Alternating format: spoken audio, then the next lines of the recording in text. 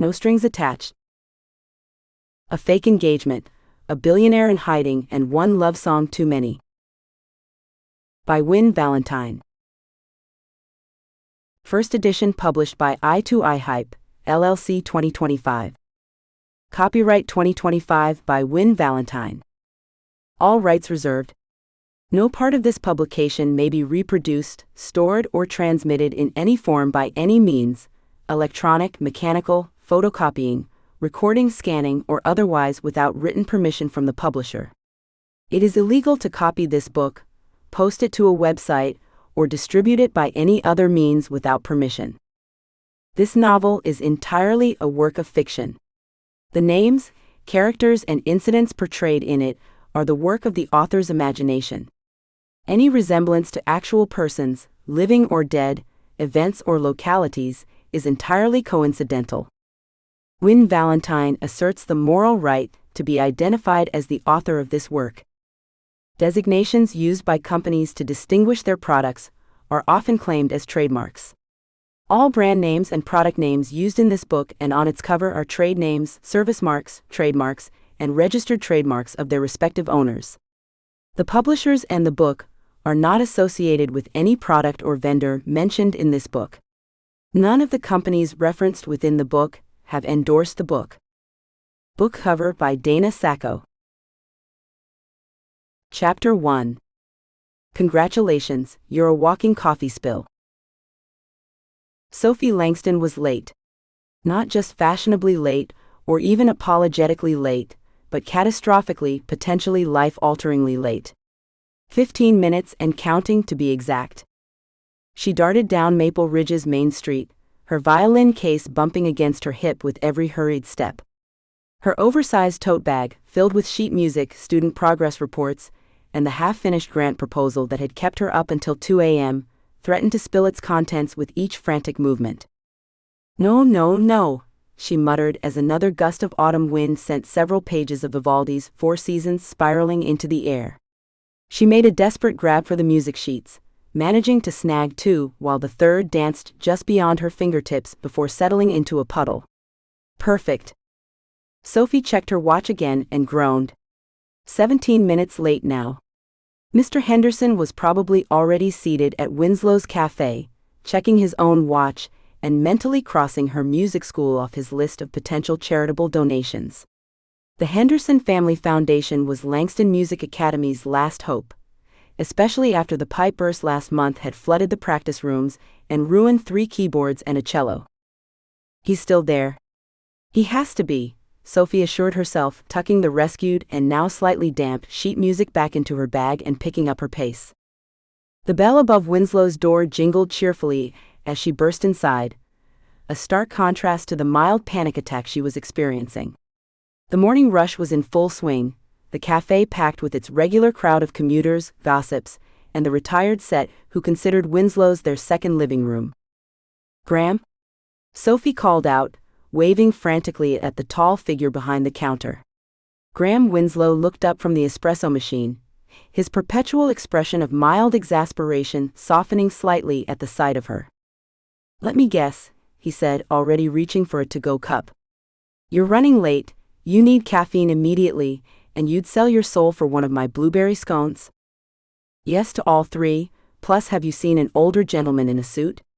Probably checking his watch every 30 seconds, and looking increasingly disappointed in humanity?" Sophie craned her neck, scanning the cafe. Graham shook his head. "No suits today. Just the usual suspects." He nodded toward the corner table, where 3 of Maple Ridge's most notorious gossips sat hunched over their coffees, eyeing Sophie with undisguised interest. "Great," Sophie muttered. "He's probably already given up and left. There goes my last chance to keep the music school open." She ran a hand through her already disheveled hair, dislodging the pencil she'd absent-mindedly tucked into her messy bun earlier. "Your usual for the road?" Graham asked, already pouring hot coffee into a cup. "You're a lifesaver," Sophie replied, digging through her bag for her wallet. Graham waved her off. "It's on the house. Consider it my contribution to the arts." I'll add you to the Donors Wall of Fame, Sophie promised, gratefully accepting the steaming cup. Right next to the broken toilet and the roof that leaks whenever it even thinks about raining. She turned quickly, eager to check if Mr. Henderson might be waiting outside, and collided directly with what felt like a brick wall. Except brick walls didn't wear cologne, and they definitely didn't have chests that felt so solid.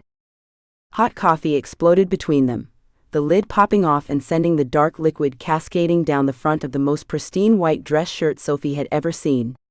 Her gaze traveled up slowly, past the now ruined tie, past a jawline that could cut glass, to meet a pair of dark, intense eyes that shifted from shocked to openly irritated in the span of a heartbeat. The rich brown depths, flecked with amber, seemed to darken further as his expression changed. "Oh my God!" Sophie gasped, her brain short-circuiting as she took in the full catastrophe. "I'm so sorry. I didn't see you there." The man, tall, dark-haired, and handsome in that annoying way that usually only existed in movies, looked down at his soaked shirt with an expression of barely contained fury. "Do you always bulldoze strangers?" he asked coldly, his voice deep and controlled, "or am I just special?"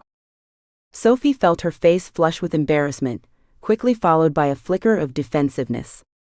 "Well," she shot back while grabbing a handful of napkins from the nearest dispenser, "do you always plant yourself directly in people's path, or is today my lucky day?" She thrust the napkins toward him, which he accepted with obvious reluctance, dabbing ineffectively at the coffee stain spreading across his torso like a Rorschach test.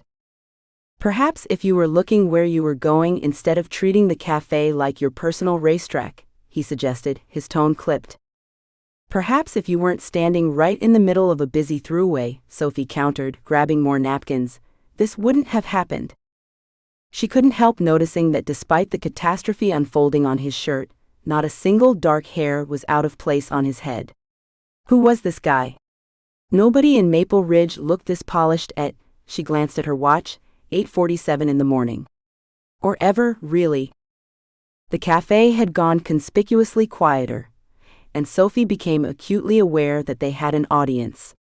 Mrs. Peterson and her bridge club had abandoned all pretense of conversation and were openly staring. Even the teenagers in the corner had removed their headphones. "Here, let me help," Sophie offered, reaching toward a particularly large coffee splotch near his collar. He stepped back immediately. "I think you've helped enough." "I'm trying to fix it," Sophie insisted, her frustration mounting. "Fix it? You've ruined a $200 shirt," he said, then inhaled deeply as if trying to center himself. "Look, it doesn't matter. $200 for a shirt?" Sophie couldn't help herself. "Does it come with superpowers or magical self-cleaning abilities?" His expression shifted from annoyance to something closer to disdain. "Some people value quality. And some people," Sophie fired back, "value common courtesy and forgiveness for accidents." Out of the corner of her eye, Sophie spotted Nora Winslow emerging from the back office, notepad already in hand, and a gleam in her eye that meant trouble. Great. This disaster was about to become front-page news in tomorrow's Maple Ridge Gazette. The man noticed Nora too, his posture stiffening slightly. "Just forget it," he said, abruptly breaking eye contact. Something about his dismissive tone made Sophie's last nerve snap. She drew herself up to her full height, which admittedly still left her staring somewhere around his chin, and locked eyes with him. "Trust me," she said with a tight smile, "forgetting this will be the highlight of my day." Sophie turned on her heel and marched out of the cafe, the bell jingling with significantly less cheer than when she'd entered. Outside, she took a deep breath of crisp autumn air, trying to calm her racing heart. "Arrogant, condescending robot man," she muttered, digging through her bag for Mr. Henderson's contact information. "Who pays $200 for a shirt that can't even handle a little coffee?" The morning sun caught on something shiny as she rummaged, and she paused to examine the silver pin she'd stuck to her agenda months ago. "Music is love, and love is meant to be shared." Her grandmother's words. A reminder of why the music school mattered in the first place. Sophie sighed. Mr. Henderson was definitely gone. She'd have to call and grovel, offering whatever appointments fit his schedule.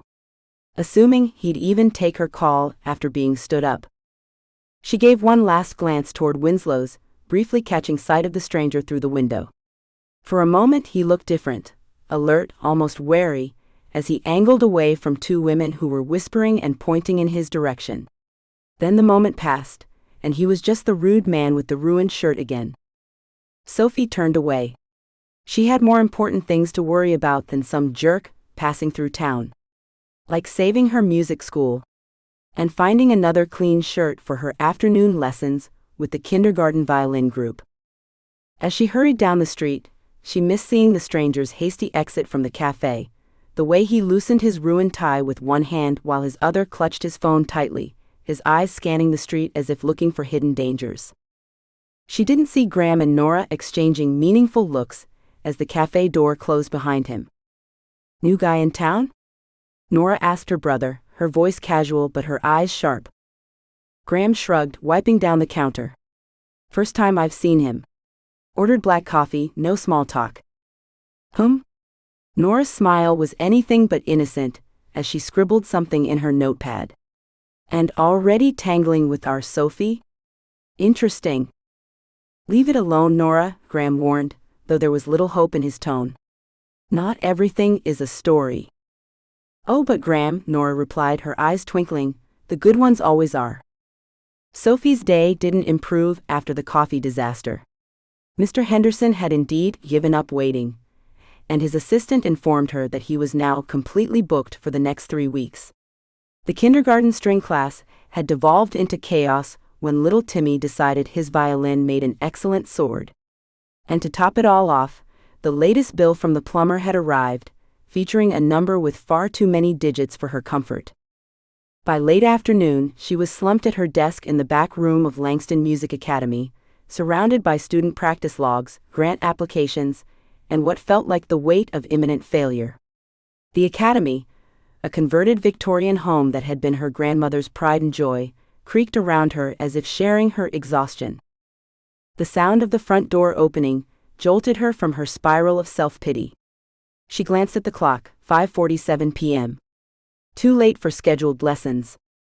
"Hello," she called, quickly attempting to smooth her hair and look somewhat professional. "We're actually closed, but I can help you schedule." The words died on her lips as she stepped into the reception area and came face to face with the last person she expected to see, coffee shirt guy. He looked different now. The ruined white shirt and tie had been replaced with a simple dark blue button-down, still crisp but less formal. His expression was guarded, but not openly hostile.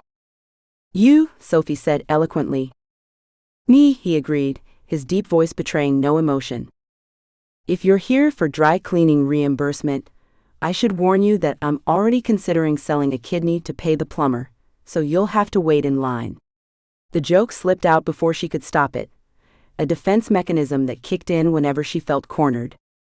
To her surprise, the corner of his mouth twitched slightly. "Actually," he said, "I heard you might be looking for investors for your music school." Sophie blinked. "How did you?" "Small town," he replied with a slight shrug. "Word travels."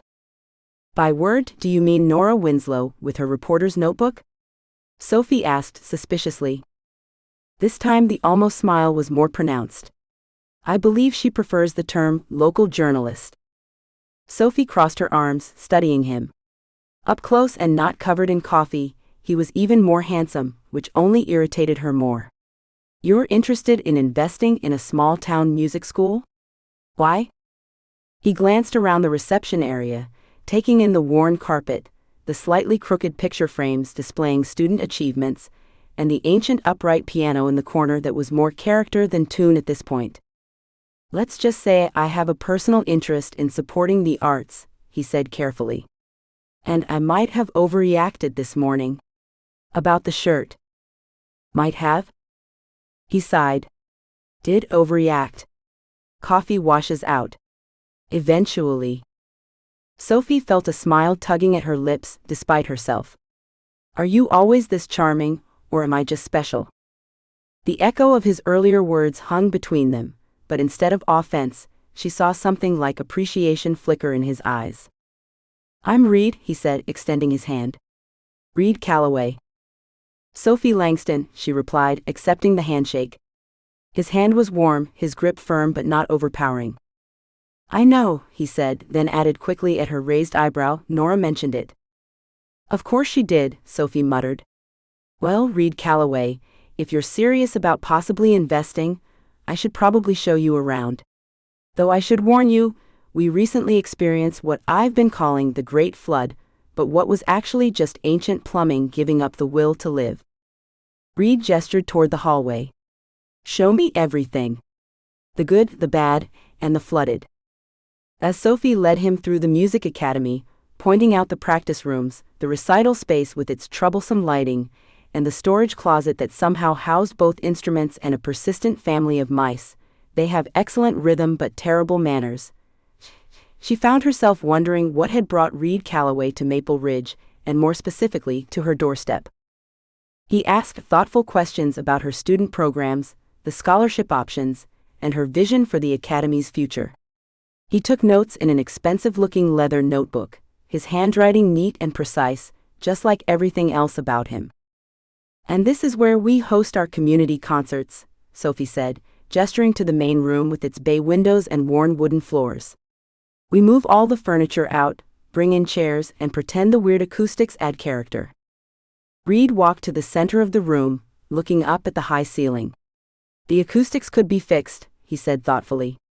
It's the shape of the room and those bare walls. With some adjustments, it could sound incredible in here. Sophie watched him, curiosity overtaking her initial suspicion. You know about acoustics? A shadow seemed to cross his face. I used to be involved with some performance venue development. Used to? I'm taking a break, he said, his tone making it clear the subject was closed. He turned back to her. Your biggest immediate need is the plumbing? Sophie laughed. My biggest immediate need is everything. Plumbing, roof repairs, new instruments for the scholarship students, updated teaching materials. She trailed off, suddenly self-conscious about the magnitude of the academy's problems. But yes, right now, water not randomly exploding from the walls would be nice. Reid nodded, making another note in his book before snapping it shut. I'd like to help, he said simply. Just like that? No business plan review, no profit projections?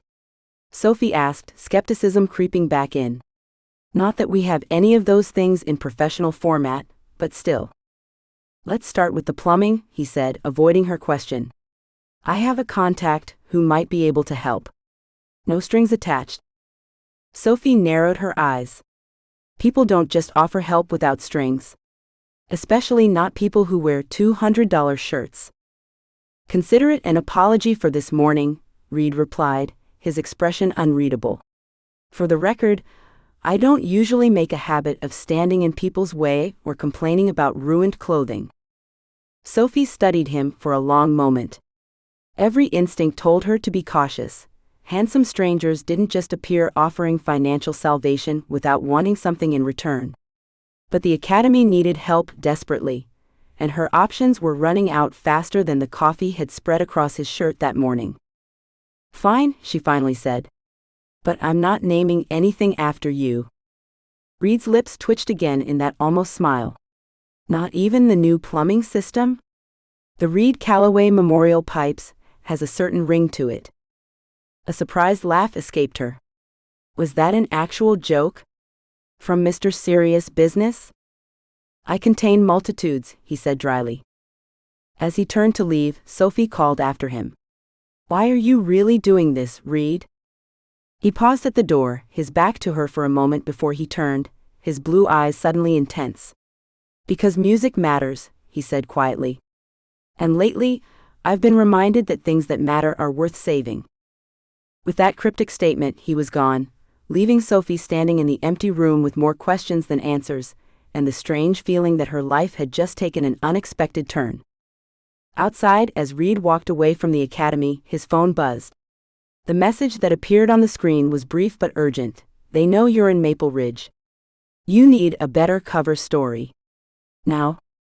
He glanced back at the old Victorian house, at the faded sign reading Langston Music Academy, and for the first time that day he smiled fully.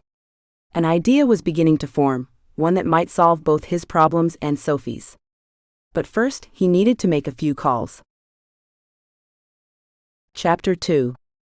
A completely rational, and definitely not stupid idea. Reid paced the worn wooden floors of his rented cottage, the floorboards creaking with each agitated step. Through the window, the late afternoon sun cast long shadows across Maple Ridge's distant church steeple, a postcard-perfect view he would have appreciated under different circumstances. "You're telling me they're coming to a town with one traffic light to hunt me down?" he asked, pinching the bridge of his nose. Mia, his PR representative, sighed on the other end of the line. "The Times wants a statement. So does the Post.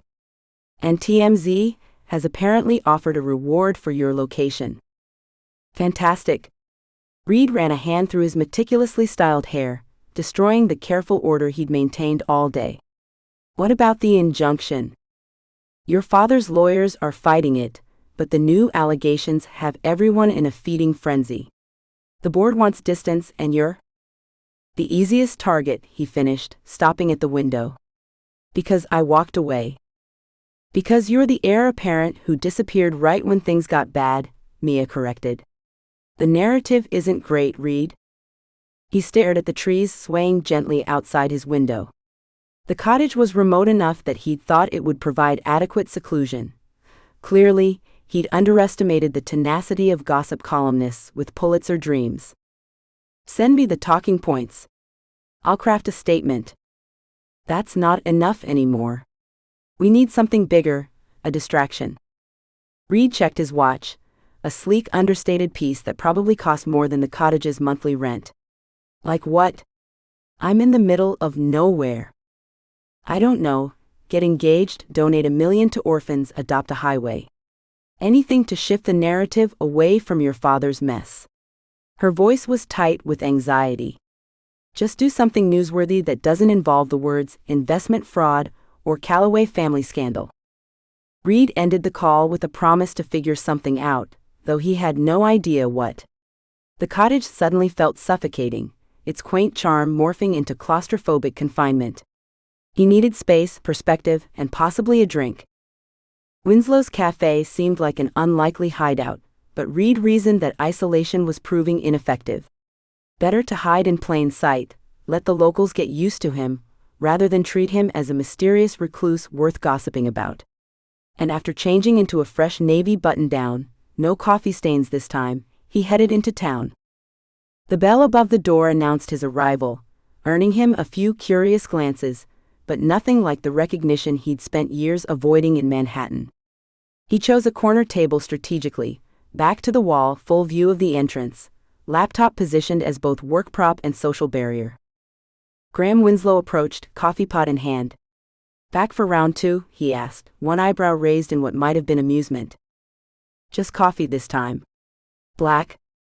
Reid kept his tone neutral, already opening his laptop to discourage conversation. "Coming right up?" Graham lingered a moment longer than necessary. "She's not here, you know." Reid looked up sharply. "Who?" "Sophie. The woman whose coffee decorated your shirt this morning." Graham's expression remained impassive, but something knowing flickered in his eyes. "Though I'm sure that's not why you're here." Reid didn't dignify that with a response, returning his attention to his screen with deliberate focus. Graham chuckled quietly as he moved away, returning moments later with a steaming mug that he placed beside the laptop. "Enjoy? Let me know if you need anything else." He emphasized the last word in a way that made Reid suspect Graham Winslow could be dangerously perceptive. For nearly an hour, Reid worked undisturbed, reviewing financial reports and answering encrypted messages from his executive team. The normal cafe chatter provided an oddly soothing background noise, so different from the sirens and perpetual construction that had been the soundtrack to his Manhattan office. The bell above the door chimed, and without meaning to, Reid's eyes lifted automatically. Sophie Langston entered, looking nothing like the bright, indignant woman who had collided with him that morning. Her shoulders were slumped, her usually animated face drawn with disappointment. In one hand, she clutched what appeared to be a formal letter, the paper crumpled at the edges where her fingers had tightened. She didn't notice him, dropping heavily into a chair near the counter. Graham approached immediately, setting down a large mug in front of her without being asked. "That bad?" Graham's voice carried just enough for Reid to catch. Sophie looked up at him, frustration evident in the set of her jaw. "Worse. They rejected it, again." The grant committee still being stubborn? Stubborn? Sophie's voice rose slightly. Try archaic, narrow-minded, and completely unreasonable. Reid angled his laptop screen lower, using it as a shield while maintaining his view of their conversation. He wasn't eavesdropping, he told himself. He was simply, situationally aware. Sophie slapped the letter onto the table. "They said I lack stability and long-term community investment. What does that even mean? I grew up here. I've poured everything I have into that academy." Graham leaned against the counter, arms folded. "You know exactly what they mean, Soph?" "No, enlighten me."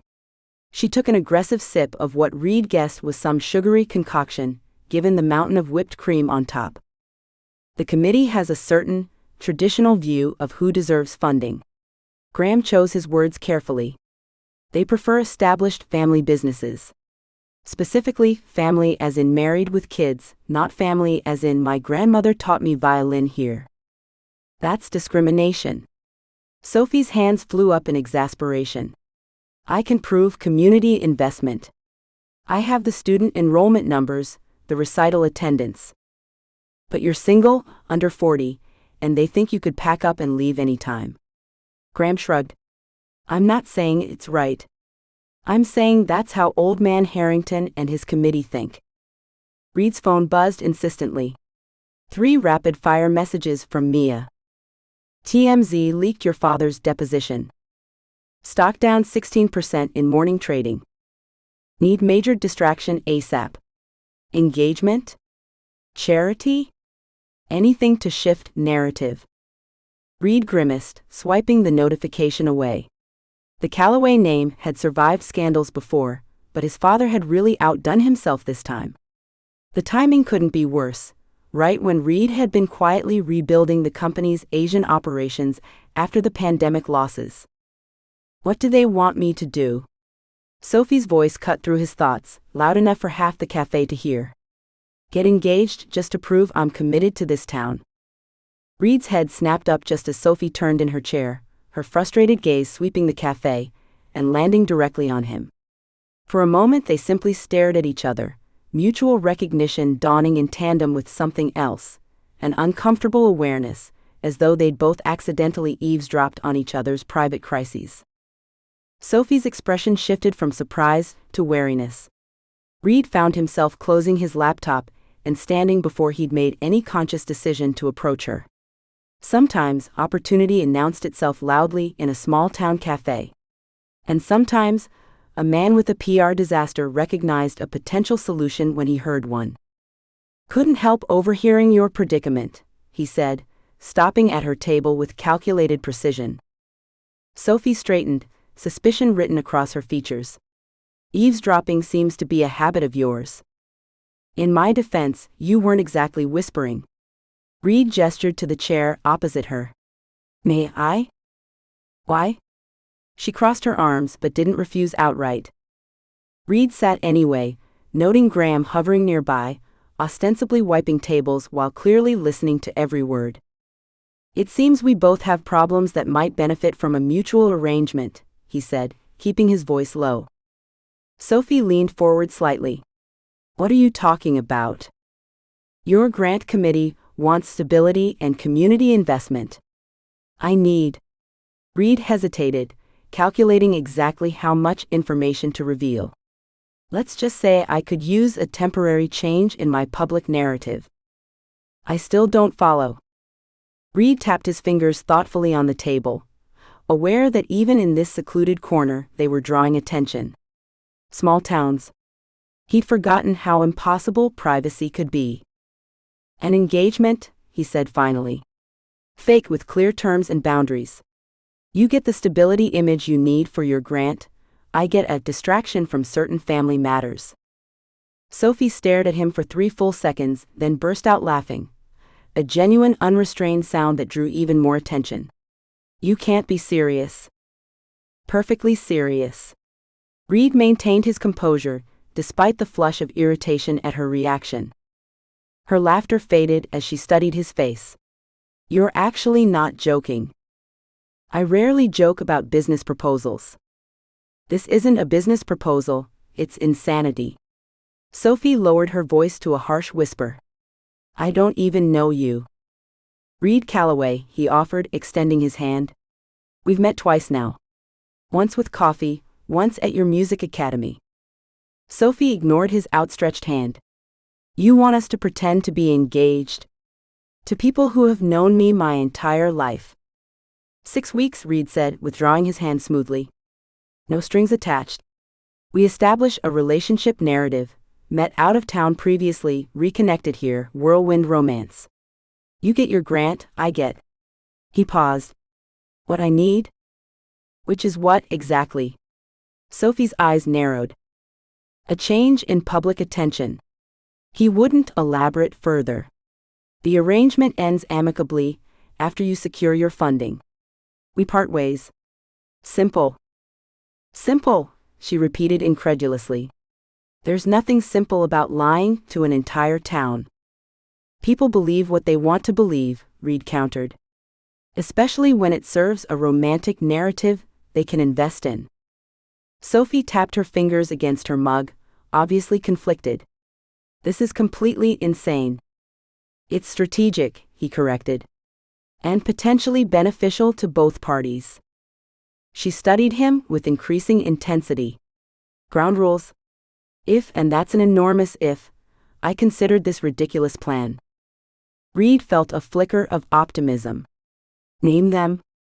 No real feelings, she said immediately. This would be strictly business. Agreed? He nodded. 6 weeks with a defined end date. Minimal physical contact, Sophie added, a slight flush rising to her cheeks. Just enough to be convincing. Though convincing public appearances would be non-negotiable, Reid pointed out. Hand-holding, occasional proximity. Nothing inappropriate. The truth comes out after I get the grant approval, she insisted. I won't maintain a lie indefinitely. Of course not. Reid leaned forward slightly. And I'd expect discretion regarding my personal matters. Sophie's brow furrowed. Which are not relevant to our arrangement, he said smoothly. Just as I won't inquire about your personal history beyond what's necessary for our narrative. Their rapid-fire negotiation continued, with each point and counterpoint delivered with increasing precision. Reid found himself strangely impressed by her ability to match his systematic approach. And where would you stay? People would expect a fiancé to not be living separately, Sophie pointed out. I've rented a cottage on Lakeside Drive. We could say you're maintaining your apartment for practical reasons until the wedding. Wedding? Sophie's voice rose slightly. We're not planning an actual? Of course not, Reid interrupted. But engaged people typically discuss weddings. Details we can determine as needed. This is absolutely. A splash of cold water hit the table between them, droplets scattering across Reid's sleeve and Sophie's letter. They both looked up to find Nora Winslow standing over them, an empty glass in her hand, and a look of poorly concealed interest on her face. Oh my goodness, I'm so clumsy today. Nora exclaimed, though Reid noted she didn't seem particularly apologetic. Sorry to interrupt what looks like an intense business meeting. Reid recognized her immediately, the journalist from the local paper who had published an article about Sophie's music academy. Of course she would be Graham's sister. The family resemblance was obvious now that he saw them in proximity. Not a problem, Reid said smoothly, reaching for a napkin to dab at his sleeve. Just discussing potential collaboration opportunities. Collaboration? Nora's eyebrows lifted as she grabbed more napkins, making no move to actually leave them alone. Sounds fascinating. I don't believe we've been properly introduced. Nora Winslow. Reid Calloway, he acknowledged, recognizing the journalistic glint in her eye. This was exactly the kind of attention he'd been avoiding, yet now it might serve a purpose. And you and Sophie are discussing? The question hung in the air, heavy with curiosity. Sophie's eyes met Reid's across the table, panic flickering behind her hesitation. He could see her weighing options, calculating outcomes, not unlike himself. Then, with a decisiveness that surprised him, she extended her hand toward him. Fine. Deal. Reid didn't hesitate. He reached into his pocket and withdrew his family signet ring, a heavy gold band with the Calloway crest that he'd stopped wearing when he left New York. Without breaking eye contact, he slid it onto her finger, an improvised but effective gesture. Sophie stared at the ring, momentarily speechless. The weight of it seemed to anchor her hand to the table, as her eyes widened in realization of what she'd just agreed to. Well then, Reid said with practiced calm, his gaze still locked with Sophie's. I believe we have an arrangement. Nora looked between them, confusion giving way to something like suspicion, or perhaps a journalist sensing a story. An arrangement? Sophie seemed to snap back to herself, her fingers curling around the too large ring. Just working out some details. Of course, Nora said, not sounding convinced at all. I'll leave you to your details. As Nora moved away, not very far, Reid noticed, he stood and offered Sophie his hand. Shall we continue this discussion somewhere more private? Sophie took his hand after only a moment's hesitation, allowing him to help her up. Reid placed his hand deliberately on the small of her back as he guided her toward the door, feeling her spine stiffen at the contact. What have we done? She whispered fiercely as they stepped outside, the cafe door swinging shut behind them. Reid glanced back through the window, noting that every person inside, especially Nora, was watching them with undisguised interest. He turned back to Sophie with alarming confidence that he didn't entirely feel. Solve both our problems, he replied. Temporarily. As they walked away from the cafe, neither noticed Nora already typing frantically on her phone, nor the immediate eruption of whispers behind them that would soon spread through Maple Ridge faster than either of them could possibly anticipate. Chapter 3. Hand-holding wasn't in the contract. Sophie entered Winslow's cafe the next morning, juggling her violin case in one hand and trying to fish her phone out of her pocket with the other. She had 3 new voice messages from students' parents, probably cancellations because of the spring flu going around, and a stack of theory worksheets tucked under her arm that needed grading before her first lesson at 10. Normal Tuesday chaos. Then she looked up. Every single conversation in the cafe screeched to a halt. Coffee cups froze midair. Forks clattered against plates. 20 pairs of eyes swiveled toward her with laser-focused intensity. Sophie froze mid-step. The awkward silence stretched for 3 excruciating seconds before Mrs. Henderson, whose 80 years on Earth had eliminated any trace of social filter, shouted from her corner table, "There's our bride-to-be." Sophie's violin case nearly slipped from her fingers. I'm sorry, what? But Mrs. Henderson was already pushing herself up from her seat with her cane, gesturing wildly to Sophie's left hand. Let's see the ring, dear. I hope it's better than the tacky monstrosity my third husband gave me. That man had money but no taste whatsoever. Before Sophie could respond, Maple Ridge's entire morning crowd surged forward. Mrs. Abernathy from the flower shop was suddenly at her elbow, discussing in-season blooms. Principal Jenkins was congratulating her on finally finding someone.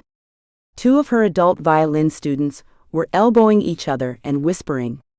Even Mr. Peterson, who literally never spoke to anyone, was nodding approvingly in her direction. Wait, everyone, hold on. Sophie backed up until her spine hit the doorframe. Graham Winslow emerged from behind the counter, a folded newspaper in one hand and his perpetual coffee mug in the other. His eyebrows had climbed so high they were practically merging with his hairline. Morning, Sophie, he said, his voice dripping with something that fell somewhere between amusement and judgment. Sleep well? Without waiting for an answer, he slid the newspaper across the counter. Sophie's stomach plummeted to approximately the Earth's core as she stared at the front page of the Maple Ridge Gazette. There, above the fold in bold letters, local music teacher and mysterious newcomer, whirlwind romance leads to surprise engagement. And underneath, oh God, a perfectly framed, slightly blurry photo of Reid slipping his family ring onto her finger. Their heads were bent close together, and something in their expressions made it look shockingly intimate. "No," Sophie whispered. Graham leaned over the counter. "You have to admit, Nora outdid herself with the headline. And that photo? Pure gold. Coffee?" Sophie couldn't answer. She was too busy frantically scanning the article, each paragraph worse than the last. Sources close to the couple suggest a love-at-first-sight encounter that blossomed into an undeniable connection. She read aloud, her voice growing increasingly strangled. Though reluctant to share details, the chemistry between Langston and her mysterious fiancé was palpable as he slipped what appears to be a family heirloom onto her finger. Witnesses described the moment as charged with emotion. Sophie looked up, horrified. "Witnesses? What witnesses?" "We were literally alone with..." She caught herself just in time, realizing everyone in the cafe was still watching her with rapt attention. A collective awe rose from the crowd. "She's overwhelmed with happiness," Mrs. Henderson's stage whispered to no one in particular. "Actually, I'm just..." The cafe door swung open again, its little bell jingling merrily, and Dean Carter strode in, coffee already in hand despite the fact that he was entering a coffee shop. He moved straight to Sophie, slid onto the stool beside her, and fixed her with a look that could only be described as pure distilled mischief. "So," he drawled, loud enough for half the cafe to hear, "when exactly were you planning to tell your best friend about your passionate romance with tall, dark, and mysterious?" He gestured to the newspaper with his coffee cup. "Had to find out from the Gazette like I'm some random person, and not the one who's held your hair back after every bad date for the past decade." Sophie grabbed his arm and yanked him closer. "I can explain," she hissed through clenched teeth, trying to smile for their audience. "Oh, please do," Dean replied, his voice dropping to a whisper.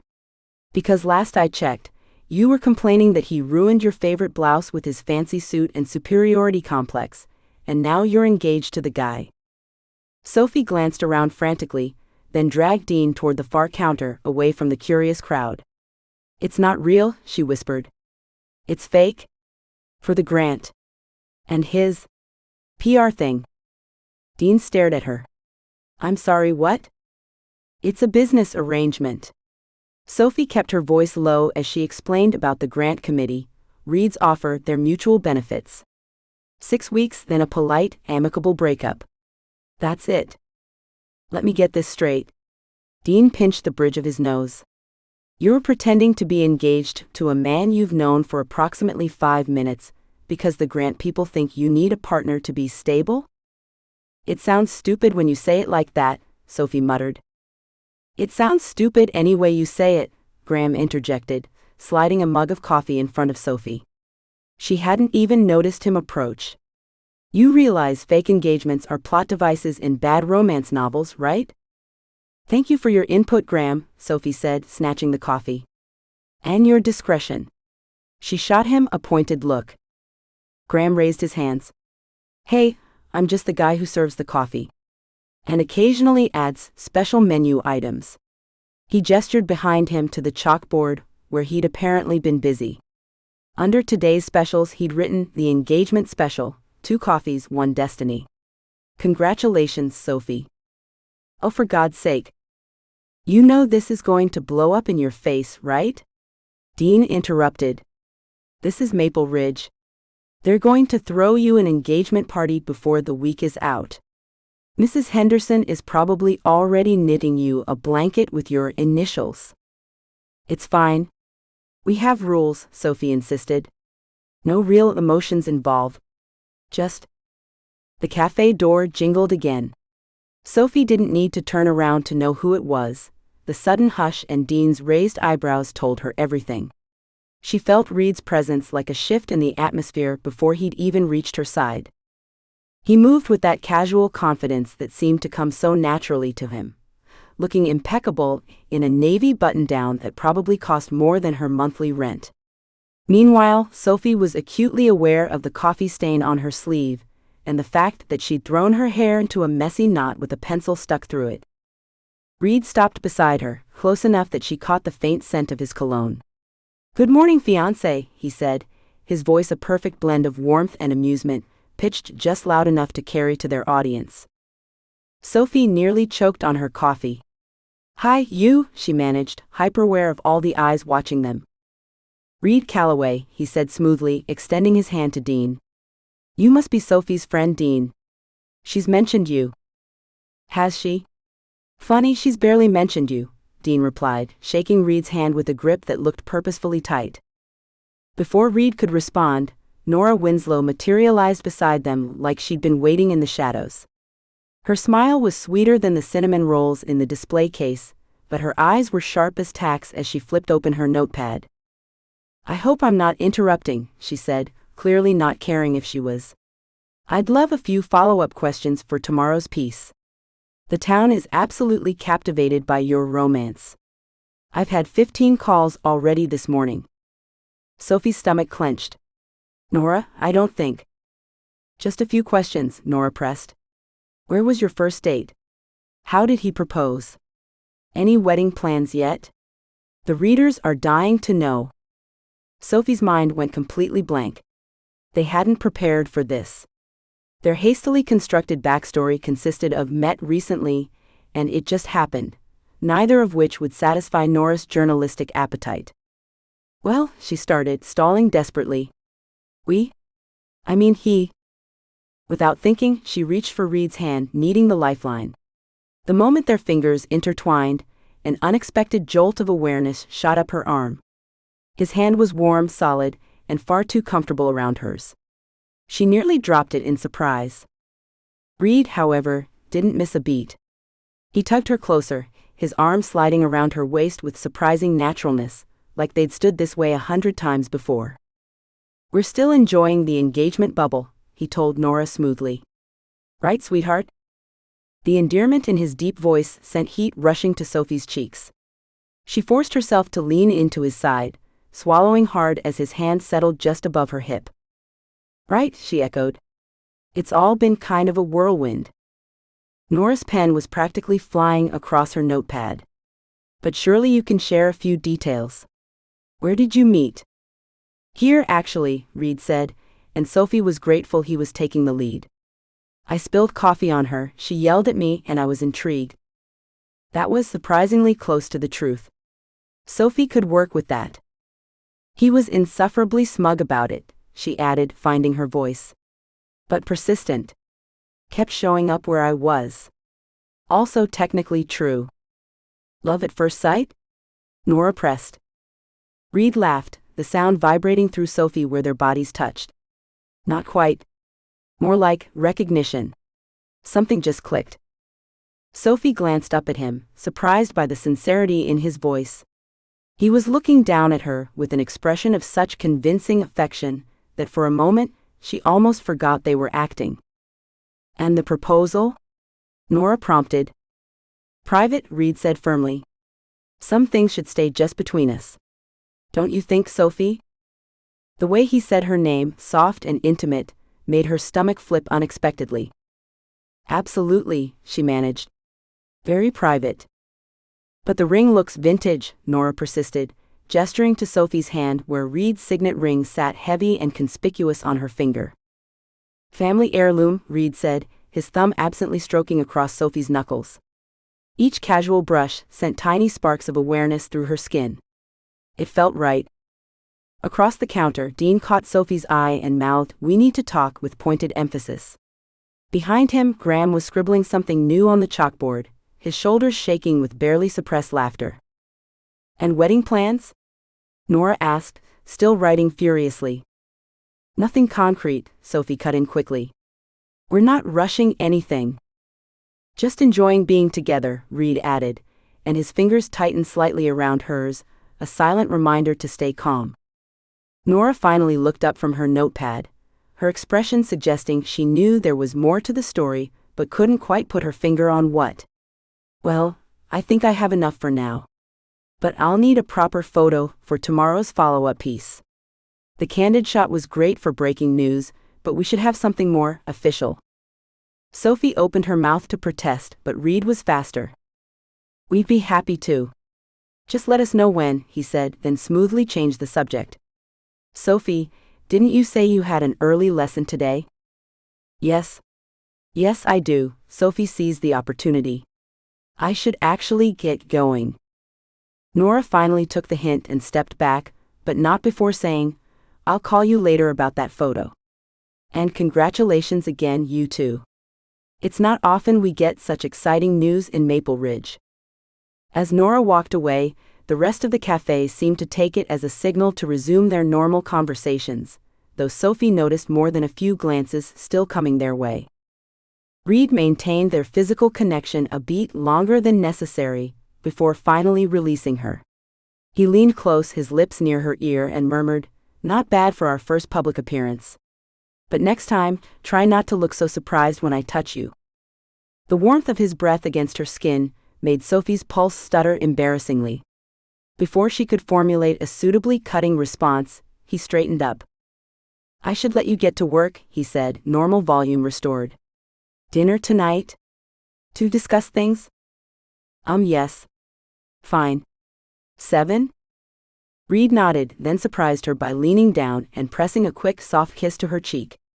Have a good day, fiancé, he said, loud enough for nearby tables to hear. Sophie stood frozen as he walked away, his confident stride carrying him through the cafe and out the door while she struggled to process what had just happened. The moment he was gone, Dean slid into the space Reid had occupied, examining Sophie's face with almost clinical interest.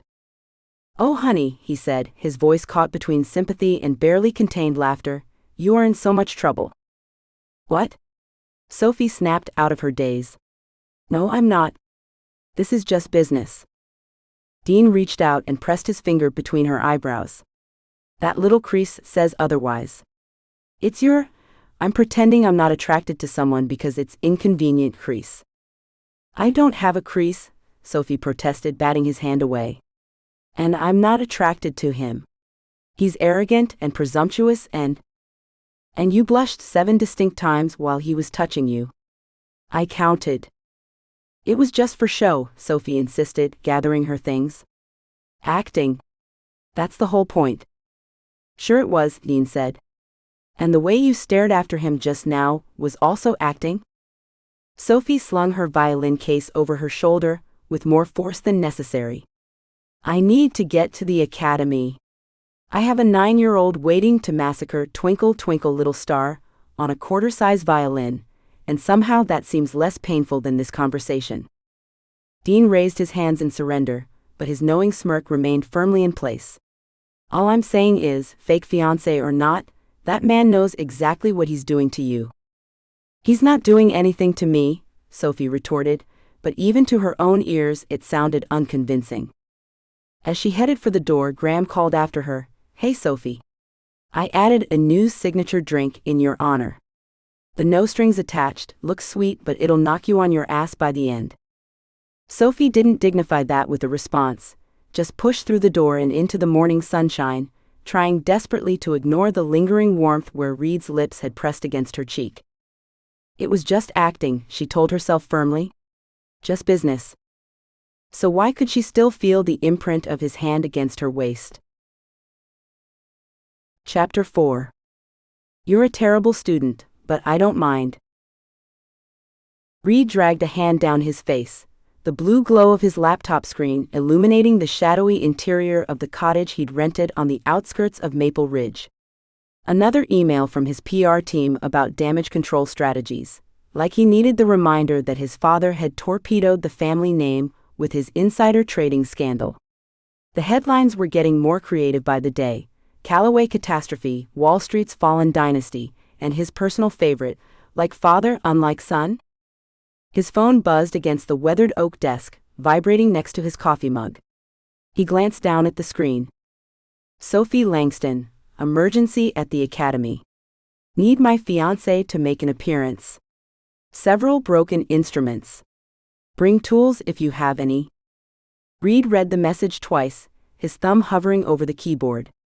Something in his chest tightened at the word fiancé. It was ridiculous. They'd literally created a contract for this arrangement. The flutter in his sternum was probably just caffeine. Or indigestion. He typed back, "Why would I have tools?"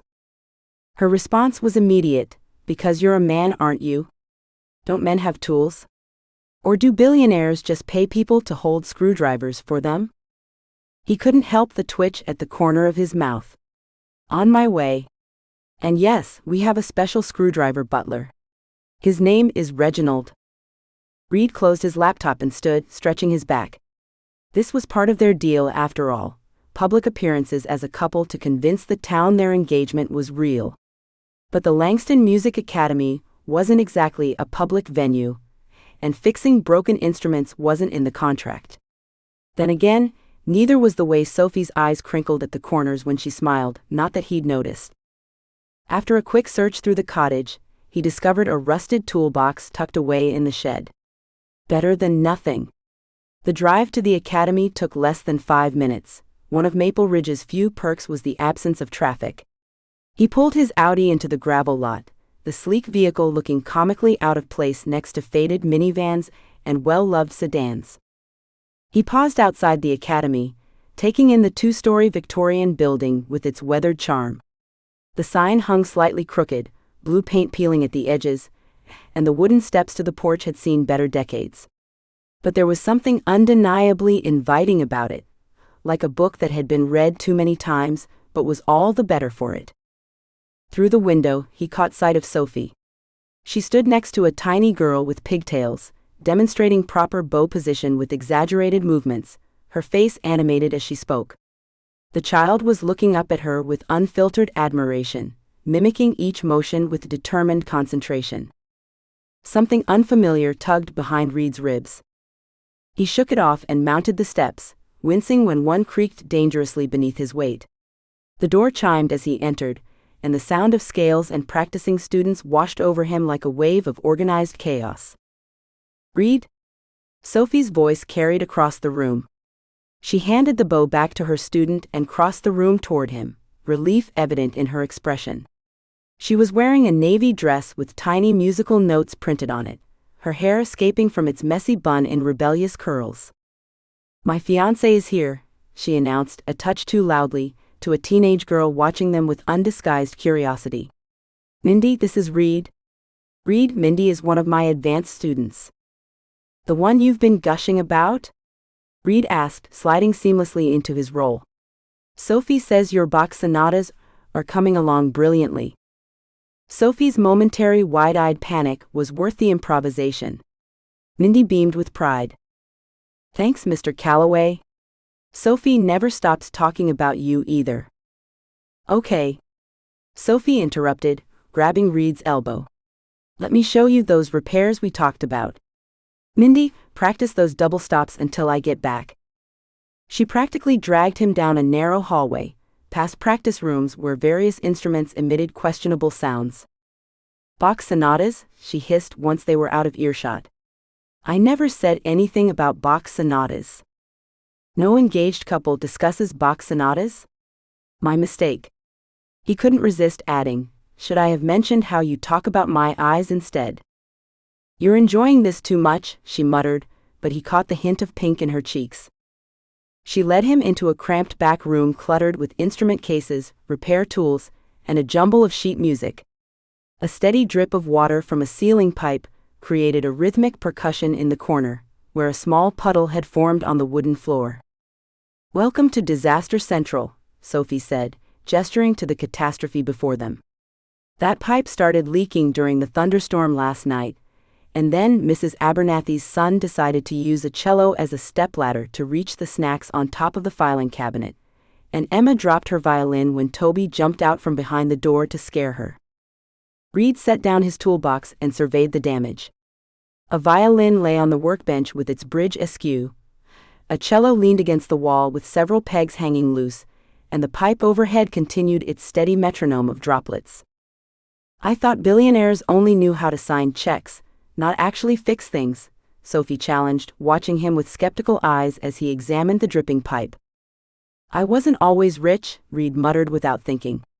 He froze, suddenly aware he'd said too much.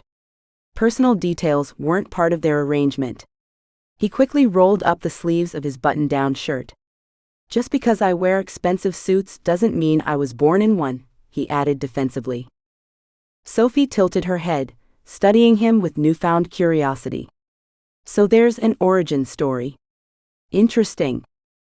There's a leaking pipe. Less interesting, more pressing. He pointed to the ceiling. Do you have any plumber's tape in this chaos you call a repair room? Right next to my tiara collection and unicorn breeding manual. You're hilarious. Hand me that wrench. To his surprise, she actually found one buried under a stack of method books. For the next hour they worked side by side in the cramped space. Reid focused on stopping the leak while Sophie organized the mess around them, occasionally passing him tools and offering entirely unsolicited advice. Are you sure that's tight enough? I've fixed pipes before. In this century? You know, most people say thank you when someone helps them. Thank you for mansplaining plumbing to me. Reid tightened the pipe coupling with more force than necessary. Remind me to invoice you for my plumbing services. Put it on my tab. Right under fake engagement fees. Their bickering gradually shifted from sharp-edged to something that felt almost comfortable as Reid moved on to the damaged violin. You know what you're doing with that, Sophie observed as he carefully repositioned the bridge. Reid hesitated, then offered a small piece of himself without really understanding why. My grandfather collected antique instruments. He taught me basic repairs when I was a kid. So you weren't born with a silver spoon? Just a silver tuning fork? Something like that. He adjusted the soundpost with practiced precision, his fingers remembering the motions his grandfather had shown him decades ago. He believed that understanding how something works makes you appreciate it more. Sophie watched him work, her expression softening. That's actually a nice philosophy. He was a nice man. Reid kept his eyes on the violin, uncomfortable with how easily the personal details were slipping out. What made you start teaching? The groupies and wild parties, obviously. Obviously. She laughed, and Reid found himself smiling in response, a genuine one, not the practiced expression he used in boardrooms. I had this teacher when I was 8, she said, unexpectedly answering his question. Mrs. Kaplan. She had this magic way of making music feel like it belonged to everyone, not just the talented kids or the ones with money. Sophie ran her fingertip along the curved edge of the violin. I wanted to be that person for someone else. Reid glanced up, caught off guard by the sincerity in her voice. Their eyes met, and something passed between them, a quiet understanding that felt dangerously close to connection. She cleared her throat. You're surprisingly useful for a man in a $200 shirt. It was $300 actually. Oh well, excuse me then. Reid couldn't help it. He laughed, a genuine sound that seemed to surprise them both. The repair room felt smaller by the minute, forcing them into constant proximity. Sophie reached across him for a screwdriver on the workbench, and suddenly their faces were inches apart. Reid froze, acutely aware of every detail. The faint scent of vanilla in her hair, the light dusting of freckles across her nose, the slight widening of her pupils as she realized how close they were. Time stretched between them like taffy. Reid spotted a smudge of rosin on her cheekbone, and without thinking, brushed it away with the pad of his thumb. The touch lingered. Sophie remained perfectly still, her eyes locked with his, her breath warm against his wrist. His hand cupped her face almost of its own accord, and for one insane moment, Reid found himself wondering what would happen if he leaned forward just a little more.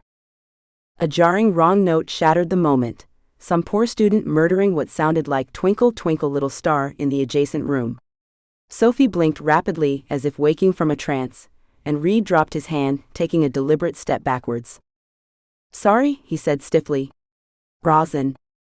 On your face. Right? Thanks. For the face maintenance. Professional boundaries, Reid said, the words sounding hollow even to his own ears. We should maintain them. For our business arrangement. Absolutely, Sophie nodded too enthusiastically. Boundaries. Love those. Big fan of boundaries. She busied herself organizing a drawer of tuning pegs with sudden manic energy. Reid turned back to the cello, tightening pegs with more concentration than the task required. The air between them had changed, charged with an awareness neither seemed prepared to acknowledge. We should add a rule, Reid found himself saying. No unnecessary touching, unless we're in public and need to put on a show. Great rule, Sophie agreed quickly. Excellent rule. Very professional. Exactly. Professional. Reid tested the cello strings, frowning at the A string's intonation. This new rule made perfect sense. It was sensible. Logical.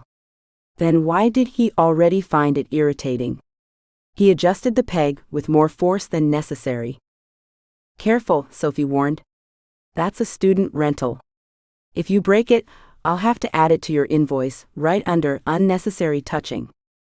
I didn't, Reid began, then caught the teasing glint in her eye. Funny. I thought so. They settled into a more comfortable rhythm after that, the new boundary paradoxically making it easier to work together. By the time Reid had fixed the cello's loose pegs, adjusted the violin's bridge, and temporarily patched the pipe, 2 hours had passed.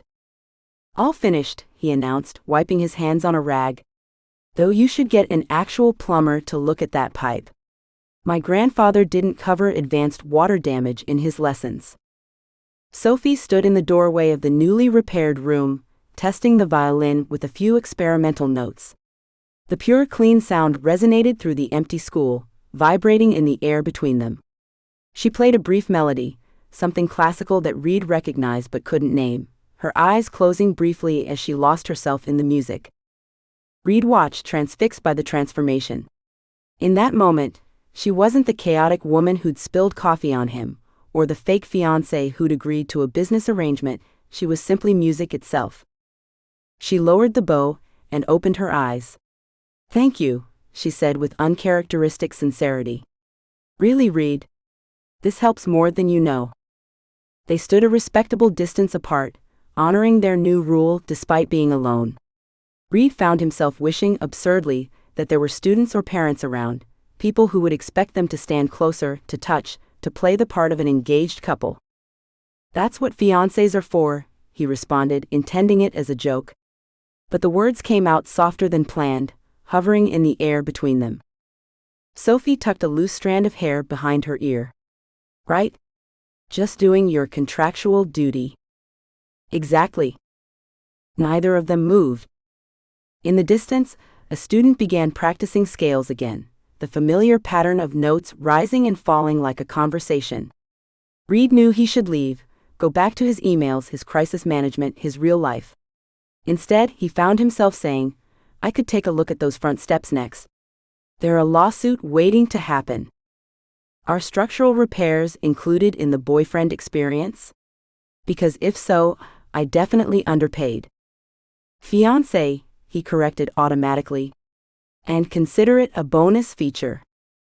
Sophie's smile caught him off guard, not her usual sardonic smirk, but something genuine that reached her eyes and did strange things to his chest cavity. In that case, she said, I accept your generous offer, Mr. Calloway. I expect it noted in my performance review. 5 stars? Would fake engage again? Reid laughed despite himself. He followed her out of the repair room, telling himself this was all part of the plan. Being seen helping at her music school would only strengthen their cover story. It had nothing to do with the way her face lit up when she played that violin, or how her quick wit challenged him in ways board meetings never did. Nothing at all. Chapter 5. We almost kissed, and I'd like a refund. Sophie shifted her weight from one foot to the other, balancing a stack of sheet music under her chin, while her fingers fumbled for the right key. The autumn night had grown chilly while she'd been teaching her last student, little Mia Carson, whose tiny hands were finally starting to span a fifth on the violin. Progress worth celebrating, even if it had kept her at the academy well past 8. "Come on, stupid key," Sophie muttered, her breath visible in the crisp air. "Need a hand?" The deep voice behind her nearly sent sheet music flying. Sophie whirled around, her heart pounding, to find Reid standing a few feet away, hands casually tucked into the pockets of what she'd come to recognize as his casual jacket, which still probably cost more than her monthly rent. "Are you trying to give me a heart attack?" She pressed a hand to her chest. "What are you doing here?" Reid stepped forward, close enough that the yellow glow from the street lamp caught the angles of his face. "I was in the neighborhood." "At 8:30 on a Tuesday?" Sophie raised an eyebrow. "In the music school district? I thought you might want company walking home." He shrugged, as if it were the most natural explanation in the world, but his perfect posture, shoulders squared, chin slightly elevated, betrayed the casualness in his tone. Sophie couldn't help but smile. "Reid Calloway, are you worried about me?" "Don't be ridiculous." He reached over and deftly took the keys from her hand, their fingers brushing for just a moment. "Just fulfilling my fiancé duties for the nosy citizens of Maple Ridge. You never know who's watching." She glanced around the deserted street. Ah yes, the famous Maple Ridge night owls. Terrifying bunch. Reid unlocked the door with irritating efficiency, holding it open as Sophie stepped inside to grab her bag and coat. When she'd finished locking up, she found him waiting, hands back in his pockets, staring up at the academy's worn wooden sign. "This place means a lot to you," he said. It wasn't a question. "It's everything." Sophie zipped up her jacket and fell into step beside him as they headed down Main Street. "You know that." The storefronts were dark now, though a few still had string lights twinkling in windows, early preparations for the holiday season that always began too soon in Maple Ridge. The night had that peculiar small-town quiet that never quite existed in cities. Not silence exactly, but a gentle hush punctuated by distant wind chimes and the occasional car passing through. Sophie was acutely aware of how close they were walking, not quite touching but near enough that she could feel the warmth radiating from him. Near enough that if she swung her hand a bit wider, their fingers might brush. Near enough that if someone did happen to be watching, they'd look exactly like a couple taking an evening stroll. The thought made her stomach flip in a way that had nothing to do with their arrangement. They'd walked 2 blocks in silence, a different kind of silence than their usual charged banter, something weightier yet not uncomfortable. Still, Sophie had never been good with quiet. "So," she ventured, "how was your day? More mysterious business calls?" Reid's mouth quirked. "Something like that." "Very informative, thank you." "Just work? Investments? Boring stuff." He gave her that practiced smile that revealed absolutely nothing. "What about your students today? Any prodigies I should invest in early?" Sophie narrowed her eyes. He was deflecting again. He always did when she asked about his life before Maple Ridge, about his work, about anything beyond surface-level details. But she decided to let it slide just this once. "Well, Mia, my last student today, finally managed to keep her pinky finger curved while playing. Revolutionary stuff." "That's the 6-year-old with the pink violin case?" Sophie stopped walking, staring at him. "You remembered that?" Reid continued a few steps before realizing she'd stopped. He turned back, his expression unreadable in the shadows between streetlights. "You mentioned it last week.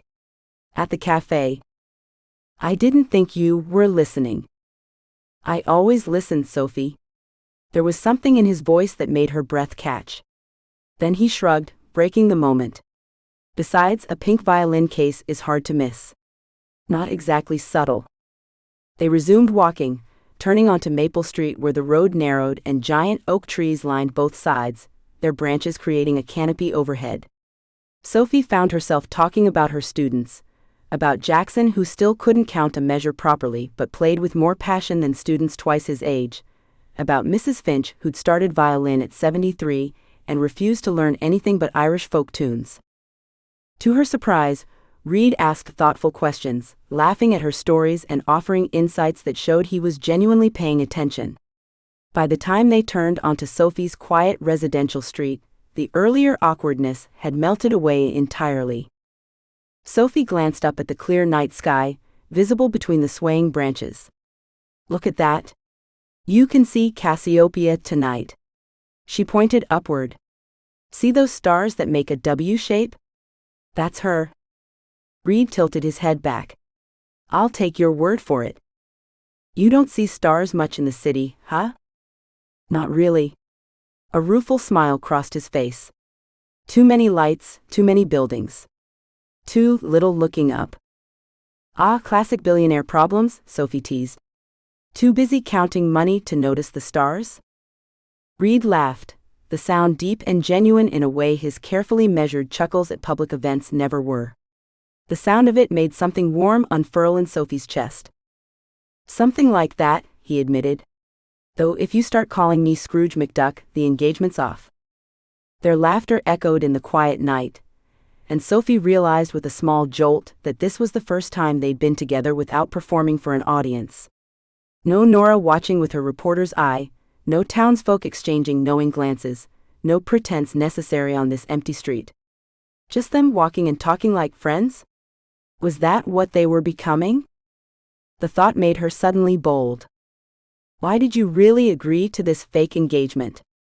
Sophie asked, watching his profile closely.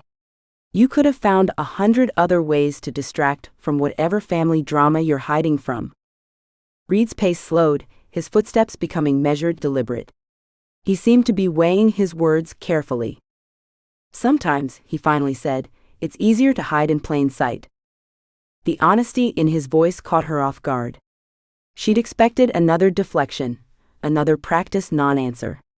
But there was something raw in those words, something that made her want to reach for his hand.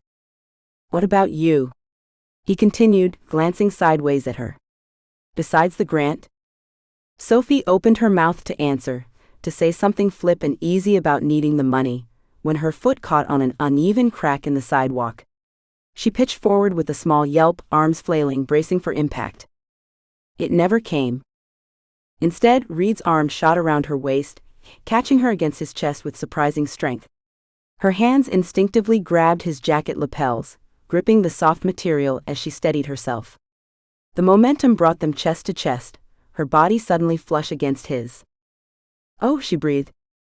The street lamp above them cast a golden glow, illuminating details she'd been trying not to notice for weeks: the faint stubble along his jaw, a small thin scar near his right temple, the way his eyes were not simply brown but had flecks of amber when light hit them just right. Those eyes held hers now, darkening slightly as the moment stretched between them. "You okay?" Reid asked, his voice lower than she'd ever heard it. His arm remained secure around her waist, warm and solid, though she was clearly stable now. Sophie nodded but made no move to step away. Something magnetic held her there, caught in his grip, the pretense of their arrangement momentarily forgotten. Her fingers still clutched his jacket and she could feel his heart beating, fast, much faster than his composed expression would suggest. A dog barked sharply in a nearby yard, shattering the stillness.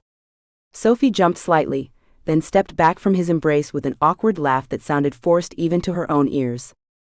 "And here we are without an audience," she said, gesturing broadly to the empty street. "What a waste of a perfectly good, almost moment." The joke fell flat as Reid's expression shifted, something like disappointment flickering across his features before his usual composed mask slipped back into place. "Right," he said quietly. "Wouldn't want to waste the performance." They continued walking, but the atmosphere had changed completely, now charged with a tension that felt dangerous, unscripted. Sophie tucked her hands into her pockets to stop herself from fidgeting, hyper-aware of Reid's presence beside her, of the lingering warmth where his arm had been. When they reached her small cottage with its cheerful blue door and overflowing flower boxes, Sophie dug into her bag for her house keys, nearly dropping them twice as she sorted through the jumbled mess. "Well," she said brightly, too brightly, "thanks for the escort service." She immediately winced at her phrasing. "Escort service? Really, Sophie?" Reid stood a careful distance away now, hands back in his pockets. What kind of fiancé would I be otherwise? The word fiancé hung between them, a reminder of their arrangement that now felt both more and less real than before. Something in his tone made her want to step closer again, to test whatever had sparked between them under that streetlight. But the moment had passed, replaced by this careful distance. "Good night, Sophie," he said simply. "Good night, Reid." She slipped inside and closed the door, immediately leaning against it, her heart racing inexplicably. Through the small window beside her door, she watched his retreating figure, tall and perfectly postured even when no one was watching. Halfway down the block, he paused and turned back toward her house, standing still for just a moment before continuing around the corner. Sophie absently touched the spot on her waist where his hand had been, the phantom pressure of his grip still tingling against her skin. She closed her eyes, remembering the way he'd looked at her under the streetlight, the way time had seemed to stop for those few suspended seconds. "It's just a game," she whispered to her empty cottage. "Just an act." But as she pushed herself away from the door and moved through her darkened home, she wondered when the lines of their carefully constructed charade had started to blur, and why the memory of his touch felt more real than anything else about their fake engagement. The most terrifying part wasn't that she'd fallen into his arms tonight. It was that she'd wanted to stay there. Sophie tossed her keys onto the small entry table, her fingers brushing against the ring, Reid's family signet, that she'd been wearing on a chain around her neck when not in public. The metal was cool against her skin, a stark contrast to the warmth still lingering where Reid had held her. She'd never meant for things to get complicated. It was supposed to be simple: pretend to be engaged, get her grant, help him with whatever mysterious PR crisis he was navigating, and then go back to their separate lives. Clean. Easy. No emotions involved. So why couldn't she stop replaying the moment his arm had wrapped around her waist? The steady beat of his heart against her palm? The way his eyes had darkened as they held her gaze? Sophie headed to her kitchen and filled the electric kettle, needing something to do with her hands. As she waited for the water to boil, her phone buzzed with a text. Her heart jumped stupidly before she saw Dean's name on the screen. "How's the fake dating soap opera tonight? Any dramatic declarations of love under the moonlight?" Sophie rolled her eyes, typing back, "You're not funny." Her phone buzzed again immediately. "That's not a no. Details tomorrow at Winslow's, or I'm asking your fiancé myself." Great. Just what she needed, Dean's perceptive eyes picking apart whatever this was. Because even Sophie wasn't sure anymore. She'd caught herself watching Reid when he wasn't looking, noticing the way his expression softened when they talked about her students, how he remembered tiny details about her life that she mentioned in passing. The kettle clicked off. Sophie prepared her tea and carried it to her small living room, curling into the corner of her second-hand couch. The cottage was quiet except for the faint ticking of the vintage clock on her mantel, a gift from her grandmother when Sophie first moved to Maple Ridge to open the academy. "Get it together, Langston," she muttered, blowing across the surface of her tea. "This is just business." But business didn't involve lingering gazes and racing hearts. Business didn't explain why she'd almost been disappointed when the dog's barking interrupted whatever had been happening between them on that sidewalk. She pictured Reid walking back to wherever he was staying in Maple Ridge. He'd been frustratingly vague about that too. Was he thinking about their almost moment as well? Or was he simply checking off, walk fake fiancé home from some mental list of obligations? Sophie sat up straighter, determination setting in. She needed to remember what this arrangement was really about: saving her music school. Not getting distracted by a pair of amber-flecked eyes and the surprising solidity of Reid Calloway's arms. Tomorrow, she'd make sure their boundaries were crystal clear again. She'd be professional, focused on their goal. She would absolutely, positively not think about how it felt to be pressed against his chest, heart to heart, on a quiet street with no witnesses but the stars above. No, tomorrow would be different. Back to business. Definitely not back to the way his voice had dropped when he asked if she was okay. Sophie groaned, letting her head fall back against the couch. She was in so much more trouble than she'd bargained for. Chapter 6. Why is my love life on the betting board? Reid sank deeper into the rental car's leather seat, fingers pinching the bridge of his nose as his PR rep's voice drilled into his ears through the Bluetooth speaker. You'll need to be more convincing, Reid. These small-town papers might not seem important, but they're getting picked up online. Your father's scandal is still trending, and your sudden engagement is only half working as a distraction. It's been a week, Melissa, Reid sighed. What more do you want? We've done the public appearances. She's wearing the ring. We need chemistry, Reid. Authenticity. Candid photos that don't look like you're posing with a stranger. Melissa's voice hardened. The tabloids are already speculating this is a PR move. Which it is, Reid said flatly. Not the point. Make it real, or the board will force you to make a public statement about your father. Reid's jaw tightened as he ended the call. Of course the board wanted him to throw his father under the bus publicly. It would solve their stock problems instantly. And Reid would never do it, no matter how complicated his relationship with his father was. He needed this fake engagement to work, which meant making it more convincing. Which meant spending more time with Sophie Langston. The thought brought a mixture of irritation and something else he refused to examine as he pulled into the small gravel lot outside Dean's Tavern. He needed a drink somewhere nobody knew him, though that hope was fading fast in Maple Ridge. The tavern's neon sign buzzed above the weathered wooden door. Reid hesitated before pushing it open, the last conversation with Sophie running through his mind. That almost something moment under the stars when she'd stumbled and he'd caught her waist. When they both leaned in just a fraction before she'd pulled away with that nervous laugh. Just acting, he reminded himself. This was a business arrangement. The door swung open with a creak, and Reid immediately regretted his choice. The tavern was dimly lit with rustic charm, wood paneling, dartboards, and classic rock playing in the background, but the moment he stepped inside, several patrons glanced up from their drinks and immediately started whispering behind cupped hands. Reid gritted his teeth and headed for the bar. Small towns. He'd forgotten what they were like. Dean was polishing glasses with practiced efficiency, his expression shifting from surprise to barely concealed amusement when he spotted Reid approaching. Well, if it isn't the man of the hour, Dean said, already reaching for a bottle of whiskey. Didn't expect to see Maple Ridge's most eligible fiancé slumming it in my establishment without your better half. A glass of amber liquid appeared on the counter before Reid even ordered. I'm assuming you drink whiskey neat, Dean said with a knowing smirk. You have that look. What look? Reid asked, sliding onto a bar stool. Like you pay too much for your suits and need something to take the edge off. Dean shrugged.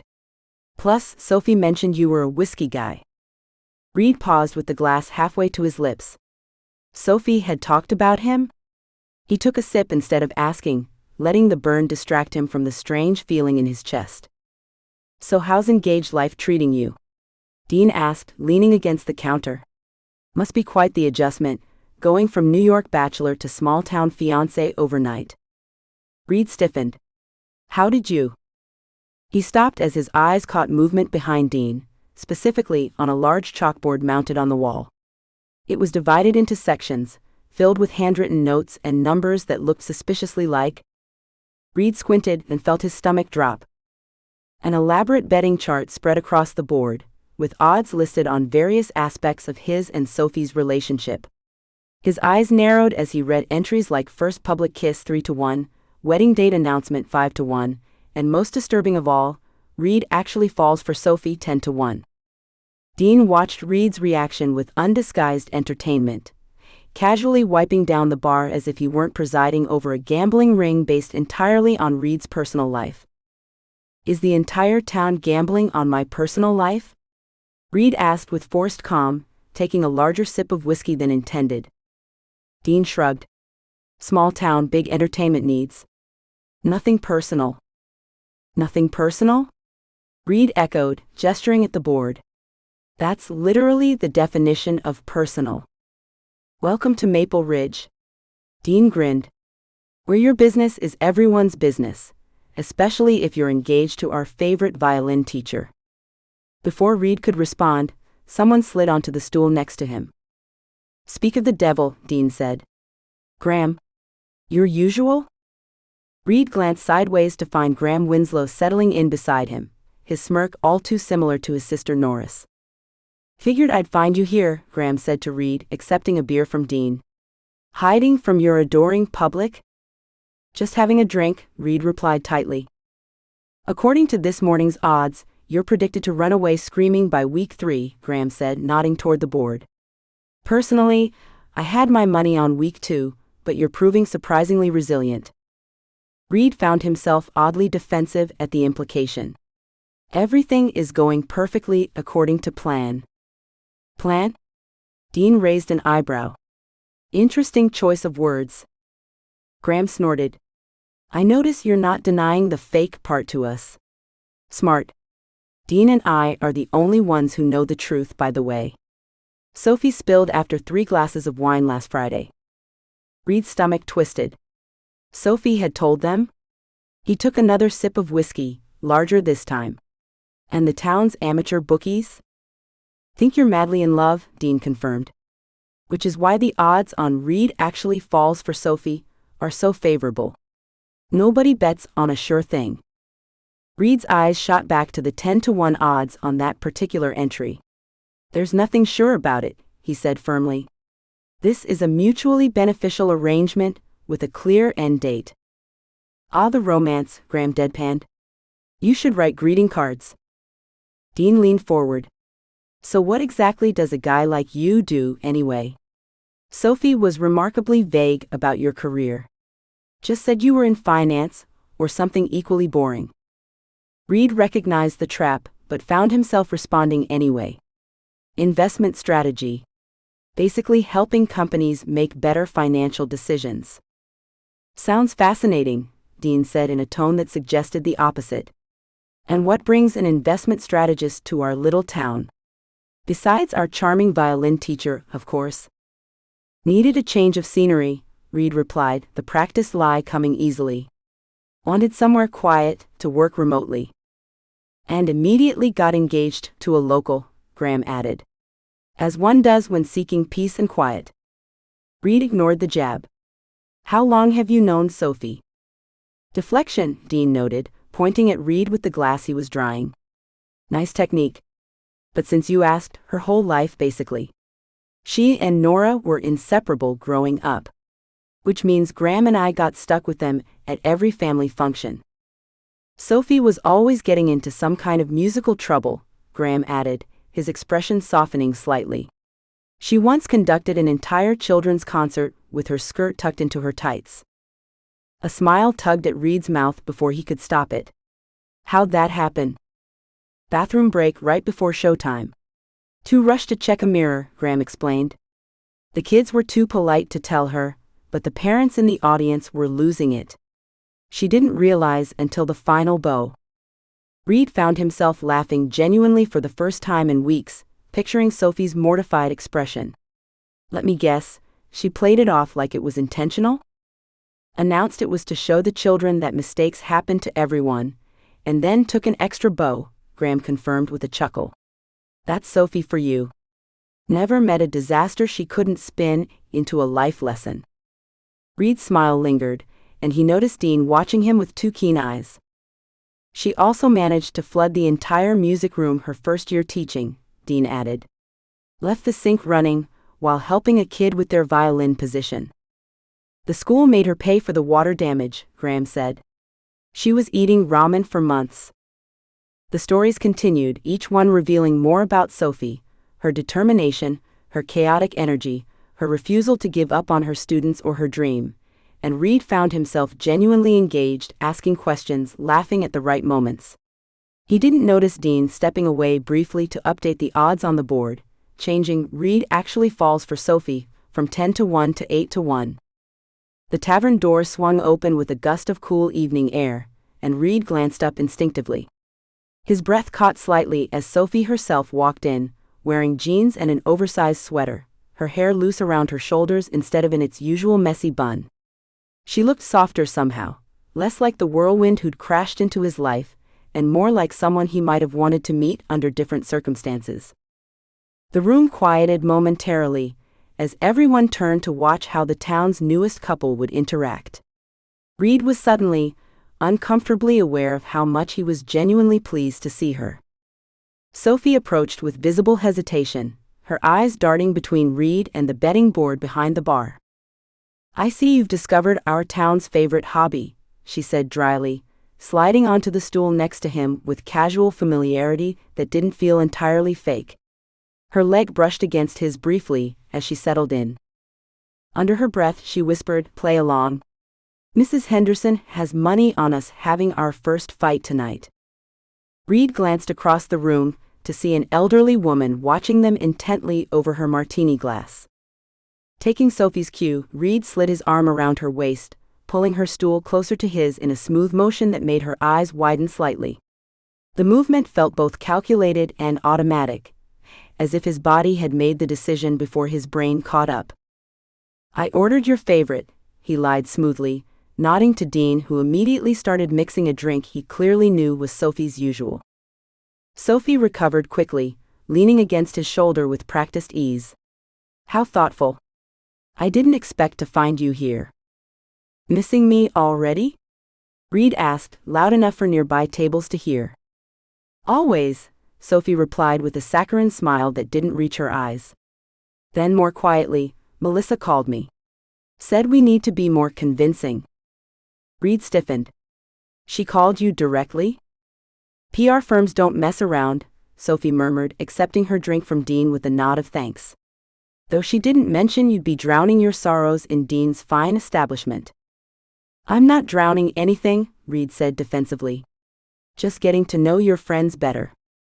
They were telling me about your infamous skirt tucked into tights conducting incident," he added, unable to resist teasing her. "Very professional." Sophie's cheeks flushed instantly. "Graham, you didn't." "No secrets between friends," Graham said innocently. "Or fiancés." Sophie groaned, burying her face in her hands.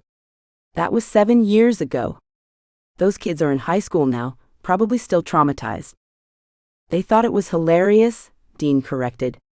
"You're the one who's traumatized." "Showing vulnerability builds trust with students," Sophie insisted primly, then ruined the effect by sticking her tongue out at both men. Reid found himself smiling again, the tension from his earlier call dissipating in the face of Sophie's unguarded reactions. "We should probably work on our backstory," Sophie said, turning to face him. "Mrs. Reynolds cornered me at the cafe this morning and asked how you proposed. I panicked and said hot air balloon, which I now realize is ridiculous because you're probably afraid of heights." The casual assertion caught Reid off guard. "What makes you think I'm afraid of heights?" "You grip the railing on my second-floor apartment stairs like it's a life preserver," Sophie pointed out, taking a sip of her drink, something fruity and bright pink that contrasted sharply with his whiskey. Reid frowned. He hadn't realized she'd noticed that. "I'm not afraid of heights. I'm cautious. Those stairs are death traps." "They're perfectly normal stairs," Sophie argued. "They creak," Reid countered. "It's character. It's structural instability." Dean cleared his throat. "The lovers' quarrel betting pool closes in 10 minutes, in case anyone's interested." Sophie immediately softened her expression and placed her hand on Reid's arm. "I think it's adorable that you worry about the stairs." Reid covered her hand with his own, squeezing slightly harder than necessary. "And I think it's adorable that you think a death trap has character." Their eyes locked in silent challenge, a familiar spark igniting between them. Reid was acutely aware of where her hand rested on his forearm, the slight press of her knee against his under the bar, the faint smell of her shampoo, something floral and light. So how did he really propose? Mrs. Henderson called from across the room, breaking their staring contest. Was it as romantic as Norris' article said? Reid felt Sophie tense beside him. They hadn't discussed this detail. "Actually," Reid said, seamlessly taking control, "it wasn't planned at all." Sophie shot him a questioning look, but he continued improvising. We were arguing about music, actually. She insisted Wagner was superior to Tchaikovsky, which is objectively incorrect. Excuse me? Sophie interrupted, her indignation not entirely feigned. Wagner is a revolutionary composer who relies too heavily on bombast over substance, Reid finished for her, enjoying the flash of genuine irritation in her eyes. Anyway, we were having this heated debate in the park. The lake, Sophie corrected, joining the impromptu storytelling. We were walking by the lake at sunset. Reid nodded, accepting her addition. Right, the lake. And she was so passionate about being wrong. Sophie elbowed him lightly in the ribs. About her musical opinions, Reid continued, that all I could think was how I wanted to argue with her for the rest of my life. The words fell out before Reid could analyze them, and he felt Sophie's surprise in the slight stillness of her body against his. So I asked her, he concluded simply. No hot air balloon. No fancy dinner. Just a question by the lake. The tavern had gone quiet, everyone listening intently. Mrs. Henderson sighed dreamily, clutching her martini glass to her chest. And I said yes, Sophie added softly, her voice carrying in the silence. Because even though he's wrong about Wagner, he's right about everything else that matters. Reid turned to look at her, caught off guard by the genuine warmth in her voice. For a moment, just a brief unsettling moment, he forgot they were acting. The spell was broken by Dean sliding 2 shot glasses in front of them. On the house, he announced. To celebrate your engagement. Again? As the night progressed, they fell into an easy rhythm of inside jokes and lingering touches that blurred the line between performance and reality. Reid found himself genuinely interested as Sophie described her plans for the music school's summer program, her hands animatedly sketching shapes in the air. My favorite movie is definitely not The Notebook, Sophie laughingly corrected when Reid deliberately misrepresented her tastes to tease her. It's The Princess Bride and you know it. We watched it on our 3rd date. Reid felt a strange satisfaction in having the real version of her contradict their fabricated history. Right, he agreed. How could I forget the constant commentary throughout? I only point out the best lines, Sophie protested. You recite all of them, Reid said dryly. Along with the actors. Sophie grinned. You're just upset because you thought the Rouses were scary. Reid hadn't seen the movie, but he played along, noticing Graham watching them with increasing suspicion, especially when he absently reached up to tuck a strand of hair behind Sophie's ear. A gesture too natural to be calculated, one that made her momentarily lose track of what she was saying. By the time they decided to leave, Reid had almost forgotten why he'd come to the tavern in the first place. The weight of his family's scandal and the board's pressure seemed distant compared to the immediate reality of Sophie's laugh and the warmth of her shoulder pressed against his. We should go, Sophie finally said, checking her watch. I have an early class tomorrow.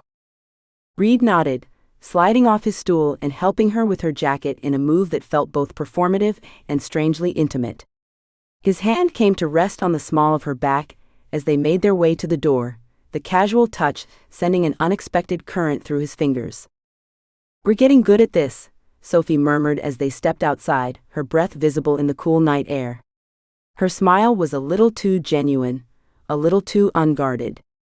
Reid nodded but said nothing, distracted by the realization that he was no longer just playing a part. Something had shifted tonight, some boundary had blurred, and he wasn't sure how to redraw the lines. As they left, neither noticed Dean quietly changing the odds on Reid actually falls for Sophie again, this time to 3-1, while Graham studied the door long after they'd gone, his expression thoughtful. You know she's going to get hurt when this ends, right? Graham said quietly. Dean responded by turning the chalkboard around to show the backside. Not if he gets hurt first, he said, revealing the odds for Sophie falls first 2-1. Chapter 7. Lesson 1, Don't Fall for the Student. Sophie pressed the last rosin mark from her violin strings with a soft cloth while her youngest students, a dozen wide-eyed 6- and 7-year-olds, wriggled impatiently on their colorful floor mats. Their excited energy was infectious, and she couldn't help but smile as she positioned the instrument under her chin. "Who remembers what we call this type of music?" she asked. "Folk music," several voices chorused, some more confidently than others. "That's right. And folk music tells stories without using any words. This piece is about a village celebration. Can you imagine the dancing?" Sophie lifted her bow, counting softly, 1, 2, ready, and the melody sprang to life beneath her fingers, bright and buoyant. Sophie closed her eyes, letting muscle memory guide the intricate finger patterns as she swayed with the rhythm. The notes danced through the sunlit classroom, picking up speed as she moved into a lively section that mimicked the sound of running feet. Sophie felt the familiar rush that always came with playing, the world beyond her violin fading, until there was nothing but the music flowing through her. Her bow flew across the strings in quick, light strokes, pulling the classroom into her musical storytelling. She added a playful trill, opening her eyes just enough to catch the delighted gasps from her students. The piece built toward its celebratory finish, and Sophie's body moved with the music, her shoulders rising and falling with each dramatic phrase. As she drew out the final triumphant note, she opened her eyes fully, a smile spreading across her face at the sight of her mesmerized students. And then she saw him. Reid Calloway stood leaning against the doorframe, one shoulder propped casually against the wood, arms folded across his chest. His expression was maddeningly unreadable, his dark eyes fixed intently on her. A jolt of something, surprise? Embarrassment, rushed through her as their gazes locked, and Sophie's fingers nearly slipped on the strings. How long had he been watching? The students burst into enthusiastic applause, breaking the moment. Sophie forced herself to turn her attention back to the class, bowing playfully, as the children clapped with all the chaotic energy of puppies. "That was so cool, Miss Sophie," Jamie announced, bouncing slightly on his mat. "Can you teach us to play like that?" Lily's hand shot up, though she didn't wait to be called on. "Eventually," Sophie promised with a laugh, trying not to let her gaze drift back to the doorway. "But first we need to learn the basics, which will continue next week." She glanced at the clock. "And look at that, perfect timing. Your parents should be waiting in the lobby." The children scrambled to their feet, a few running to give her quick hugs before darting out the door. Sophie noticed how Reid stepped aside for them, nodding politely at the curious looks some of them shot his way. One of the braver students even waved at him, and Reid, looking somewhat startled, awkwardly waved back. When the last child disappeared down the hallway, Sophie carefully placed her violin in its worn case, acutely aware of Reid's presence as he stepped into the empty classroom. "I thought the fake fiancé duties didn't include attending my classes," she said, aiming for lightness but hearing the slight tension in her own voice. She clicked the latches on her case closed, buying time before looking up at him. Reid shrugged, moving further into the room now that they were alone. "I was in the neighborhood." Again? There was something different in his tone, less of the teasing mockery she'd come to expect and more, genuine curiosity. "Checking up on your investment?" she asked, referring to his recent help with the academy's plumbing issues. "Something like that." He walked slowly around the room, examining the musical notation posters on the walls, the mismatched chairs arranged in a semicircle, the ancient upright piano in the corner. His hand trailed along the edge of a bookshelf filled with worn sheet music. Sophie watched him, unable to reconcile this curious browsing with the rigid, controlled businessman she'd first met. When he reached a framed photo of her grandmother at the piano, he paused, studying it. "So?" Sophie broke the silence. "What did you think? Of the performance?" She hadn't meant to ask, didn't want to sound like she was fishing for compliments, but the question slipped out anyway. Reid turned, his expression sliding back into careful neutrality. "It was fine." He shrugged. "I've never really understood the fuss about classical music." Sophie's mouth fell open. "Fine? Just fine?" The dismissive comment hit a nerve, igniting her competitive spirit. She narrowed her eyes at him. "And for the record, that wasn't classical music. It was folk." "Music with strings," Reid waved his hand vaguely. It's all the same, isn't it? Oh my God. Sophie stared at him in exaggerated horror. She snapped open her violin case again, retrieving the instrument with determination. Clearly, you've never experienced music properly. A flicker of alarm crossed Reid's face. I didn't mean. No. Sophie marched toward the storage cabinet at the back of the room. This is a teaching moment, Mr. Calloway. She pulled open the double doors and examined the student violins inside, selecting a 3/4 size model that looked sturdy enough for adult hands. What are you doing? Reid asked, wariness creeping into his voice. Everyone can appreciate music, Sophie insisted, crossing the room and thrusting the violin into his hands despite his protests. They just need the right teacher. Reid held the instrument as if it might explode, his usual grace completely abandoned. Sophie, I don't play.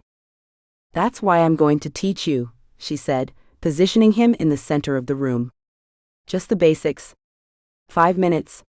Then you can go back to your neighborhood errands. She waved her hand dismissively, echoing his earlier gesture. Reid looked more uncomfortable than she had ever seen him. Gone was the confident businessman who commanded every room. In his place stood a man who clearly had no idea what to do with the wooden instrument in his hands. Hold it like this, Sophie demonstrated with her own violin. Rest it on your shoulder, no, not like a phone, like here. She stepped behind him, suddenly impatient with his awkward attempts. Without thinking about it, Sophie placed her hands on his shoulders, adjusting his posture with gentle pressure. Relax, she murmured near his ear, aware of how he tensed at her proximity. Music isn't about control, it's about feeling. She guided his left arm upward, positioning the violin correctly between his shoulder and chin. There. Now your arm should be. She reached around him to adjust the angle of his elbow, suddenly very conscious of how close they were standing, the warmth radiating through his shirt. Like this? Reid asked, his voice lower than usual. Yes, Sophie replied, stepping back slightly to examine his posture. Now for the bow. She circled around to face him, taking his right hand and placing the bow correctly between his fingers. Grip it lightly, too tight and you'll strangle the sound. To her surprise, Reid followed her instructions with unexpected grace, his fingers finding their proper positions with minimal guidance. I'm better at financial instruments than musical ones, he commented dryly. Sophie laughed, the tension easing slightly. Different skill set, same principle. Precision and feeling working together. She stood facing him now, demonstrating the proper motion. Like this, a smooth, even stroke. Their eyes met over the violins, and something flickered in his expression that made Sophie momentarily forget what she was teaching. Those dark eyes held something she hadn't seen before, a question maybe, or a challenge. She cleared her throat. Now you try. Just pull the bow across the strings, gently. Reid's first attempt produced a sound more resembling a dying cat than music, making them both wince. Sorry, he muttered, looking genuinely embarrassed. No, that's everyone's first try, Sophie assured him, stepping closer. Let me just. She reached for his hand, adjusting the angle of his wrist. The trick is to keep even pressure. Not too light, not too heavy. She guided his arm through the motion, increasingly aware of how often she needed to touch him, repositioning his fingers on the strings, demonstrating the proper angle of the bow, showing him how to move from one string to another. Each touch lingered a second longer than necessary, the pretense of instruction wearing increasingly thin. Try again, she encouraged, stepping back slightly. Remember, even pressure. Reid's second attempt produced a clearer, though still wobbly note. Better. Sophie grinned, genuine pride warming her voice. Now try this finger position. She demonstrated on her own violin, placing her index finger on the string. Just here, you'll get a different note. Reid copied her position, his brow furrowed in concentration as he drew the bow across the string. This time, a somewhat decent note emerged from the instrument. Sophie's face lit up with delight. See? Not so hard, she exclaimed, standing close as she showed him the finger placement for the next note. Reid looked less at the violin and more at her animated expression, a small smile playing at the corners of his mouth. "Now try these two notes in succession," she suggested, demonstrating a simple pattern. One, then the other. Reid attempted the sequence, his notes halting and imprecise. "Almost," Sophie said, stepping even closer. "Here, let me show you." Without thinking, she placed her hand over his on the bow, guiding the motion. The action brought them chest to chest, her chin nearly resting on his shoulder as she looked down at their joined hands. The violin produced a soft, wavering note that seemed to vibrate through both their bodies. Reid turned his head slightly, their faces now inches apart. Sophie's breath caught in her throat. From this close, she could see flecks of amber in his dark eyes, the slight shadow of stubble along his jaw, the way his lips parted slightly as he looked at her. Time suspended as Sophie became acutely aware of Reid's breathing, the warmth of his hand under hers, the way his eyes dropped briefly to her lips before meeting her gaze again. Neither moved for a long moment, the air between them charged with unspoken possibilities. The bow hovered motionless over the strings. Sophie's heart pounded against her ribs, loud enough that she was certain he must hear it. This wasn't part of the plan. This wasn't fake. This was... She broke away suddenly, stepping back and clearing her throat. "And that's the basics," she said with forced brightness, taking the violin from his hands without meeting his eyes. "See? You just needed the right teacher." Reid stood perfectly still in the center of the room, watching her as she moved around collecting sheet music that didn't need collecting, placing it in stacks that didn't need organizing. "Sophie," he began, his voice lacking its usual confidence. "I should get ready for my next class," she interrupted quickly, still not looking at him. "They'll be here soon." A lie? She had a full hour before her next students arrived, but he didn't need to know that. Reid remained silent for a moment, and she could feel his eyes on her as she pretended to be busy. "Sophie," he tried again. "Same time tomorrow for coffee?" She cut him off with a too cheerful voice. "We should be seen at Winslow's again. Keep the engagement buzz going, right? That's what we're doing this for." She risked a glance at him then. Reid stood with his hands in his pockets, a slight furrow between his brows. "Right," he said finally. "The engagement." "Exactly." Sophie nodded, too enthusiastically. "Just business." Reid studied her for a moment longer, then nodded slowly. "I'll see you tomorrow then." "Tomorrow?" she agreed, already turning away, missing the lingering look he gave her before leaving the classroom. When the door closed behind him, Sophie sank onto the piano bench, pressing her cool palms against her burning cheeks. What had just happened? More importantly, what had almost happened? And why couldn't she stop her hands from trembling? This was supposed to be simple. Clear boundaries. A business arrangement. Nothing more. So why could she still feel the warmth of his skin against hers, the echo of his breath against her cheek, the intensity in those dark eyes when they'd been so close? Why did her heart still pound like she'd run a marathon? Sophie picked up her violin again, needing the familiar comfort of music to center herself. She drew the bow across the strings, but instead of the clear, confident note she usually produced, the sound came out shaky and uncertain. Just like she felt. This was a problem. A big problem. Because for a moment, just a moment, she'd forgotten completely that their engagement was fake. And judging by the look in Reid's eyes, he might have forgotten too. Or worse, maybe he hadn't forgotten at all. Maybe this was just part of the game for him, another strategy, another investment to manage. Maybe she was the only one feeling like the lines were blurring beyond recognition. Sophie set the violin down with a sigh. She had to get herself together. 6 weeks. That was their deal. 6 weeks of pretending, and then they'd go their separate ways. The Music Academy would get its grant, Reid would get his PR distraction, and Sophie would get... well, she'd get her life back. Her normal, uncomplicated life without confusing almost moments with fake fiancés who looked at her like... no. She wasn't going to think about how he'd looked at her. It didn't mean anything. It couldn't. Sophie stood up abruptly, closing her violin case with more force than necessary. She had an hour before her next class. Plenty of time to remember exactly why this arrangement existed and exactly where the boundaries were.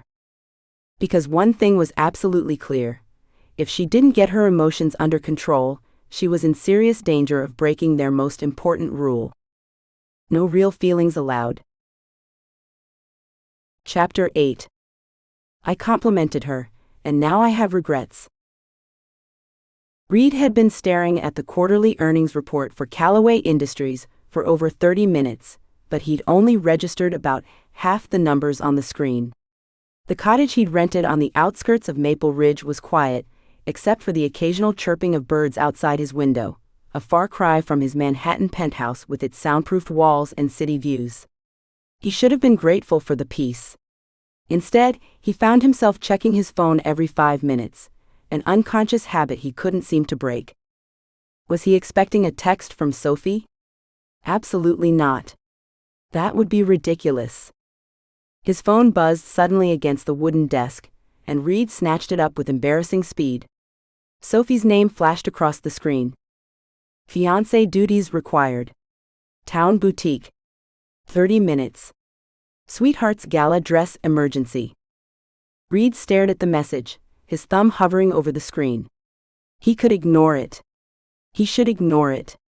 The financial reports weren't going to review themselves, and he had 3 conference calls scheduled for tomorrow that required preparation. The last thing he needed was to waste an afternoon watching Sophie try on dresses for some small-town dance he'd been successfully pretending didn't exist. With a long-suffering sigh that no one was around to appreciate, Reid closed his laptop. Just maintaining the cover, he muttered to himself as he grabbed his jacket. This is business. The drive into town took just under 10 minutes, one of the few perks of small-town living Reid reluctantly admitted to enjoying. He parked his rental car outside Forever in Lace, the name spelled out in looping pink cursive that made him wince. Through the window, he could already see Sophie gesturing animatedly, while an older woman nodded with enthusiasm. A mountain of colorful fabric was draped across nearly every available surface. Reid squared his shoulders before pushing open the door, the little bell above it announcing his arrival with cheerful betrayal. The fiancé arrives. The older woman, presumably Mrs. Patterson, based on the monogrammed apron she wore, clasped her hands in delight. Now we can get a man's opinion on what will make his bride-to-be shine at the gala. Reid forced his lips into what he hoped passed for a pleasant smile. Sophie shot him an apologetic look, though the amusement in her eyes suggested she wasn't actually sorry at all. "Reid," she said, crossing the room to plant a quick kiss on his cheek that left him momentarily frozen. "Thanks for coming. Mrs. Patterson has been so helpful, but I needed your opinion." "Happy to help," he lied smoothly, his hand finding the small of her back in a gesture that had become surprisingly natural. "Though I'm not sure how useful I'll be." "Nonsense." Mrs. Patterson waved a dismissive hand. "Every groom has that special look when his bride finds the right dress. That's what we're aiming for today." That speechless moment. Reid raised an eyebrow at Sophie, who shrugged innocently. "Gala's in 3 days," she whispered.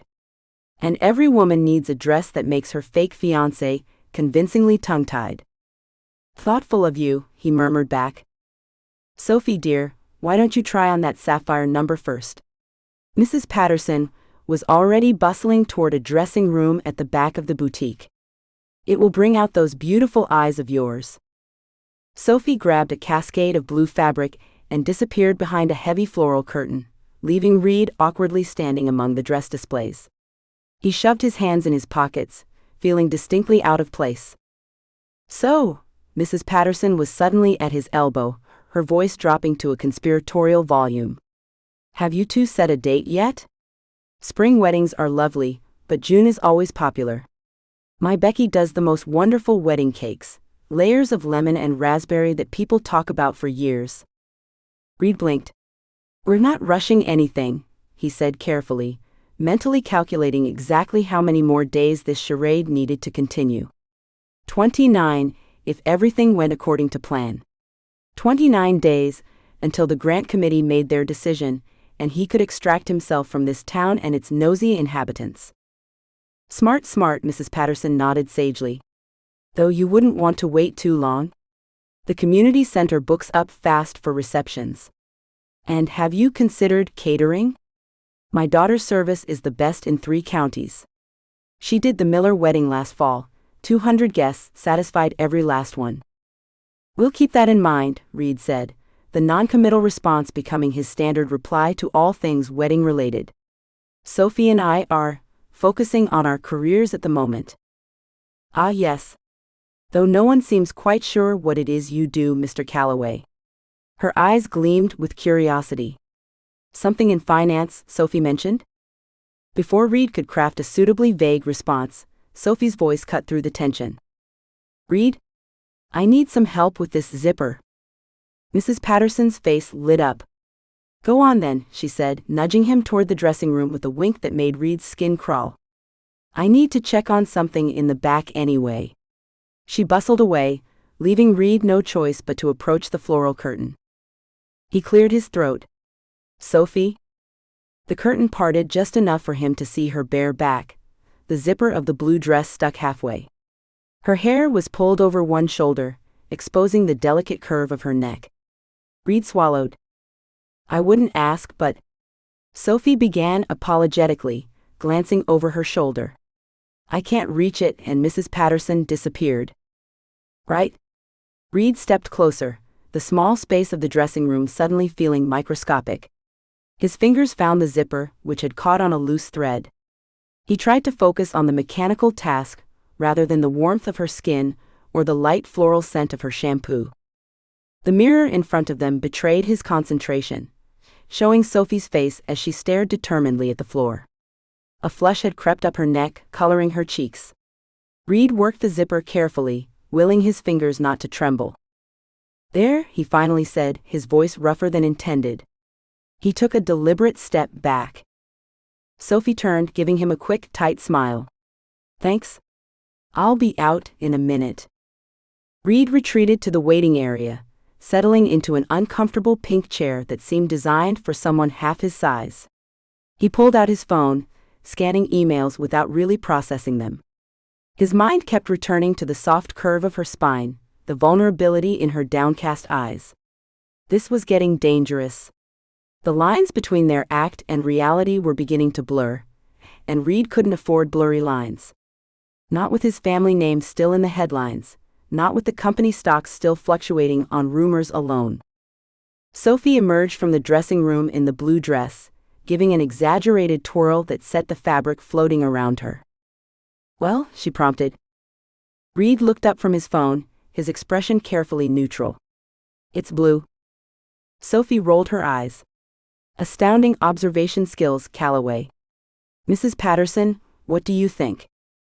The boutique owner had reappeared with suspicious timing. The color is divine on you, dear, but perhaps a bit conservative for the gala? Let's try the pink one with the beading. Sophie disappeared again, only to emerge minutes later in a pale pink gown that reminded Reid of overly sweet cotton candy.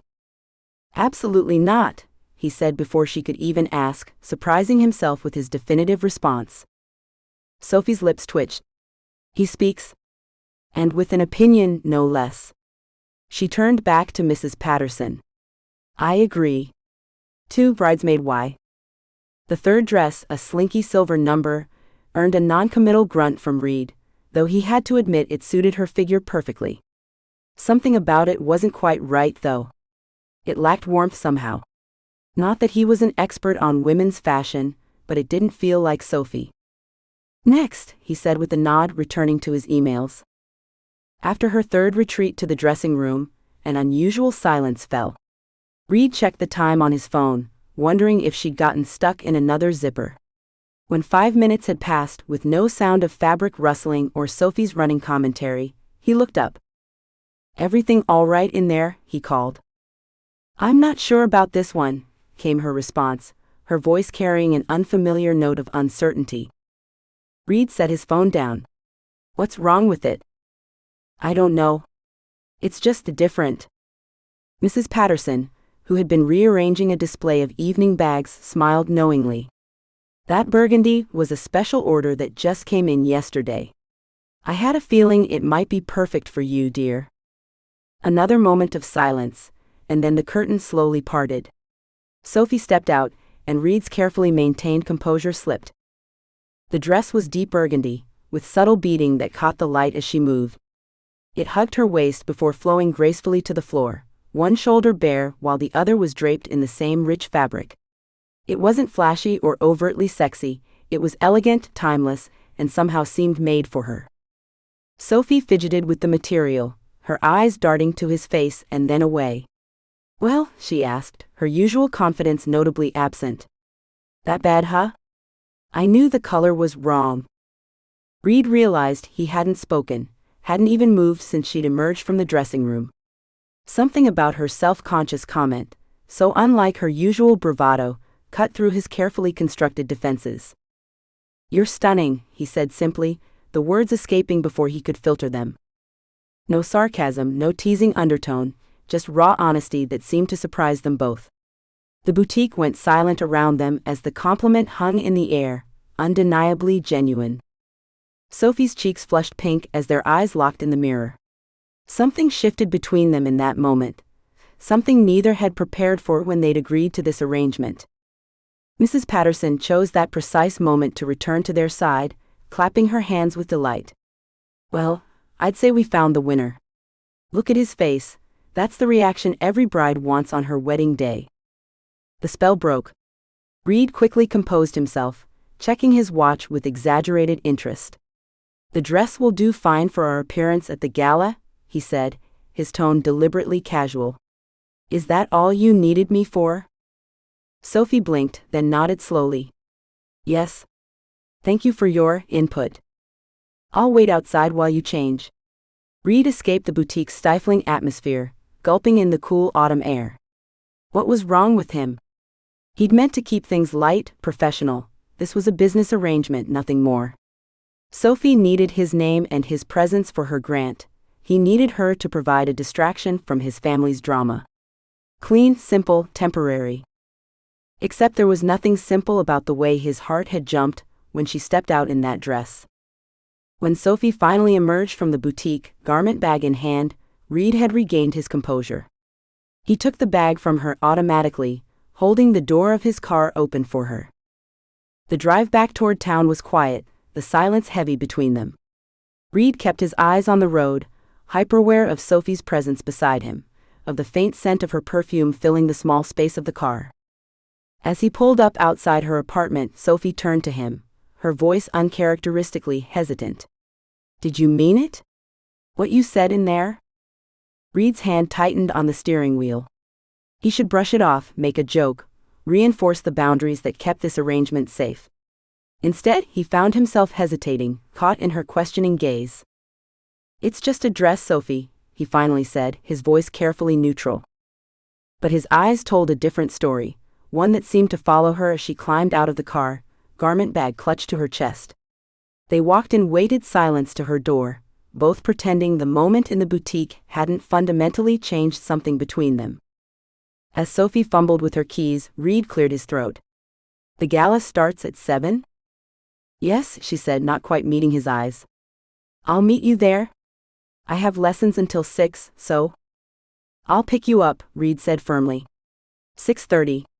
"We should arrive together." Sophie nodded, finally looking up at him. "Read about today." "I should get back to work," he interrupted, taking a step backwards. "I have calls in the morning." "Right," she said quietly. "Thanks again for, fiancé duties," Reid said with a lightness he didn't feel. "Part of the deal." She smiled, but it didn't reach her eyes. "Of course. I'll see you Friday." Reid watched her disappear into her apartment before turning away, his carefully ordered world feeling suddenly dangerously off-kilter. He had spent years mastering control over his emotions, his companies, his public image. Nothing in his life was left to chance or impulse. Until Sophie Langston had spilled coffee on his shirt and somehow inexplicably begun to spill into all the carefully guarded corners of his life. Chapter 9. Town Trivia, The Unexpected Emotional Ambush. Sophie's toes curled inward at the sight of Dean's smug face. Not that Dean usually looked anything but smug, his default expression was permanently stuck somewhere between, "I know something you don't," and "I'm enjoying your discomfort," but this particular smirk meant trouble. "There they are," Dean called out as Sophie and Reid entered the tavern. "Maple Ridge's golden couple." "We're just getting coffee," Sophie said, unwinding her scarf. The tavern was packed despite the early evening hour, strings of lights hanging from the ceiling beams casting everything in a warm golden glow. "What's going on? Did someone die, or is this some bizarre maple syrup appreciation night?" Reid's hand rested lightly at the small of her back as they weaved through the crowd. A perfectly calculated touch, just intimate enough to look natural, not so much that it sent her heart racing. Except it did anyway, which was becoming an increasingly annoying problem. "Even better," Dean said, sliding 2 plastic-encased badges across the bar. "Annual Sweethearts Trivia Night." Sophie's stomach dropped. "No." "Oh yes. You've already signed us up, haven't you?" Dean's grin widened as he pushed the contestant badges closer. "As Maple Ridge's hottest engaged couple, your participation is mandatory." Reid picked up one of the badges, examining it with a frown. "What exactly is Sweethearts Trivia?"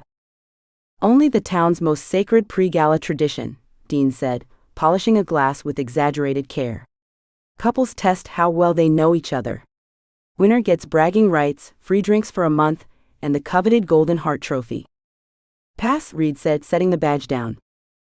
"Plus," Dean added, leaning forward conspiratorially, "I've got $50 riding on you two bombing spectacularly." Sophie rolled her eyes.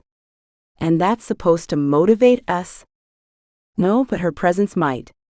Dean nodded toward a corner table where Nora sat, notebook open, pen poised like a weapon. She wiggled her fingers in a little wave when she caught them looking. Reid's posture subtly shifted, shoulders straightening, chin lifting slightly. Sophie recognized his public persona sliding into place, the mask he put on whenever they were being watched. He scooped up both badges.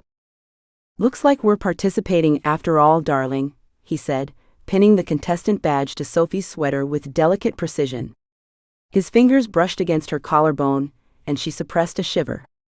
"If we win, you owe us a month of top-shelf whiskey," Sophie told Dean, accepting her fate. Dean laughed. "Sweetheart, the only way you two are winning is if everyone else mysteriously disappears." Sophie leaned toward Reid as Dean moved away to serve another customer. "We're going to crash and burn so spectacularly," she whispered. Reid's mouth quirked up at one corner. "Probably. But at least we'll be convincing." "Convincing terrible fake fiancés?" "Better than convincing good ones," he murmured, his breath warm against her ear. "Less questions that way." The tavern had been transformed for the occasion. Tables were rearranged in a semicircle, facing a makeshift stage, where Graham Winslow stood adjusting a microphone stand, looking like he'd rather be literally anywhere else. "Ladies, gentlemen, and nosy townspeople who just came to watch," Graham announced, "welcome to the 11th Annual Sweethearts Trivia Night. I'm your reluctant host, because apparently owning the cafe means I'm qualified for public speaking." Laughter rippled through the crowd as Sophie and Reid found their assigned table, joining 7 other couples spread around the semicircle. At the table directly across from them sat Mrs. Henderson and her husband, matching sweaters and all, their contestant badges proudly displaying reigning champions in glittering letters. "That's our competition?" Reid whispered, nodding toward the elderly couple who were currently feeding each other pretzels. "Don't let the matching cardigans fool you," Sophie whispered back. "They've been married 50 years and they're absolutely ruthless. Last year they made the Johnson twins cry." Graham cleared his throat. "Rules are simple. 3 rounds of questions about your partner. Write your answers on the cards provided. No cheating, no phones, no telepathy, looking at you, Hendersons." He pointed accusingly at the elderly couple, who smiled innocently. "First round, the basics. Let's see if you even know who you're sleeping with." Sophie choked on her water while Reid maintained perfect composure, though she noted the slight tightening of his jaw. They hadn't discussed the sleeping arrangements that the town undoubtedly assumed were happening. Another conversation for their ever-growing list of things to avoid talking about. First question, Graham announced. What is your partner's favorite color? Sophie stared at the blank card in front of her. She had no idea what Reid's favorite color was. Did billionaires even have favorite colors, or did they just prefer whatever shade money came in? She peered at him across the table, trying to pick up clues from his clothing. Mostly neutrals, occasionally navy blue. She scribbled blue and hoped for the best. Reid wrote something down without hesitation, which was concerning. He couldn't possibly know her favorite color. Partners, reveal your answers, Graham called. Sophie flipped her card to show blue. Reid revealed his card, green. Incorrect for the Calloway-Langston couple, Graham announced. Reid's favorite color is actually, what is it, Reid? Gray, Reid said. Sophie gave him an incredulous look. Gray isn't a color, it's the absence of color. It's sophisticated. It's what happens when your personality drains all joy from the visible spectrum. The crowd chuckled as Graham moved on. And Sophie's favorite color is? Reid's card showed purple. Green, Sophie corrected. Like spring. How did you even get purple? Reid shrugged. Your coffee mug is purple. You wore a purple sweater twice last week. The fact that he'd noticed made Sophie's face warm. I like purple too, but green is my favorite. They continued fumbling through the first round.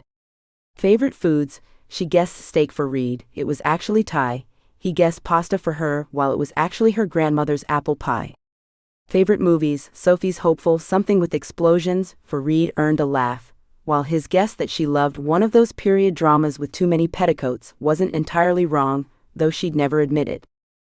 By the end of the first round, they were solidly in last place, with the Hendersons predictably dominating the scoreboard. 10-minute break, Graham announced. Drink up, refill your glasses, and prepare for round 2, your partner's personal history. Reid's expression tightened almost imperceptibly. Great. As the crowd dispersed toward the bar, Sophie leaned across their table. Quick, middle name? I don't have one, Reid said. Everyone has a middle name. Not me? Quick, what's yours? Elizabeth, Sophie said. Reid nodded. I know. I saw it on your grant application. Sophie blinked, startled. You remembered that? Something flashed in his eyes. I have a good memory for details. He glanced around before leaning closer. What else should I know? Birthplace? Childhood pet? First kiss? Born here in Maple Ridge. Cat named Mozart. Tommy Schultz, 8th grade, behind the gymnasium. It was terrible and tasted like grape soda. Sophie rattled off the answers rapidly. You? Boston. No pets allowed in our apartment. Lizzie Caraway, freshman year of high school, her parents' boat. It was. He paused, the corner of his mouth lifting slightly. Educational. Sophie snorted. Of course you had your first kiss on a boat. Where else would a billionaire brat have it? He asked dryly. I didn't mean. Time's up. Graham announced, returning to the microphone. Back to your tables, lovebirds. Round 2 begins now. The questions immediately became more personal. Childhood memories, family traditions, secret fears. Sophie floundered, making educated guesses about Reid's life before Maple Ridge, a life he rarely discussed. What is your partner's worst childhood memory? Graham read. Sophie stared blankly at her card. She knew precisely nothing about Reid's childhood, beyond that he was from Boston and had no pets. Sweat prickled at her hairline as she scribbled a generic answer. When it came time to reveal, she flipped her card, probably losing at something. He hates losing. The crowd laughed sympathetically, but when Sophie met Reid's gaze, there was something unreadable in his expression, a flicker of something that made her chest tighten. She'd meant it as a joke, playing on his competitiveness, but his eyes told her she'd missed something fundamental.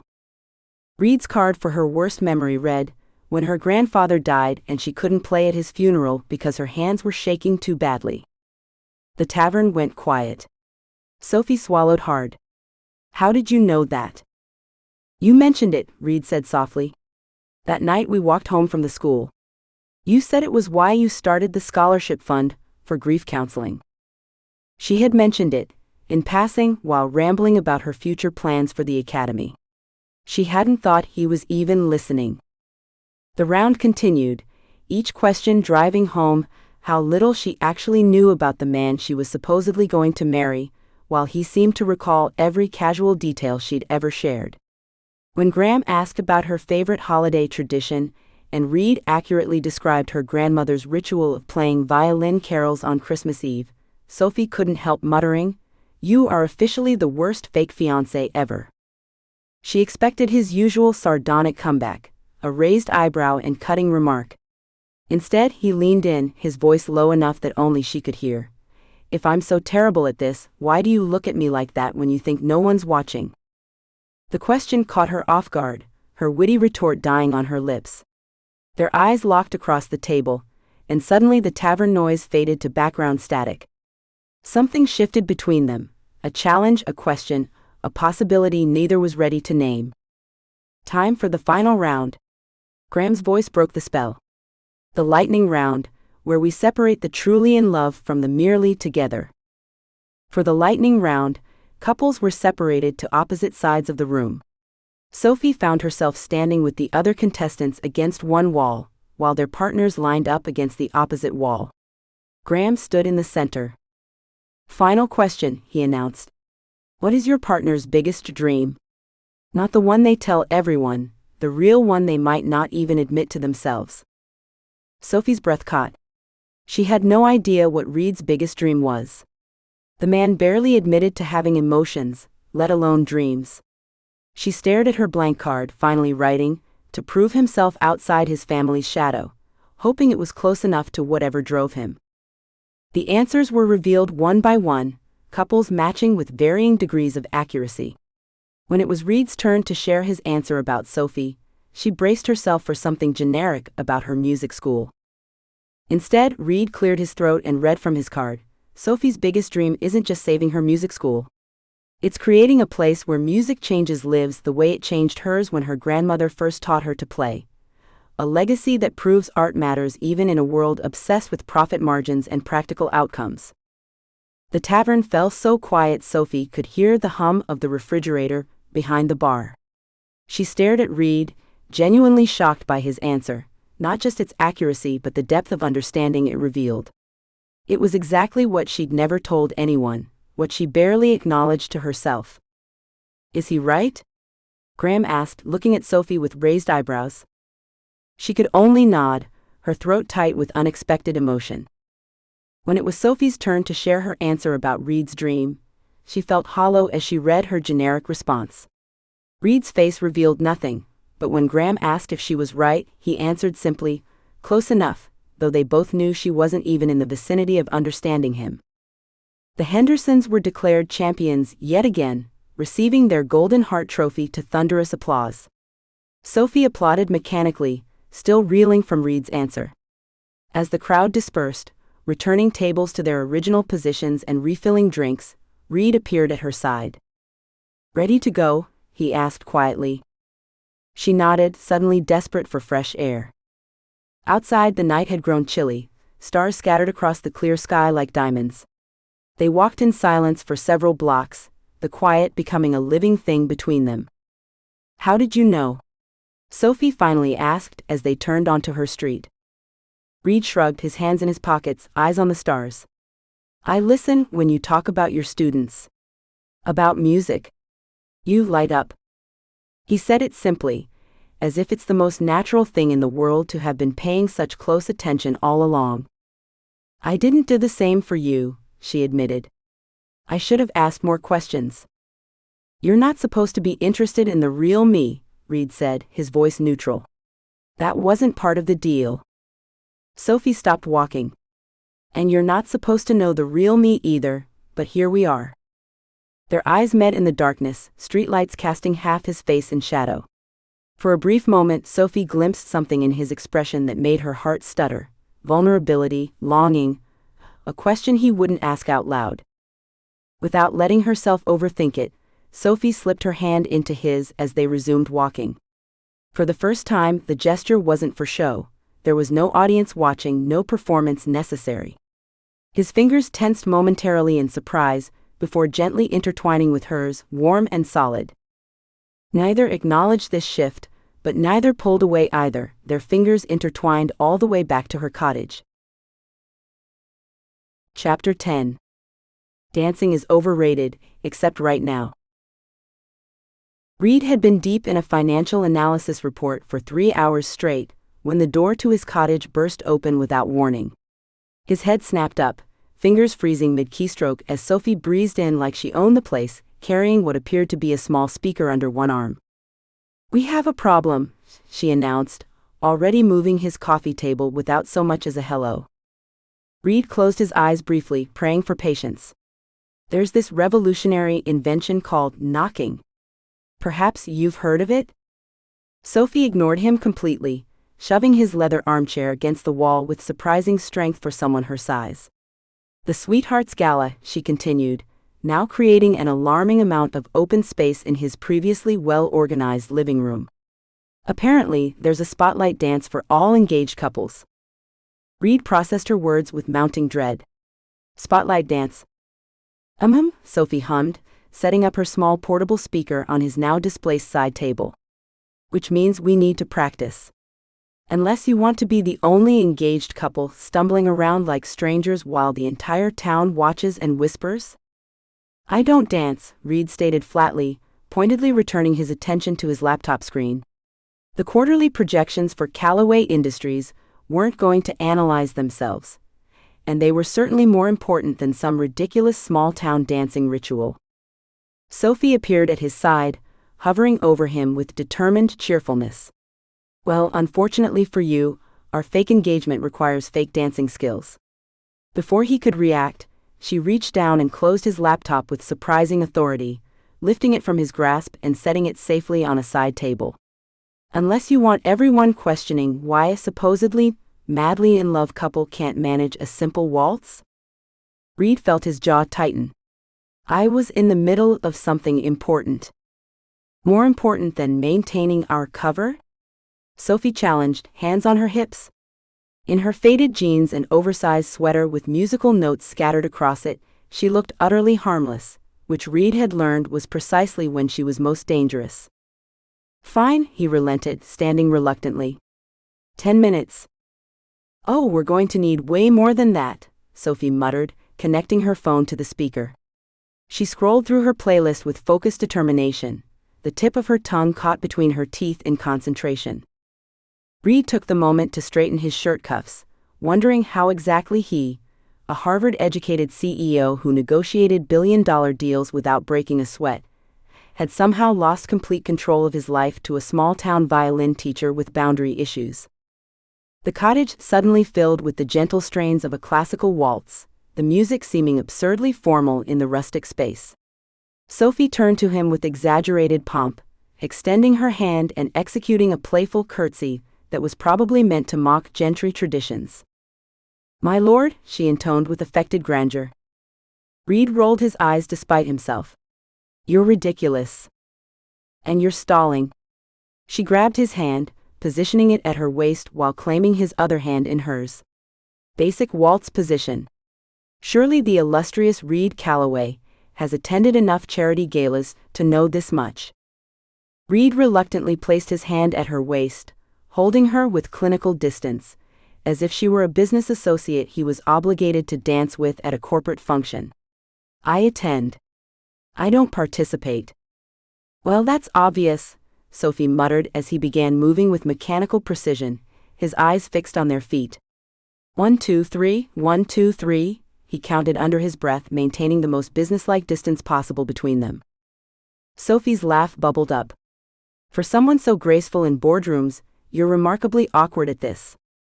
Reid's head snapped up, his competitive nature instantly engaged. He'd built a fortune by excelling at everything he touched. He was not about to be bested by a simple waltz. I excel at everything I commit to, he stated, adjusting his posture and pulling her slightly closer, his movements becoming more deliberate. Sophie's laugh caught in her throat at the sudden shift, her hand automatically tightening on his shoulder. That's better, she managed, sounding slightly less certain than before. They began again, moving around the small space with increasing confidence. Reid found his rhythm, the remembered instructions from long ago dance lessons with his mother starting to return. Sophie's gentle guidance helped. Relax your shoulders, she murmured, her voice becoming softer as they found their flow. Lead with intention, not force. The initial awkwardness gradually dissolved, as Reid allowed muscle memory to take over. Dancing was just physics and timing after all, nothing he couldn't master with the right mindset. He felt Sophie's body respond to his subtle cues, her steps matching his with increasing synchronicity. On impulse, he executed a precise turn, guiding her through it with the slight pressure of his hand on her back. Sophie followed perfectly, her body pivoting and returning to him with fluid grace. When she looked up at him with delighted surprise, Reid allowed himself a small, genuine smile. I might have understated my dancing experience, he admitted, spinning her again, this time with deliberate showmanship. Sophie's eyes narrowed playfully. You've been holding out on me, Calloway. Strategic advantage, he replied, enjoying her surprise more than he should have. Never reveal all your capabilities at once. They continued moving around the room, finding an unexpected harmony in their movements. Reid became aware that the song had changed, the new melody slower, more intimate. There was a moment where they could have naturally separated, acknowledged the shift in tempo, perhaps even stopped altogether. Neither of them did. Instead, Reid's hand slid almost unconsciously from Sophie's waist to the small of her back, drawing her incrementally closer. The professional distance he'd so carefully maintained at the beginning gradually disappeared, until they were moving as one unit, swaying more than dancing. Reid became acutely aware of every point of contact between them, his hand spreading against the warmth of her back through the thin fabric of her sweater, her fingers now curled gently against the nape of his neck, her chest occasionally brushing against his with each breath. He could smell the light floral scent of her shampoo, could feel the slight tremor in her fingers against his shoulder. They were barely moving now, caught in some gravitational pull neither seemed willing to resist. Sophie's eyes met his, and the playfulness from earlier had vanished completely, replaced by something deeper, more vulnerable.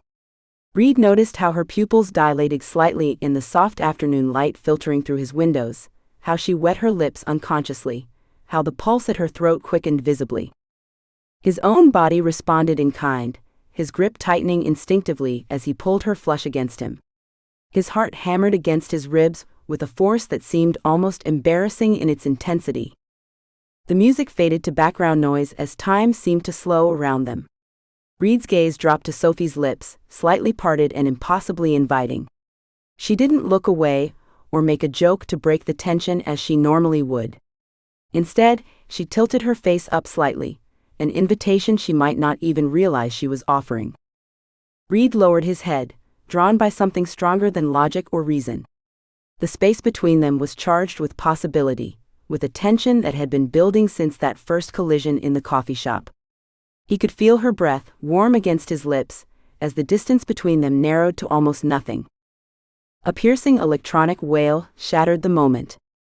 Sophie jumped back as if burned, fumbling frantically for her phone. Sorry, that's my alarm, she explained rapidly, cheeks flushed as she silenced the intrusive sound. I have a student coming in 15 minutes. She was already gathering her things, movements jerky and uncoordinated, so unlike the grace she'd shown moments before. Reid ran a hand through his hair, nodding too many times. Right? Of course. His voice sounded strange even to his own ears, lower and rougher than normal. Sophie paused at the door, her speaker tucked under her arm, not quite meeting his eyes. You'll do fine at the dance, she said quietly. We both will. But there was a new weight to her words, an acknowledgement that something fundamental had shifted between them, that they were no longer just pretending, and that realization hung in the air between them, equally thrilling and terrifying. After she left, Reid stood motionless in the center of the room for several long minutes, the ghost of her warmth still lingering against him. He had built his life on calculated risks and careful cost-benefit analyses. Every decision was weighed, measured, and evaluated before execution. This, whatever this was with Sophie, had never been part of the equation. He walked to the window, watching her hurry down the path toward town, her chestnut hair catching the afternoon sunlight. When she disappeared from view, he turned back to his disrupted living room, furniture still pushed against the walls, creating the empty space where they danced. Where they'd almost. Reid pushed the thought away, moving to restore the room to its previous order. His hand brushed the speaker she'd forgotten in her hasty exit, still warm from use. He picked it up, turning it over in his hands, his thumb running absently along its smooth surface. His phone buzzed in his pocket, likely more updates from his PR team, more fires to extinguish back in New York. The real world, his actual life, demanding his attention. Reid set the speaker down gently on the coffee table, leaving it exactly where she'd placed it.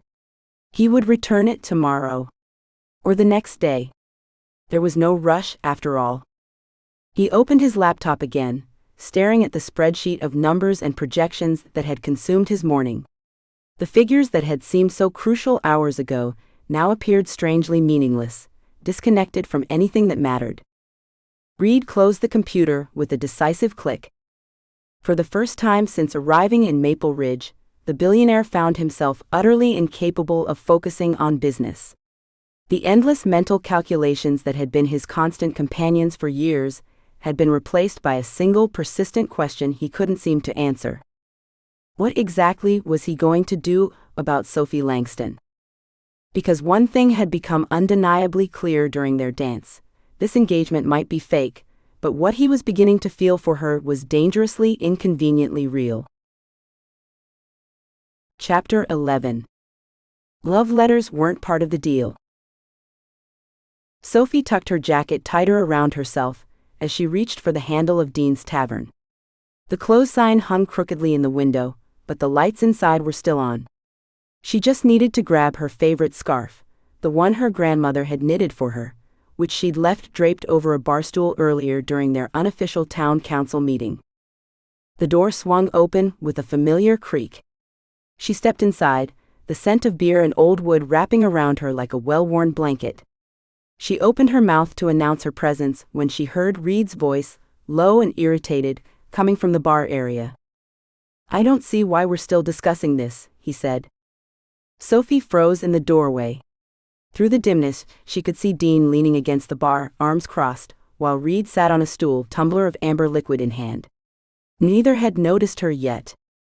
"Because," Dean said, his voice carrying that special blend of amusement and judgment he reserved for people he actually liked, "I'm curious how long you two plan to keep this charade going." Sophie instinctively stepped back into the shadows by the coat rack. She knew she should make her presence known, but something in Dean's tone made her pause. "The engagement is solid until after the grant decision," Reid replied stiffly. "We've been over this." Dean's laugh was short and sharp. "Right? And you're telling me you've never once thought about what happens after?" He leaned forward, lowering his voice. "Come on, man. I've seen how you look at her when she's not watching." Reid tossed back his drink. "I'm playing my part. So is she." "If this engagement is so real, prove it," Dean challenged, refilling Reid's glass with practiced ease. "Show me you know how to be romantic." Sophie's heart stuttered as she pressed herself against the wall, torn between announcing her presence and hearing Reid's response. Her scarf hung tantalizingly close, bright blue against the dark wood paneling just beyond the men. "I don't need to prove anything to you," Reid retorted, defensive edge sharpening his words. Dean's knowing laugh filled the space. "That's what I thought. Billionaires can buy anything except genuine emotion." The silence that followed felt weighted. Sophie's throat tightened with an emotion she couldn't quite name. She should go. She should definitely go. This was a private conversation, and even if it was about her, especially because it was about her, she had no business eavesdropping. With careful silent steps, she backed toward the door, grateful for once that the old floorboards didn't creak under her weight. She slipped outside, pulling the door closed with exquisite gentleness, her scarf forgotten. The walk home gave her too much time to think. Dean's words echoed in her mind, along with Reid's defensive response. What had she expected? Their arrangement was business. Just business. The way her heart had quickened when Dean pushed Reid about romance was ridiculous. She told herself she wasn't disappointed. She was relieved. Better to have clarity than confusion. Better to remember this was temporary. So why did her chest feel so tight? The morning light streamed through the windows of Winslow's cafe, creating golden pools on the worn wooden tabletops. Sophie stirred her caramel latte, Reid's usual teasing about her sugar addiction conspicuously absent. He sat across from her, staring into his black coffee like it contained the secrets of the universe. She watched him absently drag his spoon through the liquid, creating ripples that caught the light. His hair was slightly mussed, as if he'd run his hand through it too many times already this morning. Dark circles shadowed his eyes. Earth to Reid, she finally ventured, nudging his foot under the table. You've been stirring that coffee for about 5 minutes. Pretty sure it's thoroughly mixed by now. He looked up, seeming almost startled to find her there. Sorry. Just thinking. About? Just work stuff, he said with a dismissive shake of his head. Sophie tilted her head, studying him. His phone, usually buzzing with emails or messages, sat silent beside his plate, screen dark. Not once during breakfast had he checked it. Work stuff, she repeated slowly. Must be serious if it's got you looking like someone canceled Christmas. A ghost of a smile touched his lips. Not a fan of Christmas, actually. Of course you're not, she rolled her eyes. Let me guess, too commercial? Too much forced cheer? Too many people expecting you to participate in office gift exchanges? This time his smile reached his eyes, softening the sharp edges of his face. For a moment, he looked at her with something warmer than his usual calculated gaze, something that made her stomach do a little flip. Then he glanced at his watch and stood abruptly. I need to go. Conference call. Now? But you haven't even finished your... Save me a croissant for later? He asked, already shrugging on his coat. Sure. She watched puzzled as he left, his coffee still almost full. Through the window, she saw him pause on the sidewalk, squinting up at the clear blue sky before walking toward his rental car. No phone in sight. No hurried movements.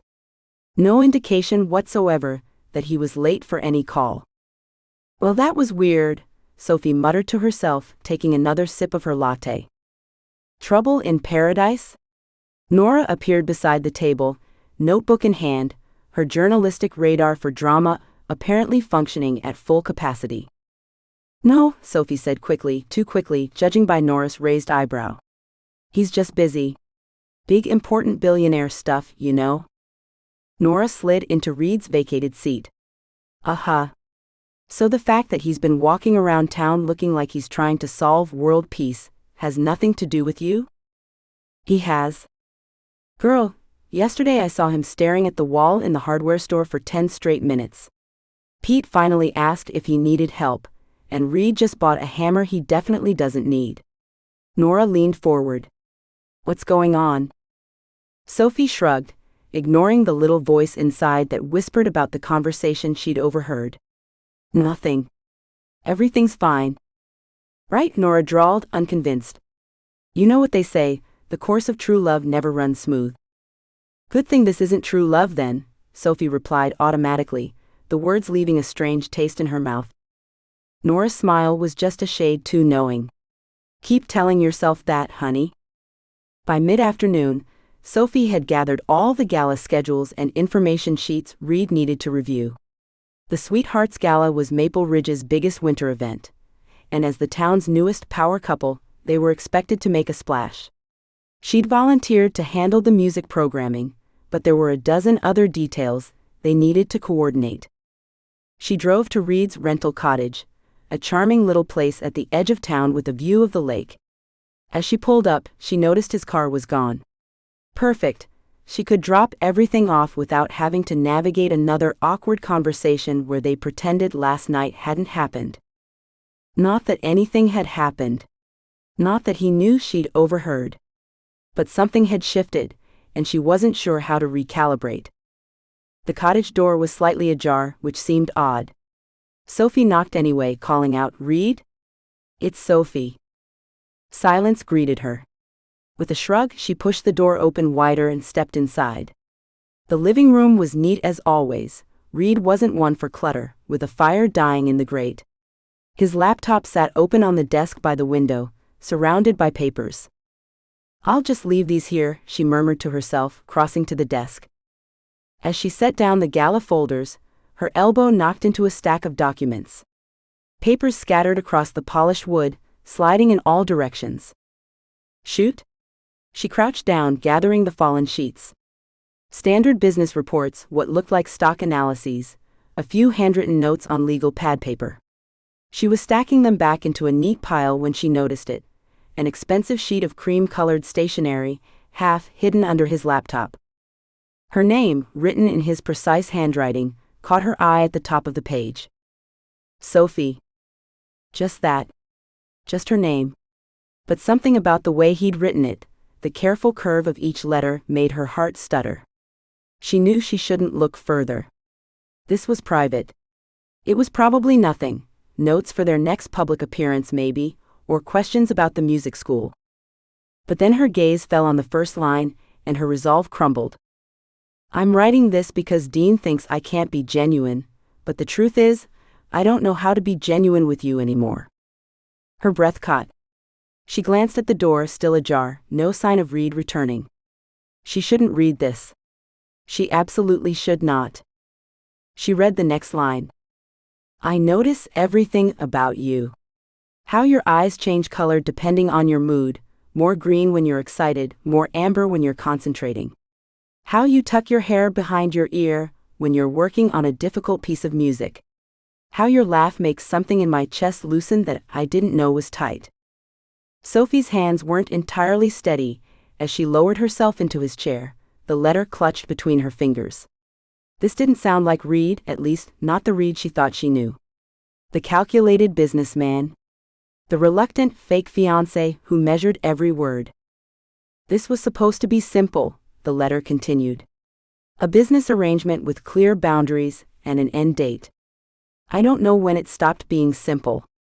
I don't know when I started looking forward to your texts, even the ones with too many exclamation points. I don't know when I started thinking about what it would be like if this weren't pretend. Her heart hammered against her ribs. Every instinct told her to stop reading, to put the letter back exactly where she'd found it. But she couldn't tear her eyes away from his words, words that were raw and honest in a way Reid never was. I catch myself watching you when you think I'm not paying attention. The way you move your hands when you talk about music. The small furrow between your brows when you're worried about your students. The kindness you show to everyone, even when they don't deserve it. Sophie swallowed hard. Had he really been watching her that closely? Had she been so caught up in maintaining their charade that she'd missed his attention? Sometimes I wonder if you feel it too, this thing between us that wasn't supposed to happen. Sometimes when you look at me, I think maybe you do. And then I remember that you're just better at this game than I am. You've always been more convincing. A car door slammed outside, yanking Sophie back to reality. She jumped up, nearly knocking over the chair, and hastily slid the letter back to its original position under the laptop. Her heart raced as she moved quickly toward the front door, smoothing her sweater with shaking hands. She managed to step outside just as Reid rounded the corner of the cottage, car keys dangling from his fingers. His eyebrows rose in surprise. "Sophie?" "Hi." Her voice came out unnaturally bright. She could feel heat climbing her cheeks. "I was just dropping off the Gala schedules. Your door was open, so I left them on your desk." He studied her for a moment, and she fought the urge to fidget under his gaze. Did he know? Could he tell she'd read something she shouldn't have? "Thanks," he said finally, climbing the steps to join her on the porch. "I could have picked them up later." It was on my way, she lied, gesturing vaguely toward town, which was definitely not on her way home. He tilted his head, a hint of amusement in his eyes. Was it? More or less, she said, waving away the detail.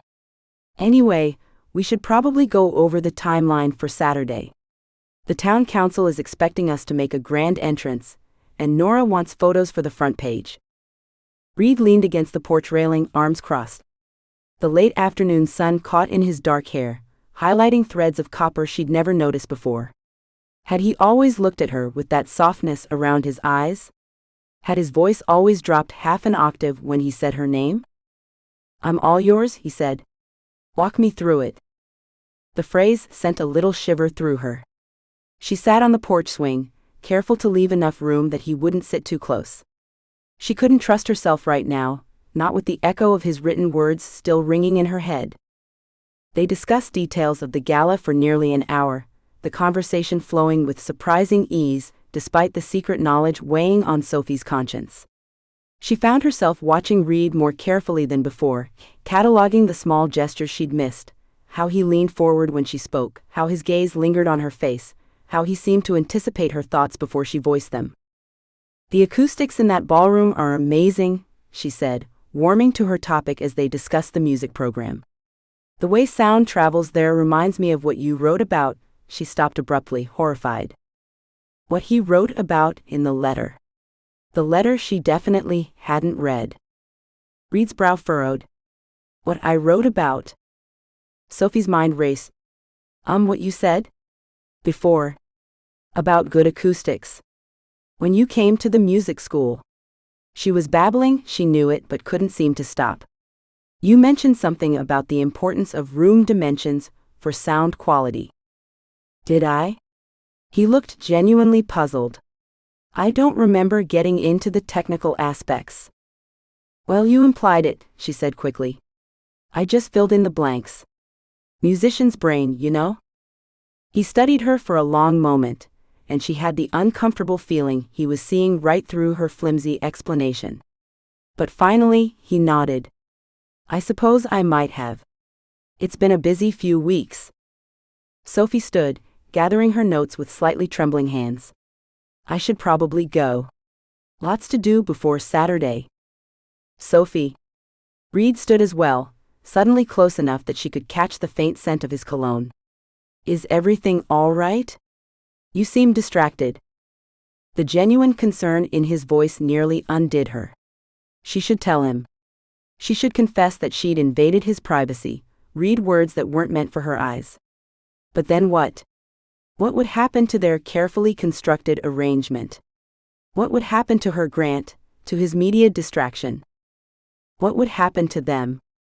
I'm fine, she assured him with what she hoped was a convincing smile. Just thinking about everything we need to do before the gala. He nodded, but his eyes remained questioning, as if sensing the shift in her. If you say so. I do, she said firmly. See you tomorrow? Tomorrow, he confirmed. She fled down the steps before she could say something stupid, feeling his gaze on her back all the way to her car. Sophie curled up in her window seat that evening, wrapped in a blanket, staring out at the stars scattered across the night sky. Her grandmother's violin case sat unopened beside her. For once, even music couldn't soothe the tumult in her mind. She twisted the engagement ring on her finger, the fake one that suddenly felt too significant.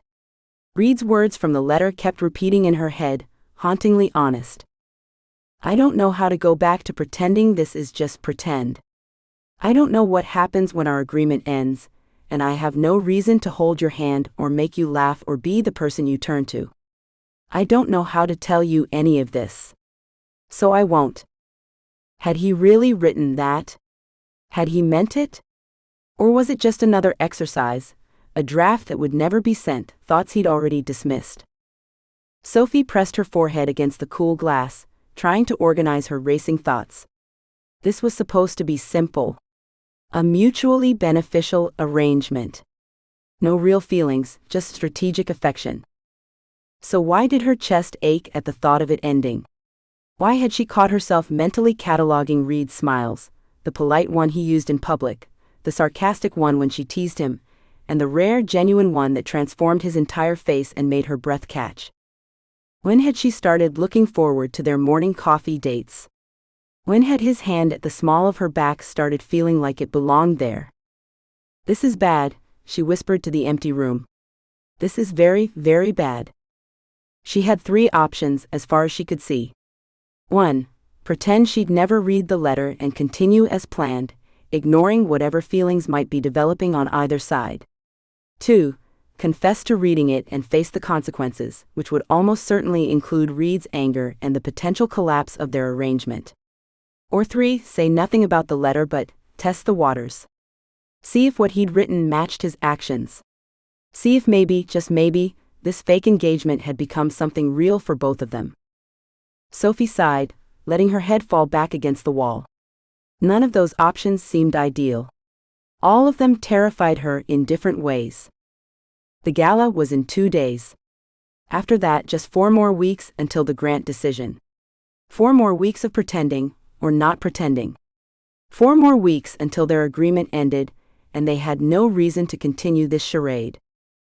Unless they found another reason. A real one. Sophie closed her eyes, the weight of the ring on her finger a constant reminder of everything at stake, her music school, his reputation, and now, unexpectedly, her heart. What was she supposed to do with a truth that was never meant for her to find, and feelings she never expected to have returned? Chapter 12. My family is cursed, and so is this relationship. Reid drummed his fingers against the worn wooden table at Winslow's cafe, trying to focus on the gala itinerary Sophie had color-coded and annotated with her looping handwriting. The pink highlights apparently indicated critical moments requiring maximum romantic fakery, according to her system. "So we need to arrive by 7, Sophie said, tapping the schedule with a pen. "The first dance starts at 7:30, but Nora will definitely be lurking with her camera before that. We should practice our entrance." Reid glanced up from the paper. "Our entrance?" "Yes, our entrance." Sophie gestured dramatically with both hands. "You can't just walk in like you're arriving for a dentist appointment. This is the Sweethearts Gala. The town's been planning this for months." "I know how to attend formal events," he muttered, reaching for his coffee. "Formal CEO events, maybe. Small-town romantic galas are a different beast entirely." She leaned forward, lowering her voice. "Mrs. Henderson and her entire quilting circle have been embroidering heart-shaped napkins since January." Reid's phone buzzed against the table, interrupting whatever ridiculous town tradition Sophie was about to explain next. An unfamiliar local number flashed on the screen. He picked it up, expecting a message from one of the contractors he'd quietly hired to work on Sophie's school. The text message made his blood run cold. "Surprise, little brother. In town for a family reunion. Maple Ridge is quaint." Reid's head snapped up, scanning the cafe windows with sudden intensity.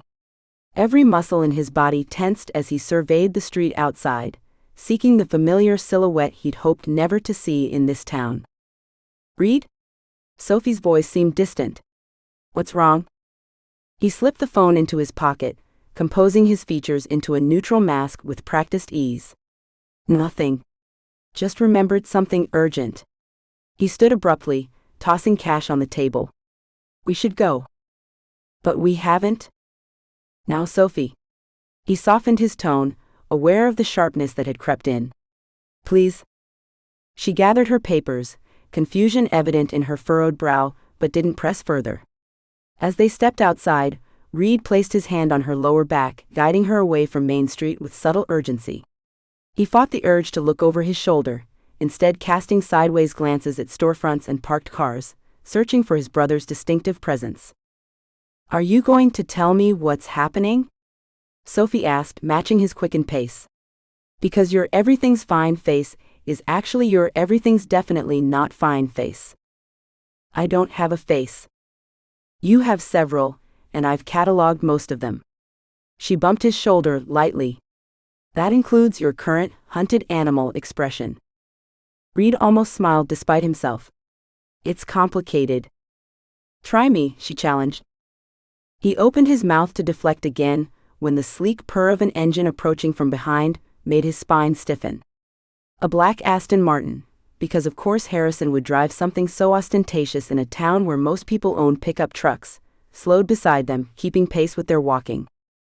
The tinted window rolled down smoothly, revealing a face so similar to Reid's own that strangers often mistook them for twins, despite the 3 years between them.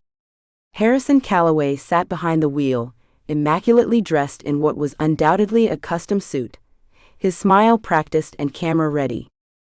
"Little brother," Harrison called, bringing the car to a stop. "What a delightful coincidence." Reid halted, positioning himself slightly in front of Sophie. "Harrison, I wasn't aware you were visiting." His voice was flat, devoid of the warmth one might expect between brothers. "Hence the term surprise," Harrison replied, his gaze shifting to Sophie with undisguised interest. "And who might this be? The mysterious fiancé I've been hearing about?" Sophie stepped forward, extending her hand before Reid could intervene. "Sophie Langston. And you must be Reid's brother. He's told me so much about you." Harrison's eyebrows lifted as he took her hand, holding it a fraction too long. "Has he now?" "All terrible things, I'm sure." His smile widened. "Though I find that hard to believe, considering my brother barely acknowledges my existence most days." The calculated charm in Harrison's voice made Reid's jaw clench. This was exactly why he'd left New York. To escape the family's poisonous dynamics, the constant power plays, the manipulation disguised as affection. "Why are you here?" Reid demanded, ignoring social niceties entirely. Harrison released Sophie's hand, his expression shifting to something more businesslike. "Family business matters that require your signature, among other things. Father sends his regards." "I sincerely doubt that." Harrison's eyes crinkled with amusement. "Always so suspicious." He glanced between them, lingering on Sophie's curious expression. "Perhaps we could discuss this over dinner? Tonight, perhaps. I'd love to hear how my perpetually single brother managed to find himself engaged in," he gestured vaguely at the town around them, "wherever this is." "Maple Ridge," Sophie supplied. "And dinner sounds lovely." Reid shot her a sharp look, which she either missed or deliberately ignored. "Perfect," Harrison clasped his hands together. "The Lakeside Inn at 7? I hear it's the finest establishment in town, though that's not saying much." "We're busy," Reid started, but Sophie cut in smoothly. "We'll be there. It'll be nice to meet some of Reid's family before the wedding." Harrison's eyes gleamed. "Before the wedding," he repeated, his tone making the phrase sound like a question. "I'm looking forward to it. See you both at 7. As Harrison drove away, the tension in Reid's shoulders only intensified. He turned to Sophie, not bothering to mask his frustration. "What the hell was that?" "That was me accepting a dinner invitation from your brother," Sophie replied calmly. "You know, the brother you've never once mentioned despite our supposed engagement?" Reid ran a hand through his hair. "We are not having dinner with Harrison." "Yes we are," Sophie countered, crossing her arms. "Reid, we're supposed to be engaged. Engaged people generally know each other's families. If we don't show up, it looks suspicious." "You don't understand who he is," Reid said, his voice dropping to a near whisper, urgency replacing anger. "Harrison doesn't do anything without an agenda. Trust me on this." Sophie studied him, her expression softening slightly. "Then help me understand. Tell me why you're so determined to avoid your own brother." Reid opened his mouth, then closed it. How could he explain years of competition, manipulation, and betrayal? How Harrison had systematically undermined him at Callaway Industries, positioning himself as their father's true successor? How Harrison had leaked damaging information to the board during Reid's final project, resulting in the catastrophic failure that had been the last straw before Reid walked away. "It's complicated," he said finally. Sophie sighed. "Then uncomplicate it. Tonight. At dinner." She touched his arm gently. "Besides, isn't this what fake fiancés do?" Support each other through awkward family dinners? Reid wanted to argue further, but she had a point. Their arrangement was supposed to make their relationship look legitimate. Refusing to meet his brother would only raise questions Harrison would be all too happy to investigate. Fine, he conceded reluctantly. But don't say I didn't warn you. Reid arrived at the Lakeside Inn 10 minutes late, having spent too long debating whether to show up at all. The restaurant, the only upscale establishment in Maple Ridge, was quiet for a Thursday night, with soft lighting and a view of the lake through large windows. He spotted them immediately, Sophie, animated and bright in a simple blue dress, and Harrison, leaning forward with calculated interest, his expression one of attentive fascination. Started the academy 5 years ago, Sophie was saying as Reid approached.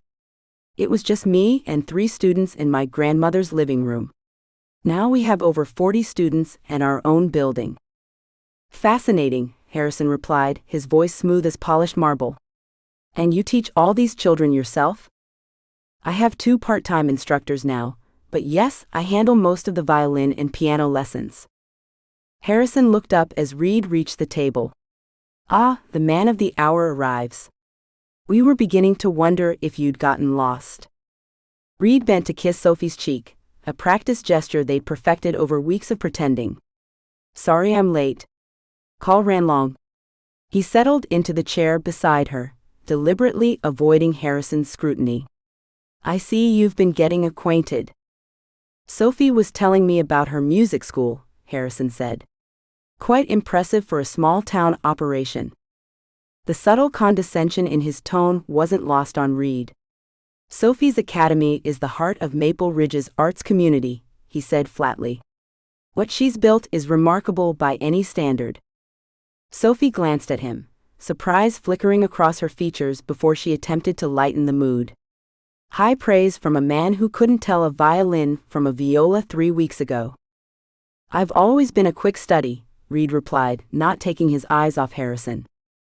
Dinner proceeded with superficial pleasantries, Harrison masterfully steering conversation toward seemingly innocuous topics that inevitably circled back to family history and family failings. Did Reid ever tell you about our summer home in the Hamptons? Harrison asked Sophie over the main course. Our father bought it for our mother as a reconciliation gift after his first affair. Reid stiffened. I don't think Sophie needs a detailed accounting of our family real estate portfolio. Nonsense. She's practically family now. Harrison twirled his wine glass. Our grandfather built quite the empire, and quite the reputation.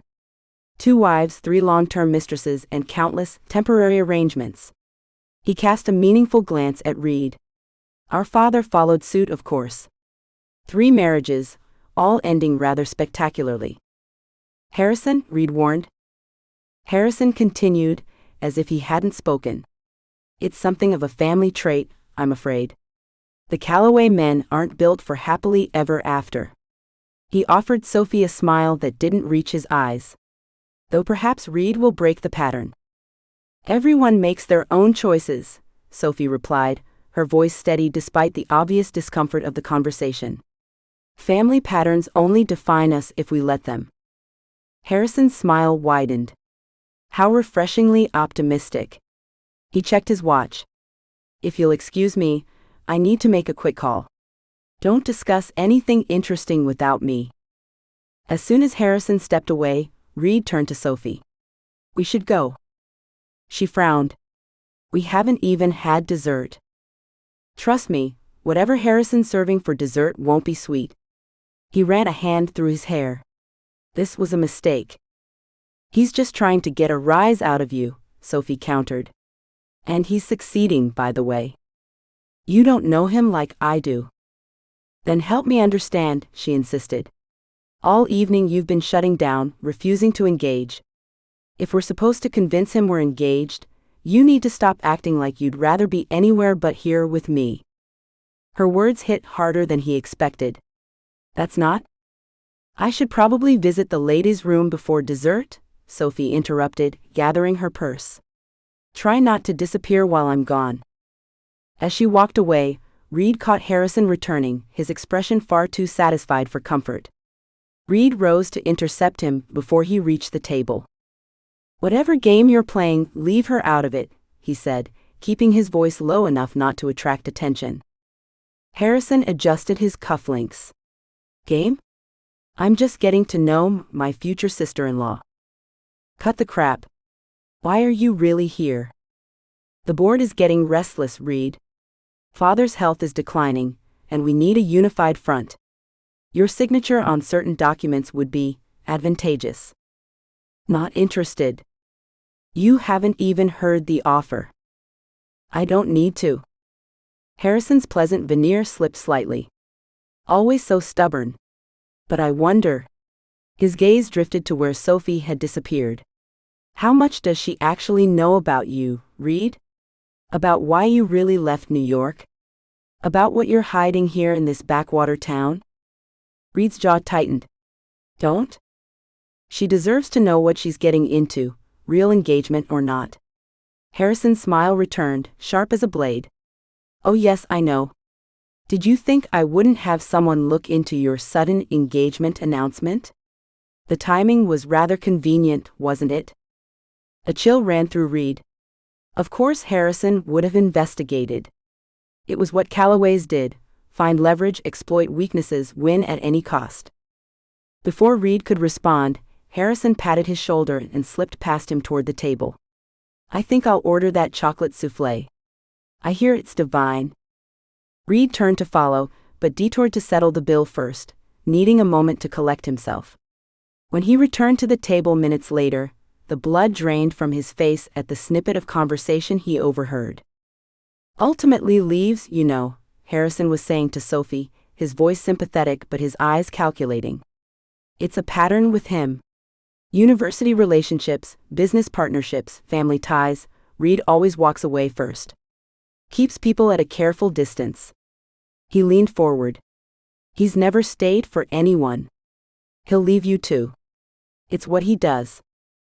Sophie's face registered a complex mix of emotions: concern, hurt, and something like recognition, as if Harrison's words explained things she'd been wondering about.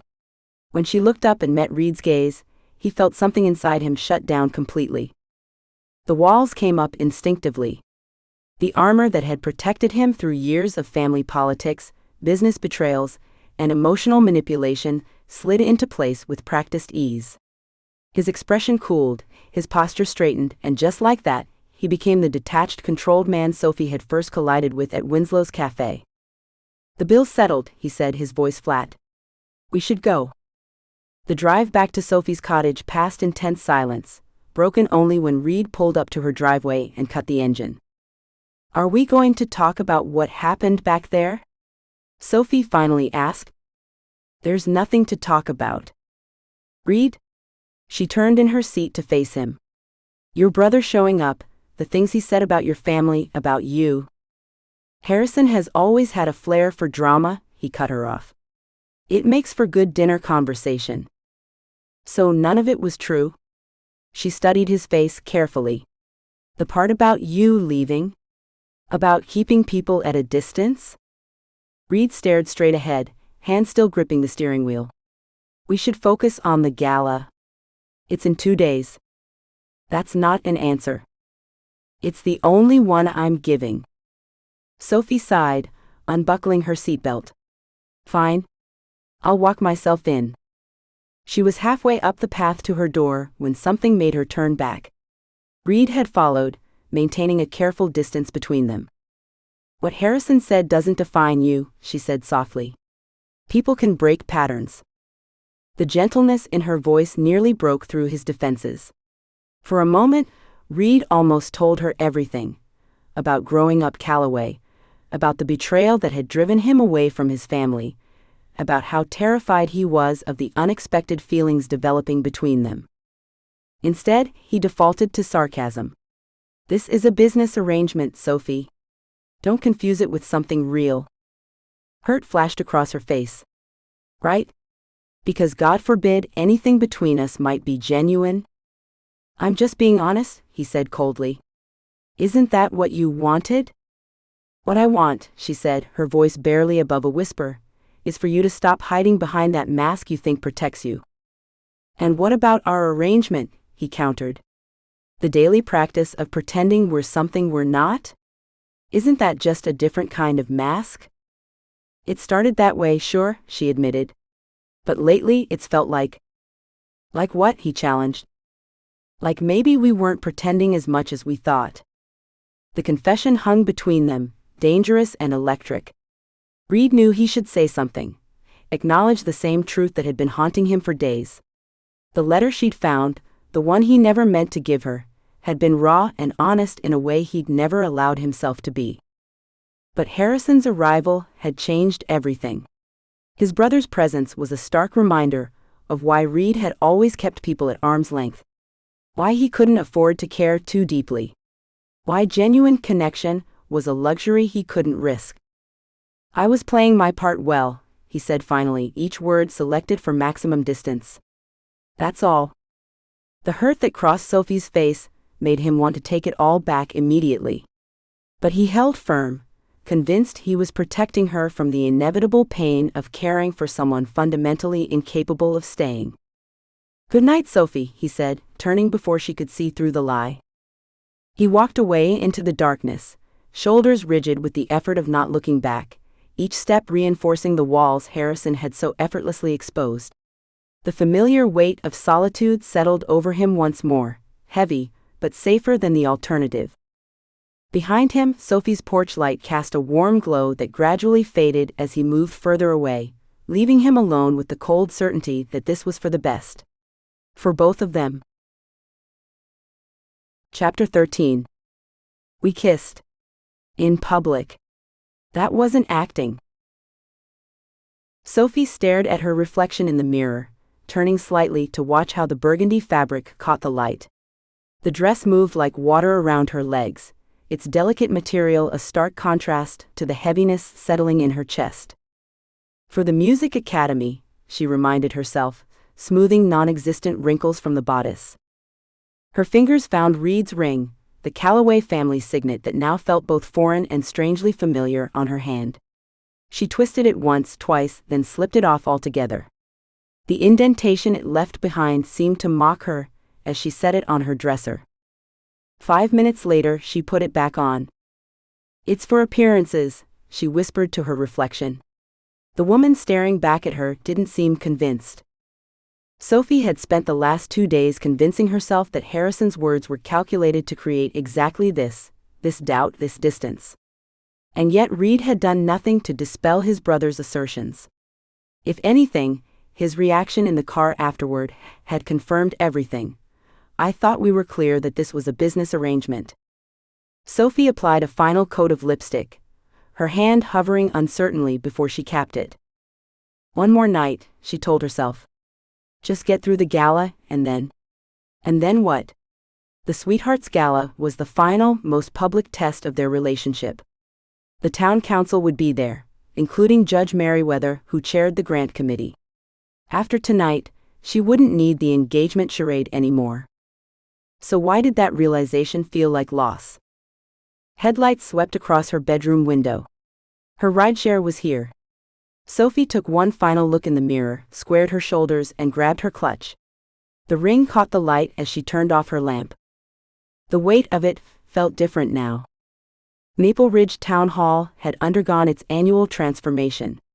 Hundreds of fairy lights dripped from the ceiling in cascading falls of silver and gold. Every table featured elaborate centerpieces of roses and baby's breath, their scent mingling with perfume and cologne. The wooden dance floor in the center of the room gleamed so brightly, it reflected the overhead lights like stars. Sophie paused in the entrance, suddenly grateful she'd chosen to arrive alone rather than with Reid. She needed these few moments to compose herself. Sophie. That dress is absolutely divine. Martha Ellis, who ran the town's flower shop, appeared at her elbow. Reid is going to swallow his tongue when he sees you. Thank you, Sophie managed, accepting Martha's enthusiastic air kisses. Reid had to take a call, but he'll be along shortly. Well, you tell that handsome man of yours not to keep you waiting too long. Martha winked. Half the single men here are already wondering if they can cut in on your first dance. Sophie forced a smile, wondering if it looked as brittle as it felt. She hadn't actually heard from Reid since their disastrous drive home from Harrison's dinner. 2 days of uncomfortable silence, broken only by a terse text confirming he'd meet her at the gala. Because that's what business arrangements require, her mind supplied bitterly. Sophie. There you are. Nora Winslow descended upon her next, notepad already in hand. The dress is stunning, Reid's jaw is going to hit the floor. Speaking of Reid, where is Maple Ridge's most eligible not actually a bachelor? Running late, Sophie said, scanning the crowd. Work call. Nora raised an eyebrow. On a Saturday night, at the biggest social event of the year? Sophie shrugged, hoping the gesture appeared more casual than she felt. You know how it is with business. Right, business. Nora's gaze turned calculating. Everything okay with you too? After Harrison's arrival. Perfect, Sophie said too quickly. Everything's perfect. He'll be here any minute. Mercifully, Judge Merriweather chose that moment to approach, saving Sophie from Nora's increasingly pointed questions. The judge complimented her dress, asked polite questions about wedding plans, and most importantly, mentioned how pleased the grant committee was to see the Music Academy under such stable management now. Sophie smiled and nodded mechanically, her eyes continually drifting to the door. As the judge moved on, Sophie caught sight of Dean behind the bar, raising a questioning eyebrow at her. She forced another smile and mouthed, "He's coming," with far more confidence than she felt. She scanned the room, and froze when she spotted Harrison Calloway chatting with Mayor Wilson and his wife. Unlike Reid, who tried to blend in, Harrison stood out deliberately in his custom tuxedo and perfect posture. He caught her watching and raised his champagne glass in her direction, his smile never reaching his eyes. Sophie turned away, suddenly needing air. Or a drink. Or both. She'd barely taken 2 steps toward the bar when the entrance doors swung open. Reid stood framed in the doorway, the golden lights behind him creating an almost mythical silhouette. His tuxedo fit him like it had been molded directly onto his body, emphasizing broad shoulders and a narrow waist. His hair was swept back, his jaw freshly shaven. He looked like something from a magazine cover, unattainable, perfect, and completely out of place in small-town Maple Ridge. Their eyes locked across the crowded room. Time seemed to stretch between them, as the crowd continued to move and talk, oblivious to the silent conversation happening across 60 feet of decorated hardwood. Sophie couldn't read his expression. Was it regret? Determination? Resignation? The crowd parted as Reid walked straight toward her, his gaze never wavering. People greeted him as he passed, but his responses were perfunctory at best. He moved with single-minded focus, until he stood directly in front of her. You came, Sophie said simply, the words neither a question nor an accusation. Something in Reid's expression softened as his eyes traveled from her face to the careful arrangement of her hair, down to the burgundy dress. For just a moment the mask slipped, revealing a glimpse of the man she'd gotten to know over these weeks, the one who fixed broken violins and remembered how she took her coffee. I made a commitment, he replied, his voice carefully neutral, though his eyes betrayed something more complex. He offered his arm with formal politeness. Sophie hesitated only a fraction of a second before slipping her hand through it, the gesture maintaining a clear physical distance even as they presented a united front to the watching crowd. You look beautiful, he added, so quietly she almost missed it. Before Sophie could respond, they were surrounded by well-wishers and curious townspeople. Within minutes, they fell into their practiced routine, accepting congratulations, sharing rehearsed anecdotes about their relationship, maintaining precisely the right amount of contact to seem affectionate without crossing into truly intimate. So, Sophie said during a rare moment alone, your brother certainly seems to be enjoying himself. Reid's jaw tightened as he followed her gaze to where Harrison was charming Judge Merriweather's wife. He's good at that. Working a room. Unlike someone else? Sophie couldn't help the teasing note that crept into her voice. The corner of Reid's mouth twitched. I prefer quality over quantity. Is that why you've been avoiding me for 2 days? Reid's expression shuddered. I wasn't. Attention, everyone. Graham's voice boomed through the microphone, cutting off Reid's response. It's time for the traditional sweethearts dance. I'd like to invite all engaged and married couples to the floor. The crowd shifted, creating a circle around the dance floor, as couples began to move towards the center. Reid hesitated, conflict visible in his expression as his eyes darted from Sophie to the exit door and back. Sophie leaned close, catching the familiar scent of his cologne. We've come this far, she whispered. One more dance won't kill us. His brief, genuine half-smile at her words made her heart twist unexpectedly. It might, he murmured, but he was already leading her onto the floor. They took their position among the other couples as the first notes of music drifted through the hall, a slow, romantic melody that seemed to wrap around them like a tangible thing. Reid's hand settled on Sophie's waist with familiar ease, his touch warm through the thin fabric of her dress. Their bodies remembered the rhythm they'd found during their practice session, falling into step without conscious thought. Despite the tension between them, they moved together perfectly, years of Sophie's performance training making the dance appear natural. Each step, each turn executed with the precision of people who knew what they were doing. But something was changing. With each measure of music, the practice distance between them gradually diminished. Reid drew her incrementally closer with each turn, his thumb unconsciously tracing small circles on the small of her back. Sophie allowed herself to relax into his embrace, her fingers curling into the fabric of his jacket. It wasn't clear anymore if they were dancing for their audience or for themselves. Everyone's watching us, Reid murmured, his breath warm against her ear. Good, Sophie replied. That's the point, isn't it? His hand tightened slightly on her waist. Is it? The fairy lights above cast a soft glow across Reid's features, softening his usual sharp edges.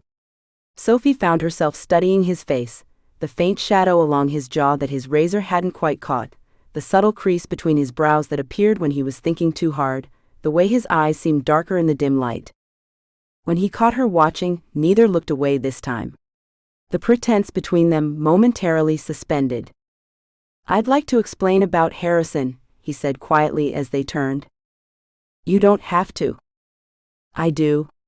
His hand shifted slightly higher on her back, drawing her closer.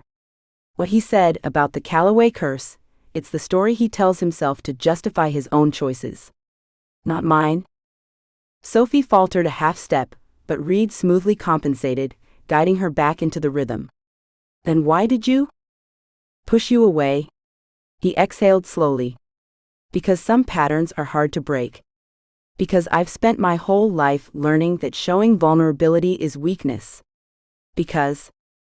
He trailed off as the music swelled around them.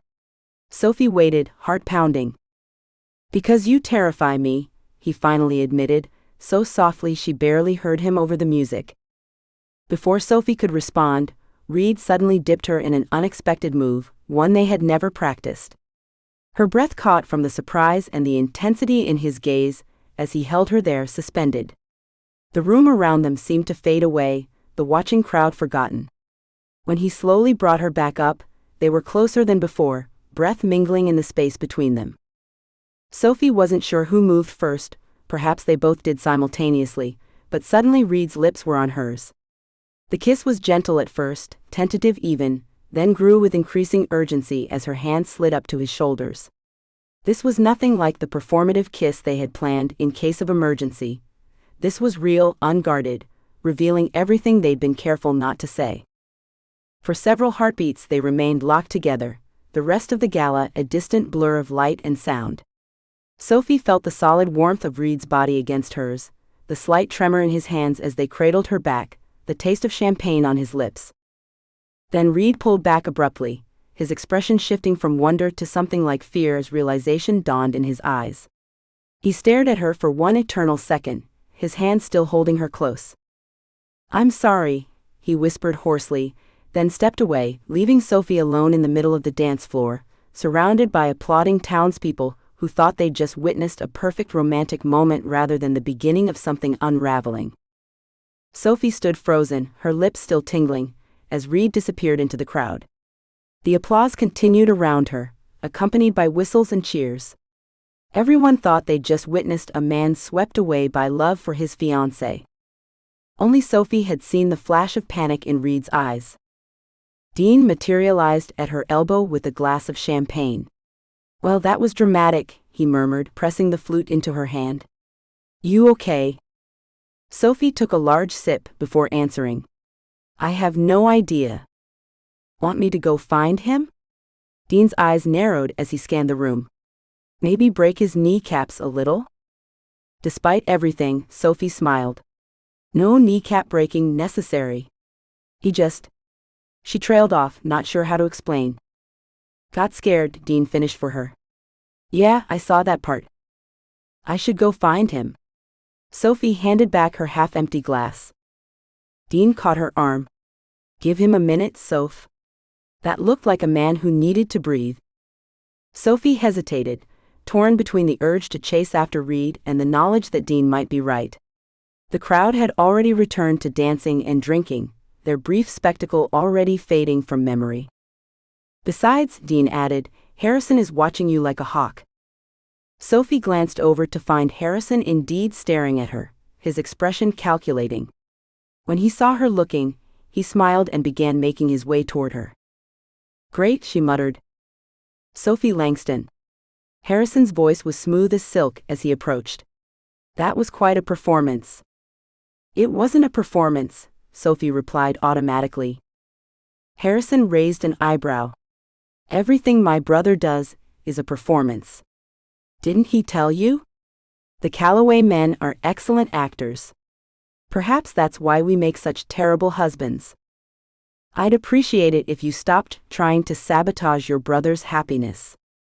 Harrison chuckled, the sound entirely without warmth. "Is that what you think I'm doing? I'm trying to protect him. And you." He leaned closer. "This charade has gone on long enough, don't you think? It's time to..."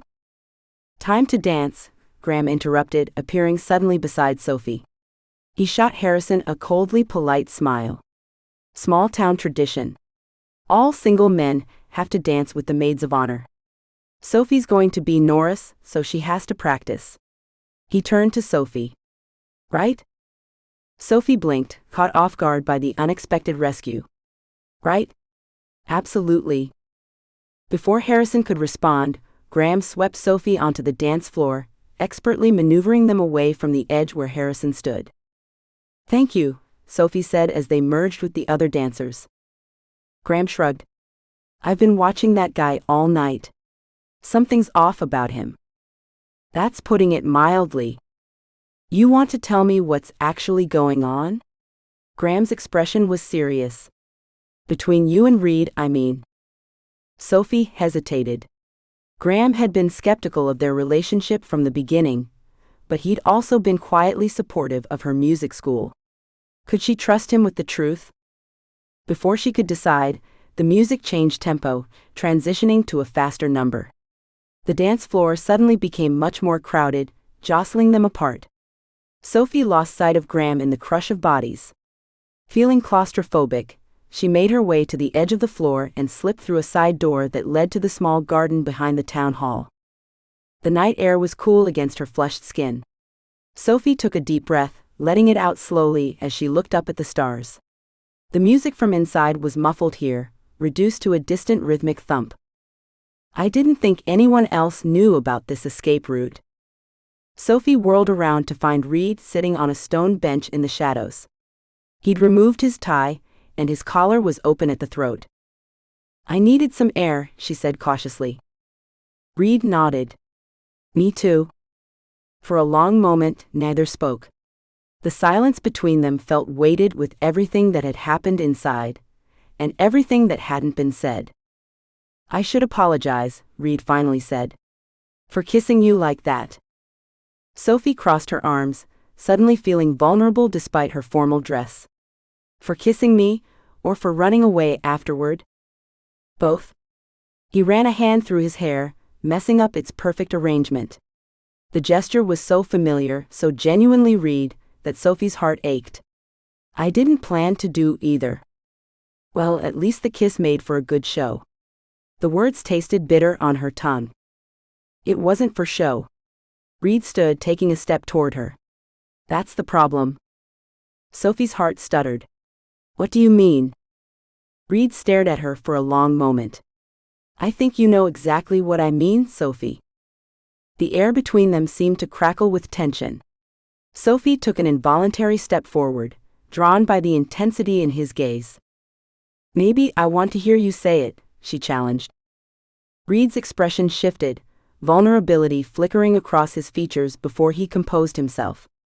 And maybe that's exactly why I shouldn't. Sophie felt her frustration building. You know what? I'm tired of this dance, Reid. The real one, not whatever we were doing in there. She gestured toward the town hall. Either tell me what's actually going on with you, or let's just call this whole thing off right now. That's what you want? Reid's voice was carefully neutral. To end this? No.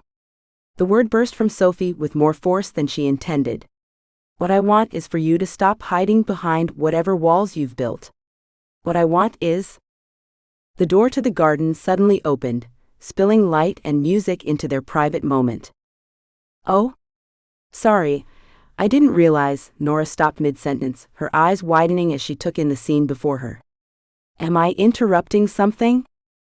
Sophie and Reid exchanged a look. No, they said in unison, a little too quickly. Nora's journalistic instincts were clearly on high alert. Are you sure? Because it looked like? We were just getting some air, Reid interjected smoothly. It's a bit warm inside. Right? Nora's tone made it clear she didn't believe them for a second. Well, they're about to announce the Sweetheart Dance winners, so you might want to come back in. Being the town's favorite new couple and all? She disappeared back inside, but left the door ajar, a not-so-subtle hint that they should follow. Reid turned to Sophie. We should go back? Reid? Later, he promised, his expression softening. We'll talk later. Really talk. After the gala. He held out his hand. But right now, we have a competition to win. For the Music Academy. Sophie hesitated, then placed her hand in his. For the Music Academy, she agreed. As they walked back toward the light and music, Sophie couldn't shake the feeling that whatever happened next would change everything. The weight of Reid's ring on her finger seemed to pulse with each beat of her heart. A constant reminder that what had started as fake was becoming dangerously, wonderfully real. Chapter 14. I'm pushing her away, and it's definitely fine. Reid paced the floor of his cottage, his tie hanging loose around his neck like a noose that had failed its job. The jacket of his tailored suit lay crumpled on the couch where he'd thrown it hours ago. Every few steps, his fingers unconsciously drifted to his lips before he caught himself and raked them through his already disheveled hair instead. The kiss. The damn kiss that wouldn't stop replaying in his mind like a movie stuck on loop. The way Sophie had melted against him under those fairy lights, the small gasp she'd made when his lips first touched hers, how her hands had gripped his lapels not to push him away but to pull him closer. His phone lit up on the coffee table, Sophie calling. Again. The screen showed her name above 4 previous missed calls, each notification making his chest tighten in a way he couldn't quite classify as either longing or panic. Maybe both. Definitely both. Reid turned away from the phone, resuming his pacing. The cottage suddenly felt too small, the walls closing in with memories of Sophie's laughter echoing in every corner. He could still smell her perfume, something light and floral that had no business lingering in the air hours after she'd last been here. This wasn't supposed to happen, he muttered to the empty room. This was supposed to be simple. When his phone finally stopped buzzing, the silence felt worse somehow. He grabbed it, thumb hovering over her name, the impulse to call her back nearly overwhelming. Instead, he tossed it back onto the table and headed to his laptop. Morning found Reid hunched over his computer, eyes burning from lack of sleep. The dark circles beneath them told the story of his night better than words could. A night spent wrestling with thought after thought, each more tangled than the last. His fingers moved mechanically over the keyboard as he logged into his banking portal. He hesitated only briefly before entering the amount, a sum significant enough to make most people blink, but barely a dent in his accounts. The recipient information was already saved: Langston Music Academy. Reid hit transfer before he could second-guess himself. The screen flickered and a cheerful message popped up: payment complete. The bright, friendly exclamation point seemed to mock his haggard expression. He stared at the confirmation number, feeling strangely hollow.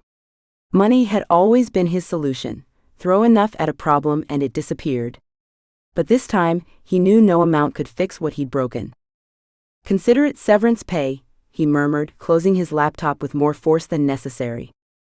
As he stood to make coffee, his third cup since giving up on sleep around 4 a.m., a text from Sophie lit up his phone.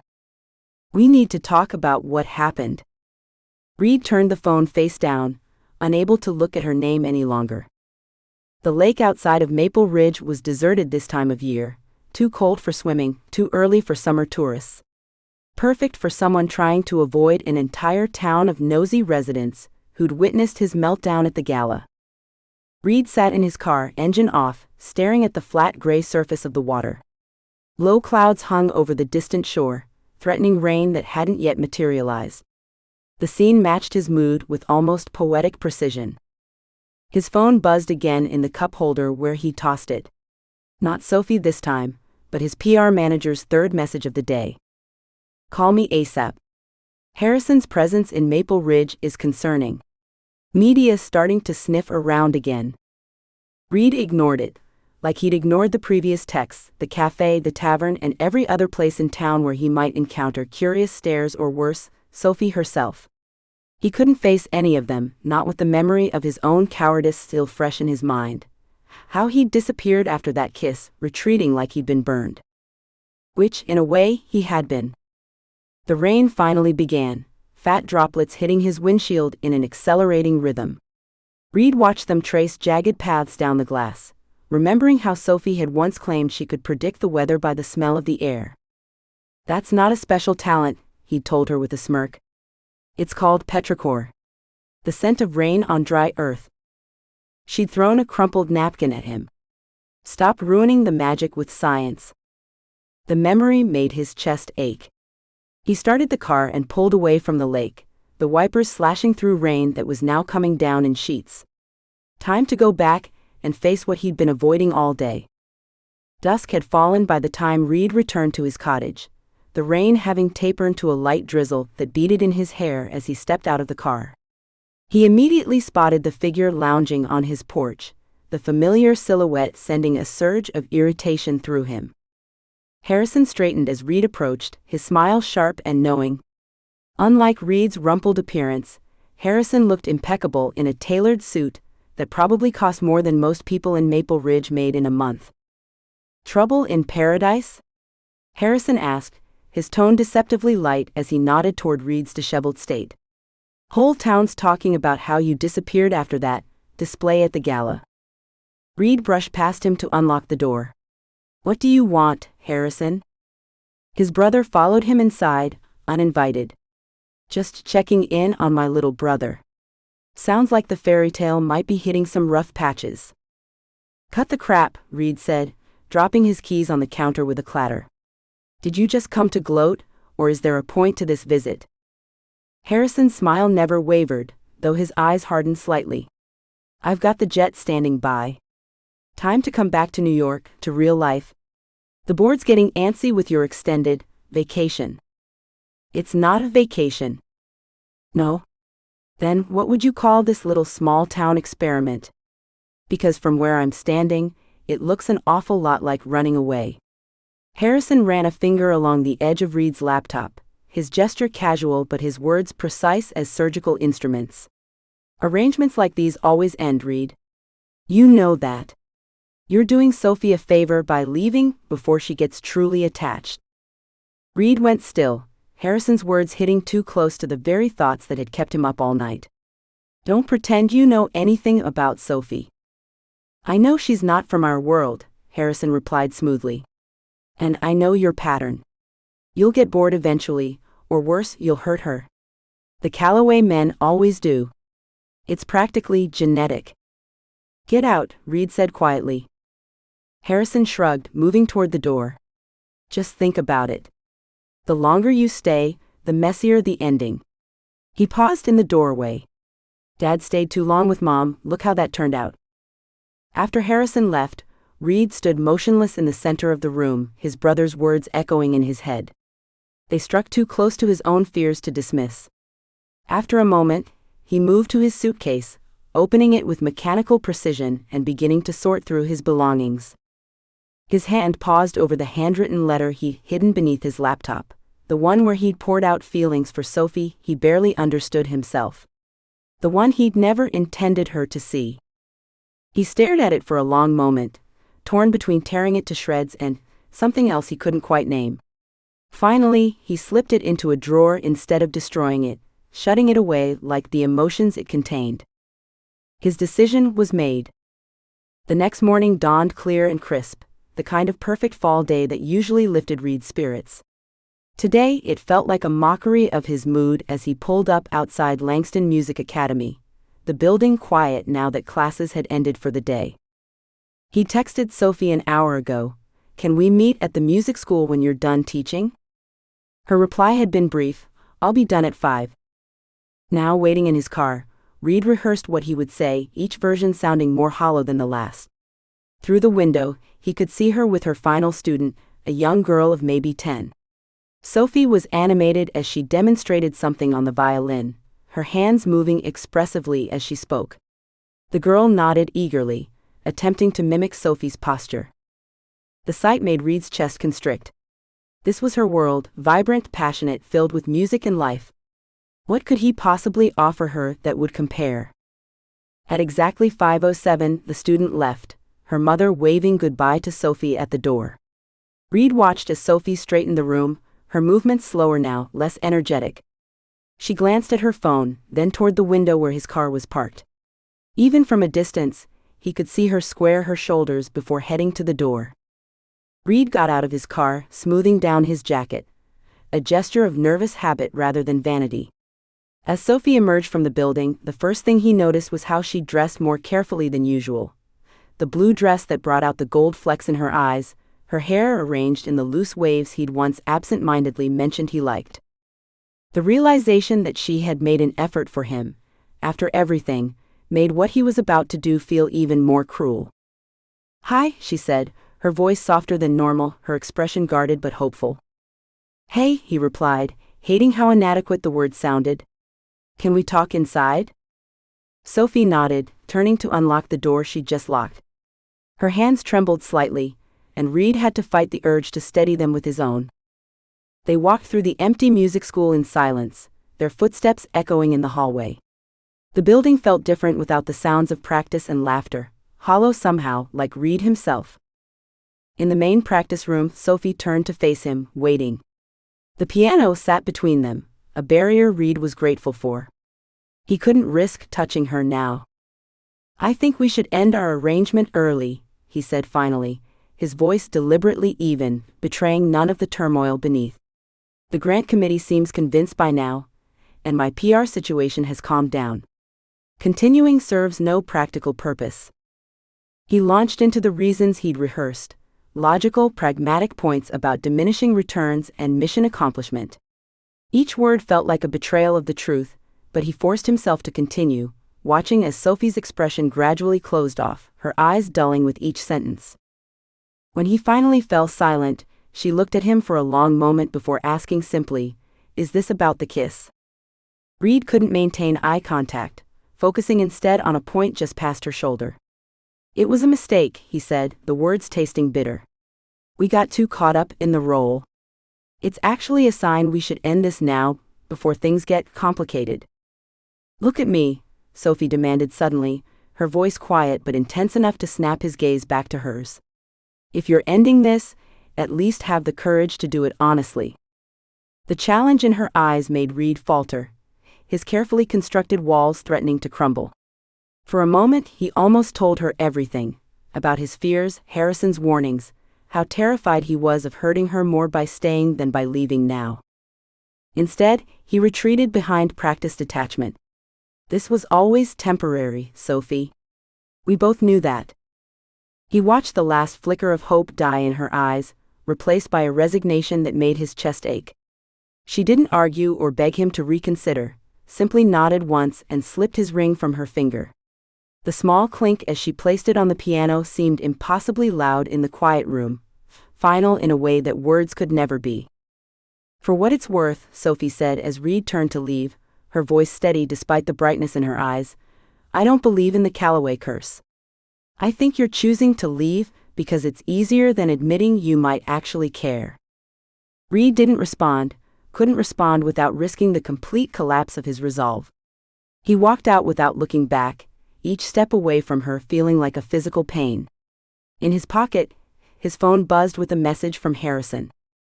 Car's ready whenever you are. Time to come home, brother. Outside in the parking lot, Reid stared at the screen for a long moment, thumb hovering over the keys. Behind him stood everything he never knew he wanted. Ahead, the life he'd been running from. Finally, he typed his response, booked the flight. Dean was waiting at the cottage when Reid returned, leaning against his truck with his arms crossed. So it's true, he said as Reid got out of his car. No greeting, no preamble. You're actually leaving. Reid shouldered past him toward the door. News travels fast. It's Maple Ridge, Dean replied, following him inside without invitation.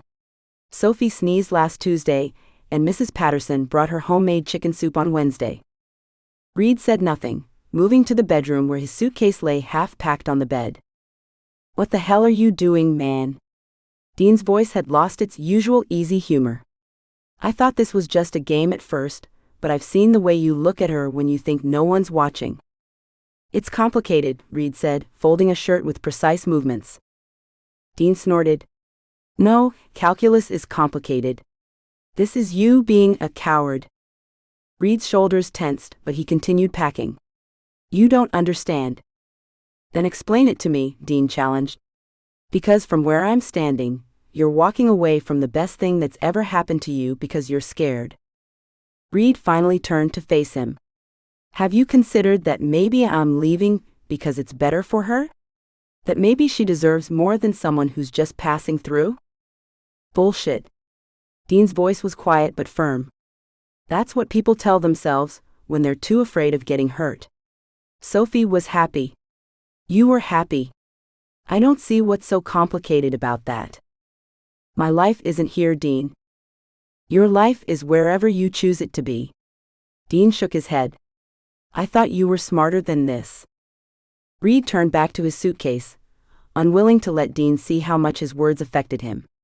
I've made my decision. Yeah, well, it's the wrong one. Dean moved toward the door. For what it's worth, I had money on you staying. Guess I was wrong about you. After Dean left, Reid sat heavily on the edge of the bed, staring at his half-packed suitcase. The cottage felt emptier than it had moments before, as if all the warmth had left with Dean's disappointed exit. His phone buzzed with a text from Harrison, flight booked. Tomorrow, 11 a.m. Car will pick you up at 8. Reid didn't respond. Instead, he reached for the drawer where he'd hidden the letter, pulling it out and unfolding it carefully. His own handwriting stared back at him, the words no less true now than when he'd written them in a moment of unguarded honesty. Sophie. I've never been good at this, feelings, relationships, normal human connection. But I find myself thinking about you in moments when I should be focused on other things. Like how you tuck your hair behind your ear when you're concentrating, or the way you laugh with your whole body, or how you look at people like they're worth listening to.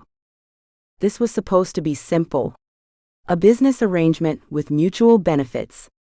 And now I'm writing a letter I'll never give you, because I'm terrified of what it means that I can't stop thinking about making this real. I don't know how to do this. I've spent my life believing people like me don't get happy endings. But you make me want to try anyway. Reid folded the letter and returned it to the drawer. Then he resumed packing, his movements mechanical, his mind elsewhere, in a music room with a woman who saw through every wall he'd ever built. Chapter 15. I got everything I wanted. So why does it feel awful?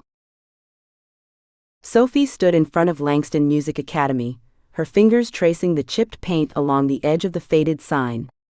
The morning air carried that specific Maple Ridge crispness, the kind that usually energized her for a day of teaching. Today, it just made her shiver.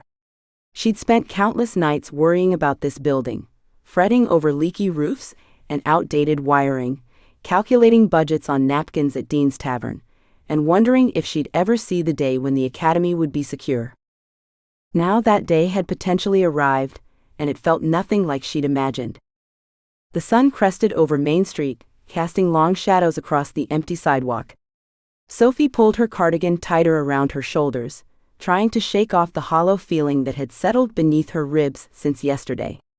The building stood solid and weathered beneath her palm, a strange contrast to how fragile everything else suddenly seemed. This was always the plan, she whispered to herself, fishing her keys from her bag. Save the school. That's what mattered. The door creaked open with its familiar groan, a sound she'd complained about to Reid during one of his impromptu maintenance visits. He'd oiled the hinges for her, those capable hands working efficiently while he'd mumbled something about small-town charm including tetanus risks. The memory ambushed her, sharp and unwelcome. Sophie swallowed hard and flipped on the lights. Inside, she moved mechanically through her opening routine. Music stands arranged in their semicircle. Chairs positioned at the correct height for her younger students. Violin cases, checked for any overnight damage. Each action performed with technical precision, but none of the enthusiasm that typically carried her through even the most exhausting days. Her first student wouldn't arrive for another 40 minutes. Time enough to finish her coffee and review lesson plans. Sophie pulled her phone from her pocket to check the time, but her thumb betrayed her, scrolling through contacts until it hovered over his name. Reid Calloway. She stared at it, pulse quickening despite her best efforts.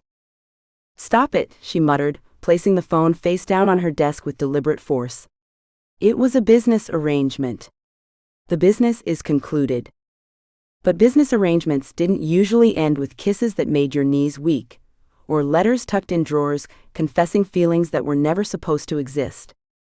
The academy gradually filled with the sounds of arriving students, backpacks dropping, excited chatter about weekend plans, and parents exchanging pleasantries in the hallway.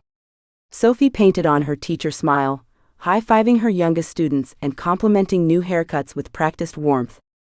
If anyone noticed the shadows beneath her eyes, they were kind enough not to mention them. Remember, keep your elbow up, Jessica. That's it. Now try again from measure 16. Sophie stood beside her 10-year-old student, watching the girl concentrate on her fingering position.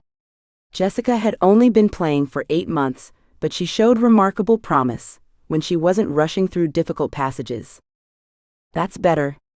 Just slow down through the 16th notes. There's no hurry. The melody stumbled again in the same place, Jessica's frustration evident in her tightening grip on the bow.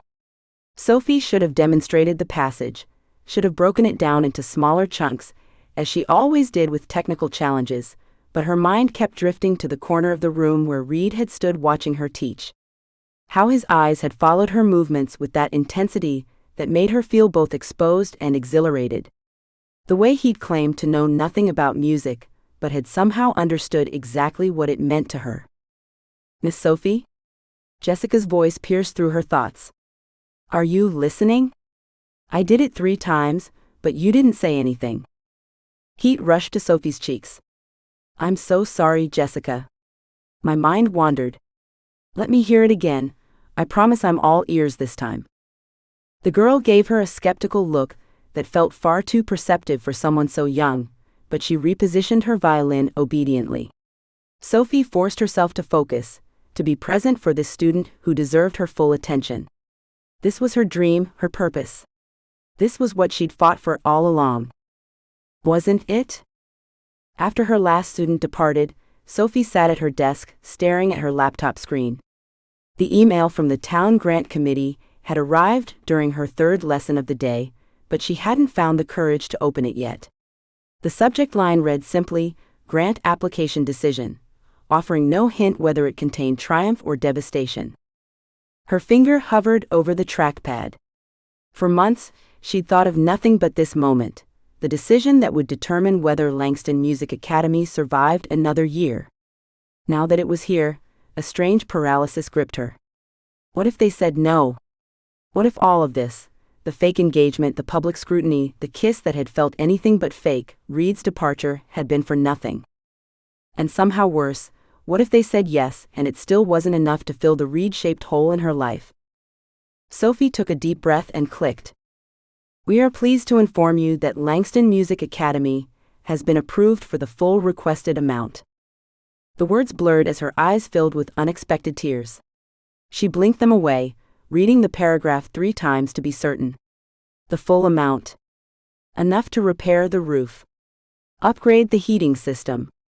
Purchase new instruments for students who couldn't afford their own. Everything she'd asked for. For several moments, Sophie sat perfectly still, waiting for the wave of elation that should have accompanied this news. The triumph. The validation. The relief. Instead, all she felt was a strange, hollow numbness. Her phone buzzed with a text from Dean. "Just heard the news from Graham, who heard it from Nora. Get your butt to the tavern. Celebratory drinks on the house." Sophie smiled despite herself. News traveled at light speed in Maple Ridge, especially when Nora Winslow was involved. She gathered her things, locked up the academy, and walked the 3 blocks to Dean's Tavern, trying to summon the appropriate enthusiasm for her victory. The familiar warmth of Dean's Tavern enveloped her as she pushed open the heavy wood door. The afternoon crowd was thin, just a couple of regulars at the far end of the bar, and Mrs. Henderson nursing her customary single glass of white wine while reading a paperback. Dean stood behind the bar, already pouring champagne into 2 flutes as Sophie approached. "There she is," Dean exclaimed, sliding a glass toward her. "The musical genius who just secured the future of Maple Ridge culture. I'm not saying you're a hero, but I've already designed the cape in my head." Sophie laughed, the sound almost convincing. "It's not that dramatic. It's just a grant." "Just a grant?" Dean rolled his eyes. "You've been talking about nothing else for 6 months. This calls for the good stuff." He held up his glass. "To Sophie Langston, stubborn, talented, and officially grant-worthy." She clinked her glass against his, taking a small sip of the champagne. It was indeed the good stuff, crisp and expensive. Dean only broke out this bottle for special occasions. "So," he said, leaning across the bar, "have you told Reid? I bet Billionaire boy is breaking out the private jet champagne as we speak." Sophie's smile faltered. She set her glass down, watching bubbles rise to the surface. "He left town yesterday." Dean's expression shifted from celebration to concern in an instant. "What do you mean, he left? Like on a business trip?" "Like?" She cleared her throat, suddenly finding it difficult to speak past the lump forming there. "Like our arrangement reached its logical conclusion. He went back to his real life." "Arrangement?" Dean's eyebrows shot up. "Sophie, I've seen the way he looks at you. That wasn't an arrangement." Sophie traced the condensation on her glass with her fingertip. "It was always temporary. We both knew that." Dean reached across the bar to take her hand, his callous fingers warm against hers. "Tell me what happened," he said gently. Sophie tried to maintain her composure, to present the facts as if she were reciting details about a historical composer to her students. "After the gala, Reid decided our engagement had served its purpose. His PR crisis is managed. My grant application was in. There was no reason to." Her voice cracked. She took a deep breath. "I gave him back his ring." "And he just left?" Dean's voice had a dangerous edge. "After that kiss at the gala that had the entire town talking?" Sophie winced. "He said it was a mistake. That we got too caught up in our roles." "That's bull, and he knows it." Dean shook his head. I spoke to him before he left, you know. Sophie's head snapped up. You did? When? Yesterday afternoon. Went to his cottage after Graham told me he'd seen Reid packing his fancy car. Dean's expression darkened. I may have called him a coward. Dean? What? He is one. Dean refilled her champagne without asking. The guy writes you love letters. Sophie nearly choked on her sip. How did you? Small town, remember? Nora has eyes everywhere. Dean waved dismissively. Anyway, he's clearly head over heels, the whole town can see it, then he bolts the minute it gets real? Definition of cowardice. Sophie stared into her champagne, wondering how many more people knew about the letter she'd found in Reid's desk drawer. A letter he'd never intended for her to see. Maybe it wasn't real for him. Dean snorted. Keep telling yourself that if it helps. But we both know better. Sophie didn't argue. What was the point? Reid was gone. The plan had worked. She should be celebrating. I should probably get going, she said, sliding off the bar stool. I have lessons to plan for tomorrow. Dean frowned. You're going to work? On the day you get life-changing news? Music doesn't teach itself, she replied with a weak smile. Instead of heading home, Sophie found herself walking toward her grandmother's cottage on Maple Street. The late afternoon sun cast a golden glow over the familiar houses and storefronts, and Sophie nodded politely to neighbors who called out congratulations as she passed. Word really did travel fast. She found Evelyn in her garden, silver hair gleaming in the sunlight, as she carefully pruned her prized roses. Despite her arthritis, her grandmother's hands moved with practiced precision, the shears making clean cuts through woody stems. Sophie paused at the gate, momentarily transfixed by the simple beauty of the scene. Her grandmother in her element, surrounded by blooms she had nurtured from the ground. Evelyn looked up, her keen eyes immediately taking in Sophie's expression. Without a word, she set down her shears and pulled off her gardening gloves. So the billionaire ran away, she stated matter-of-factly, no question in her tone. Sophie nodded, unable to speak past the sudden tightness in her throat. Evelyn sighed and took Sophie's arm, leading her to the wrought iron bench beneath the oak tree. I got the grant, Sophie finally said, the words coming out smaller and more insignificant than she'd ever imagined them sounding. Evelyn studied her face with the penetrating gaze that had intimidated generations of music students. But you lost something else, she observed quietly. The gentleness in her grandmother's voice nearly undid Sophie completely. She hadn't cried, not when Reid had ended things, not when she'd watched his car pull away from her cottage, not even when she'd read the grant approval.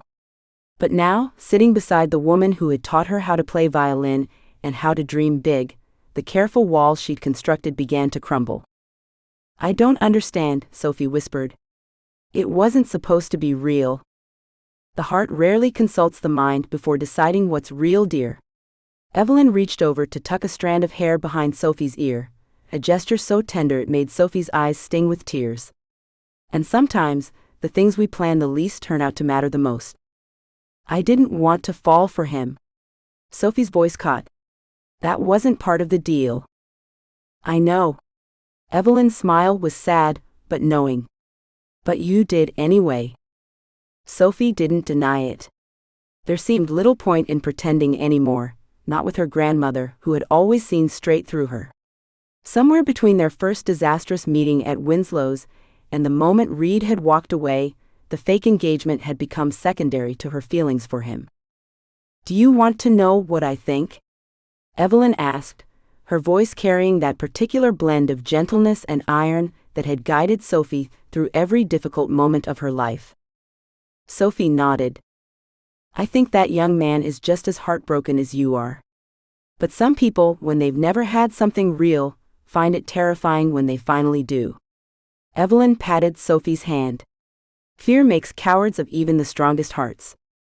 It doesn't matter now, Sophie said, wiping a stray tear from her cheek. He's gone. Is he? Gone from Maple Ridge, perhaps. But gone from here? Evelyn touched Sophie's chest lightly. I rather doubt it. The next morning, Sophie stopped at Winslow's cafe for her usual coffee before heading to the academy. The moment she stepped inside, she sensed the shift in atmosphere. Conversations paused, heads turned, and sympathetic glances were exchanged. She kept her chin up, smiling brightly at a group of older women who watched her with naked curiosity. Graham spotted her from behind the counter and immediately abandoned the register, crossing to intercept her before she could be ambushed. "Black coffee, extra shot, and a blueberry muffin?" he asked, deftly maneuvering her toward an empty table in the corner. "Am I that predictable?" Sophie managed a small smile. "Only in your coffee order." Graham's expression was somewhere between concern and conspiracy. "Fair warning, Nora's been here twice already, asking questions about, and I quote, the sudden absence of Sophie's dreamy fiancé." Sophie winced. "Great. Just what I need. I've been running interference." Graham crossed his arms.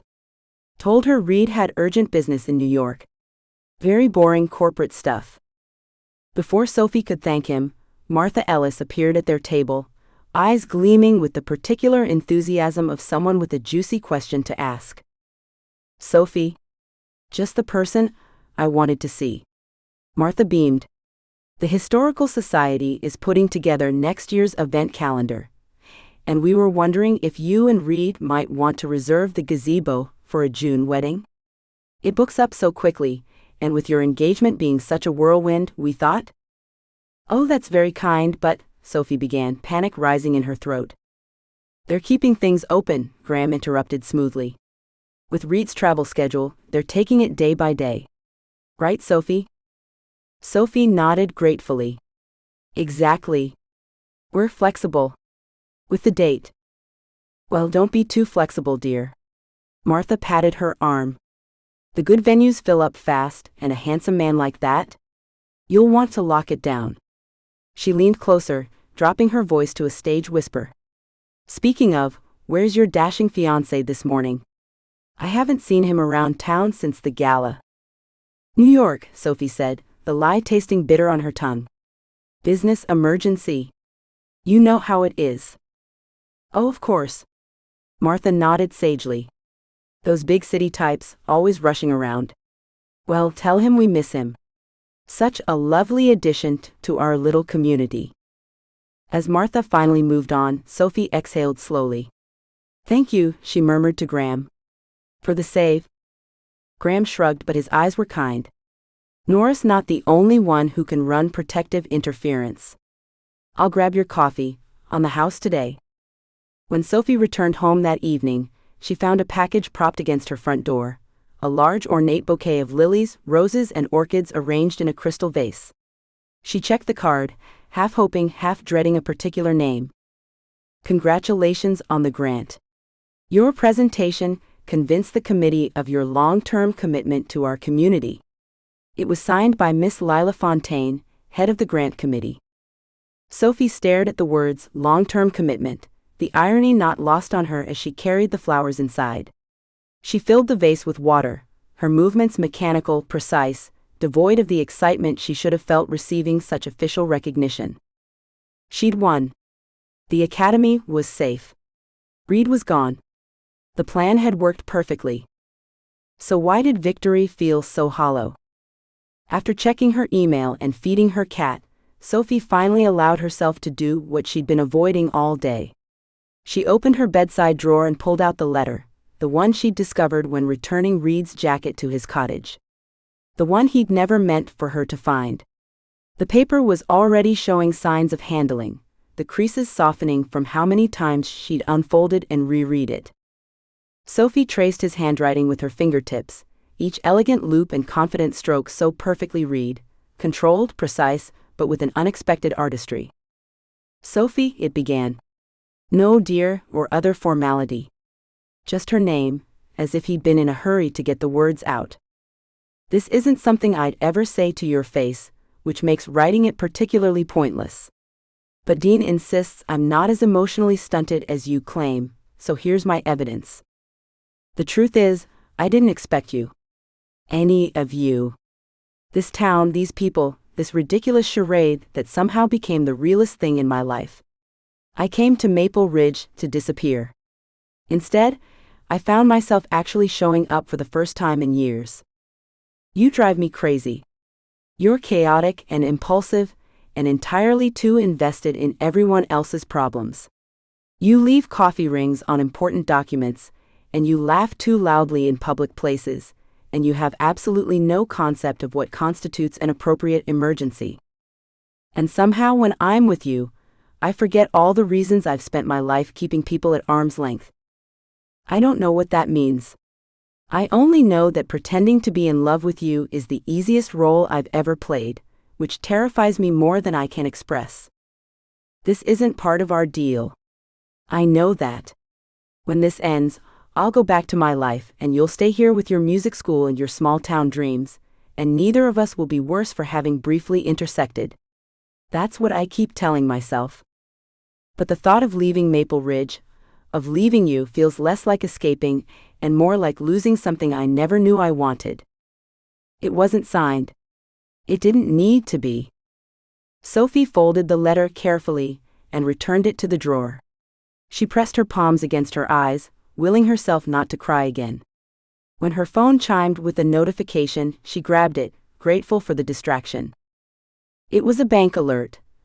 A sizable deposit had been made to the Music Academy account. The transaction details listed only anonymous donor, but Sophie knew immediately. The amount was precisely what she'd mentioned to Reid during one late-night conversation about what it would take to fully renovate the academy beyond the grant's coverage. "Damn you, Reid Calloway," she whispered, tears finally spilling over. The donation wasn't surprising. It was exactly the kind of thing he would do. Leave town to protect himself from feelings he wasn't ready to face, but make sure she had everything she needed before he went. Sophie crossed to her grandmother's old piano in the corner of her living room. The grant certificate lay on top of it, alongside a framed photo of her students from last year's recital. The tangible proof of her dreams. All safe now. All secure. She sat on the bench, fingers resting lightly on the keys without pressing down. Outside her window, Maple Ridge continued its evening routines, lights flickering on in homes across the way, couples walking hand in hand along the tree-lined streets, the clock tower chiming 7. The everyday rhythm of small-town life that had always been her anchor now felt like it belonged to someone else's story. Sophie's gaze drifted to the stars just beginning to appear in the deepening twilight, the same stars she'd pointed out to Reid during their walk home after dinner at Dean's Tavern. He'd listened with surprising attentiveness as she'd named constellations, his hand warm against the small of her back, their shoulders brushing as they walked slowly down the empty street. Her fingers finally pressed down, playing a single melancholy chord that resonated through the empty cottage. "Congratulations," she whispered to herself, the word falling hollow in the silence he left behind. Chapter 16. If I don't fix this, the whole town will kill me. Reid stared at the New York skyline through the floor-to-ceiling windows of his penthouse, the afternoon light casting long shadows across the polished hardwood floors. Back in his element, or what should have been his element. The sleek furniture, minimalist art, and panoramic views of Manhattan had once represented everything he valued. Now they felt hollow, like props on a stage where he no longer remembered his lines. He lifted the crystal tumbler from the side table, the amber liquid catching the light. The scotch, a 30-year single malt that would have impressed any business associate, remained untouched. His phone buzzed against the glass coffee table, for the third time in an hour. Harrison again. Something about tomorrow's board meeting and strategy sessions for damage control. Reid ignored it. Instead, he found himself staring at the half-unpacked bag he'd brought from Maple Ridge. He'd been back in New York for exactly 48 hours and had accomplished precisely nothing. No calls returned, no emails answered, no decisions made. Just existing in a space that was supposed to feel like home but somehow didn't. With a frustrated exhale, he pushed himself off the Italian leather sofa and crossed to his bag. Might as well finish unpacking. At least that was something concrete he could accomplish today. He pulled out shirts he'd barely worn, a pair of shoes that still had bits of Maple Ridge dirt clinging to the soles, toiletries he'd hastily thrown together. At the very bottom, his fingers brushed against something unexpected. A small black notebook. Reid immediately recognized it, his engagement planner, as Sophie had mockingly called it. The notebook where he'd meticulously recorded every appearance they needed to make, every event they needed to attend, every detail that would make their charade convincing. A business plan for a fake relationship. He shouldn't open it. He'd returned to New York specifically to leave all that behind. He opened it anyway. The first few pages contained his neat handwriting, precise dates, times, locations. Practical details organized in his trademark style. But as he continued flipping pages, something changed. Sophie's handwriting began appearing in the margins, first as small notes, then increasingly taking over. Dean says we need to look disgustingly in love at the street fair. Your words, not his. Prepare accordingly. I'll bring coffee to your place before the council breakfast. Not the fancy stuff you like. The caramel one you pretend to hate, but actually drink anyway. Violin lesson rescheduled to 7 p.m. Don't be late, or I'll make you play scales for an hour. Reid's thumb paused over a specific page. The fundraiser planning notes. His organized columns had nearly disappeared beneath Sophie's flowing script, arrows connecting ideas, exclamation points emphasizing her excitement. She'd drawn tiny music notes in the corners, and somehow, her chaotic additions had improved his original plan. They'd raised more money than expected that night. We make a good team, she'd written at the bottom of the page. For business purposes only, of course. Something twisted in Reid's chest. He closed the notebook abruptly and tossed it onto the coffee table. This was ridiculous. He was Reid Calloway.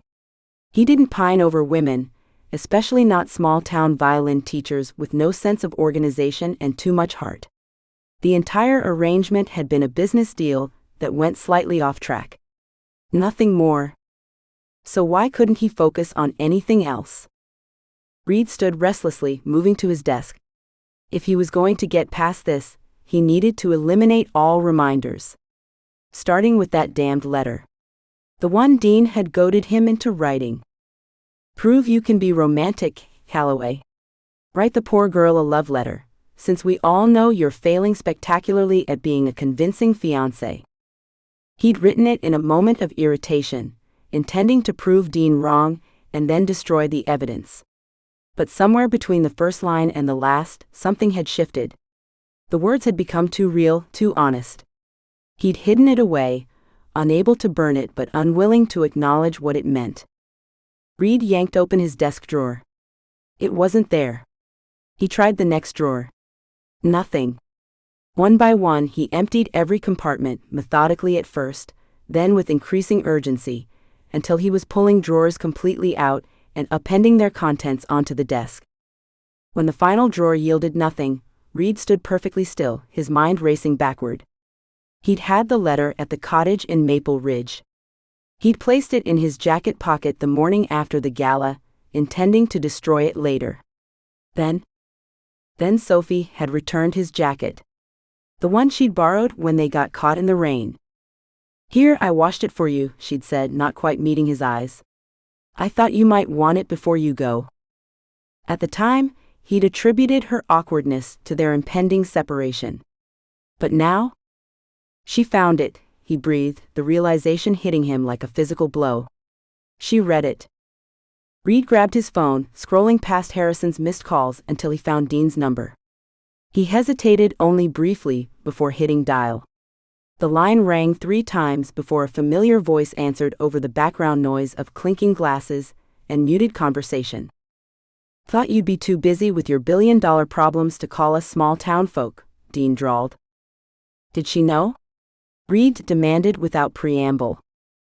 There was a fractional pause, just enough of a hesitation to confirm his suspicion before Dean even spoke. Yeah, Dean finally said, his usual sarcasm absent. She found the letter when she was returning your jacket. Thought you'd left it for her to find. Reid pressed his free hand against the cool glass of the window, suddenly needing the support. When? The day before the gala, Dean said. She was confused. Thought maybe it was part of the act or something. Then you kissed her at the gala and ran, and suddenly it all made sense. I think she was waiting for you to say something about it. The realization landed like lead in Reid's stomach. Sophie had known his true feelings while he was ending things. She'd known, and she'd let him walk away anyway. Son of a bitch, Reid muttered. Yeah, that about covers it, Dean agreed. Look, I don't know what you're planning. Thank you, Reid said abruptly and ended the call. He paced the length of his apartment, mind racing. Every interaction from that day replayed with painful clarity. Sophie's restrained disappointment. Her pointed comments about him choosing to leave. The dignified way she'd handed back his ring without a fight. Maybe it's not a curse, Reid. Maybe it's just fear. She'd known exactly what the letter contained. His unwilling confession that somewhere between fake and real, he'd fallen in love with her impossible energy and stubborn hope. She'd known, and she'd given him the perfect opportunity to be honest. And he'd failed. Spectacularly. Reid stopped in front of the windows, looking out at the empire he'd been so desperate to protect. The skyline that had once represented everything important suddenly seemed sterile and meaningless compared to a small town with a ridiculous betting board and a music school with leaky pipes. His phone buzzed again. Harrison. This time Reid answered. I've been calling you for hours, Harrison snapped. The board meeting is tomorrow at 9, and we need to? I'm going back to Maple Ridge, Reid interrupted, his voice oddly calm despite the adrenaline coursing through him. You're what? Harrison's voice rose an octave. Are you insane? We have a company to save, a reputation to rebuild. Your little vacation is over. Handle the board meeting without me, Reid said, already moving toward his bedroom, mentally cataloging what he needed to pack.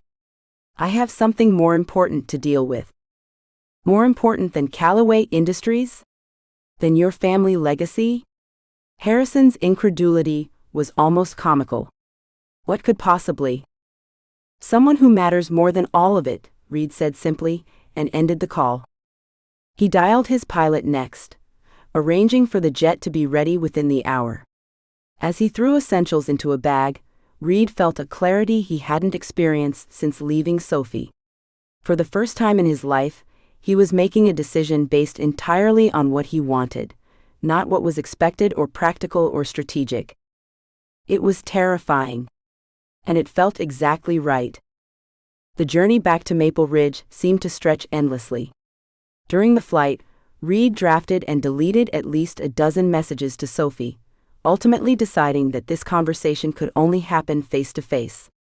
He rehearsed what to say, organized his thoughts, created logical arguments for why they should be together. Then he remembered Sophie would see right through that approach, and scrapped everything. By the time the car service dropped him at the edge of town, Reid had resigned himself to winging it, a concept so foreign it would have made his executives faint. The billionaire who never entered a room without 3 exit strategies was about to put everything on the line with no plan at all. Maple Ridge looked exactly the same, as if the town had been frozen in amber during his absence. The morning sun cast a warm glow over the storefronts, and Reid could see Winslow's cafe was already busy with its usual crowd. He stood outside for a moment, gathering courage, his heart hammering against his ribs with an intensity that made him wonder if this was what a cardiac event felt like. Then he glimpsed Sophie through the window. She sat alone at a corner table, absently stirring a coffee while reviewing what appeared to be sheet music. Her chestnut hair was pulled back in her signature messy bun, a pencil stuck through it at a precarious angle. She looked focused, peaceful, and entirely unaware that he was about to upend her morning. Reid pushed open the cafe door before he could overthink it further. The effect was immediate and almost comical. Conversations halted mid-sentence. Coffee cups paused halfway to mouths. Every head turned toward him, and the sudden silence was so complete Reid could hear the hiss of the espresso machine behind the counter. Sophie looked up at the disruption, her expression shifting from curiosity to shock as she recognized him. The color drained from her face, and Reid watched her shoulders straighten defensively, her fingers tightening around her coffee cup. He walked directly to her table, ignoring the whispers that erupted in his wake, his focus entirely on her. With each step, he became increasingly aware that he had no idea what he was going to say. Sophie beat him to it. "Reid," she said, her voice carefully neutral. "This is unexpected." Reid took a breath. "To hell with planning." "You found my letter," he said without preamble, his voice low enough that only she could hear. "And you never gave it back." Her composure faltered briefly, just a flicker across her features before she recovered, but he caught it. There was hurt beneath the controlled exterior, a quiet pain that made him hate himself for being its cause. "I thought it might have been meant for me to find," she replied, equally quiet. Reid's throat tightened. Of course she would have thought that. She always looked for the best in people, even when they didn't deserve it. "It wasn't," he admitted. "But everything in it was true." Sophie looked down at her coffee, stirring it again though it clearly needed no further mixing. "Then why did you leave?" The question hung between them, simple and devastating. Around them, Reid was vaguely aware that the entire cafe had gone quiet again, everyone straining to hear their conversation. For once he didn't care who was watching. "I was afraid," he said, the words falling out with unexpected ease. "Not of loving you, I was already doing that. I was afraid of ruining your life, the way my family ruins everything they touch. The Callaways have a gift for destroying what matters, and I couldn't bear the thought of doing that to you." Sophie's eyes lifted to his, wary but attentive. Reid continued, the words coming faster now. "I convinced myself I was protecting you. That I was being noble," he said with a self-deprecating huff. "But walking away from you has been the biggest mistake of my life, and I've made some spectacular ones." Someone at a nearby table gasped audibly. Reid ignored them, focused entirely on Sophie's face, trying to read the emotions flickering across it too rapidly to capture. "So you just decided to come back," she said carefully. "Yes. Then no." He dragged a hand through his hair in frustration. "I realized I never should have left. That I was using my family history as an excuse because I was terrified of how much I felt for you." Sophie set down her spoon with precise movements. "And what exactly do you feel, Reid?" The question was a challenge, a gauntlet thrown down between them. Reid recognized it for what it was. She wasn't going to make this easy for him. He'd have to lay everything bare, right here in this cafe, with half the town as witnesses. It was exactly what he deserved. Without hesitation, Reid knelt beside her table, bringing himself to eye level with her.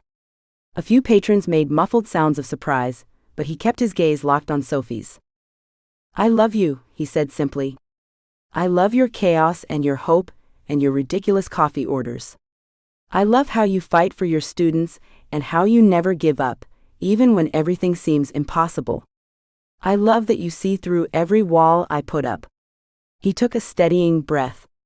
"I don't want a fake engagement or a business arrangement. I want a real chance with you, Sophie Langston." Her eyes widened slightly at the use of her full name. He so rarely used it. "I want mornings at this ridiculous cafe," he continued, "and evenings listening to you play violin, and arguments about coffee, and everything messy and wonderful that comes with actually being yours."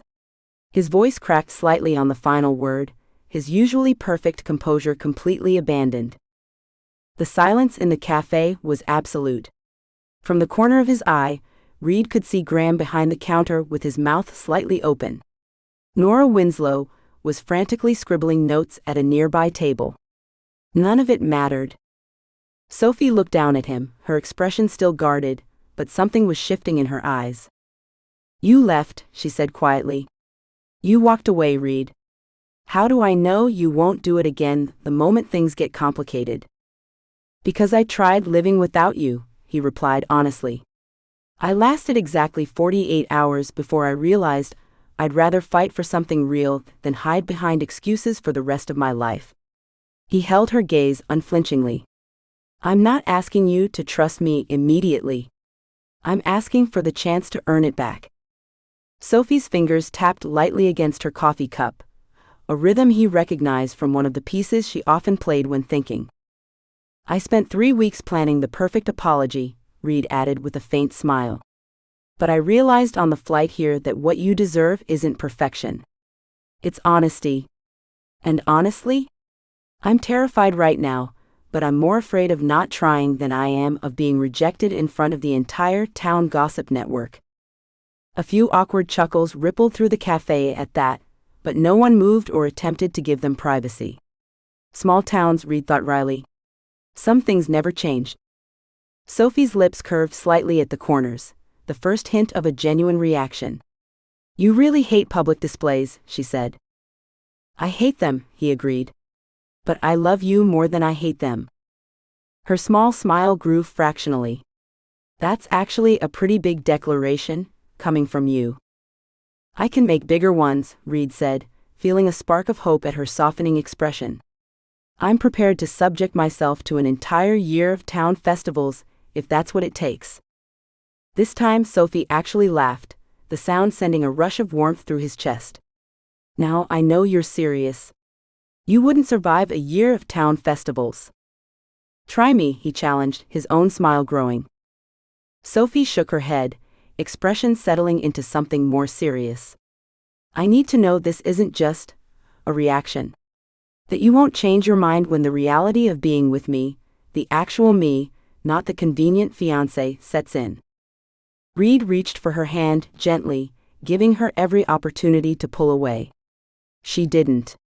He linked their fingers together, relishing the simple contact he'd missed so much.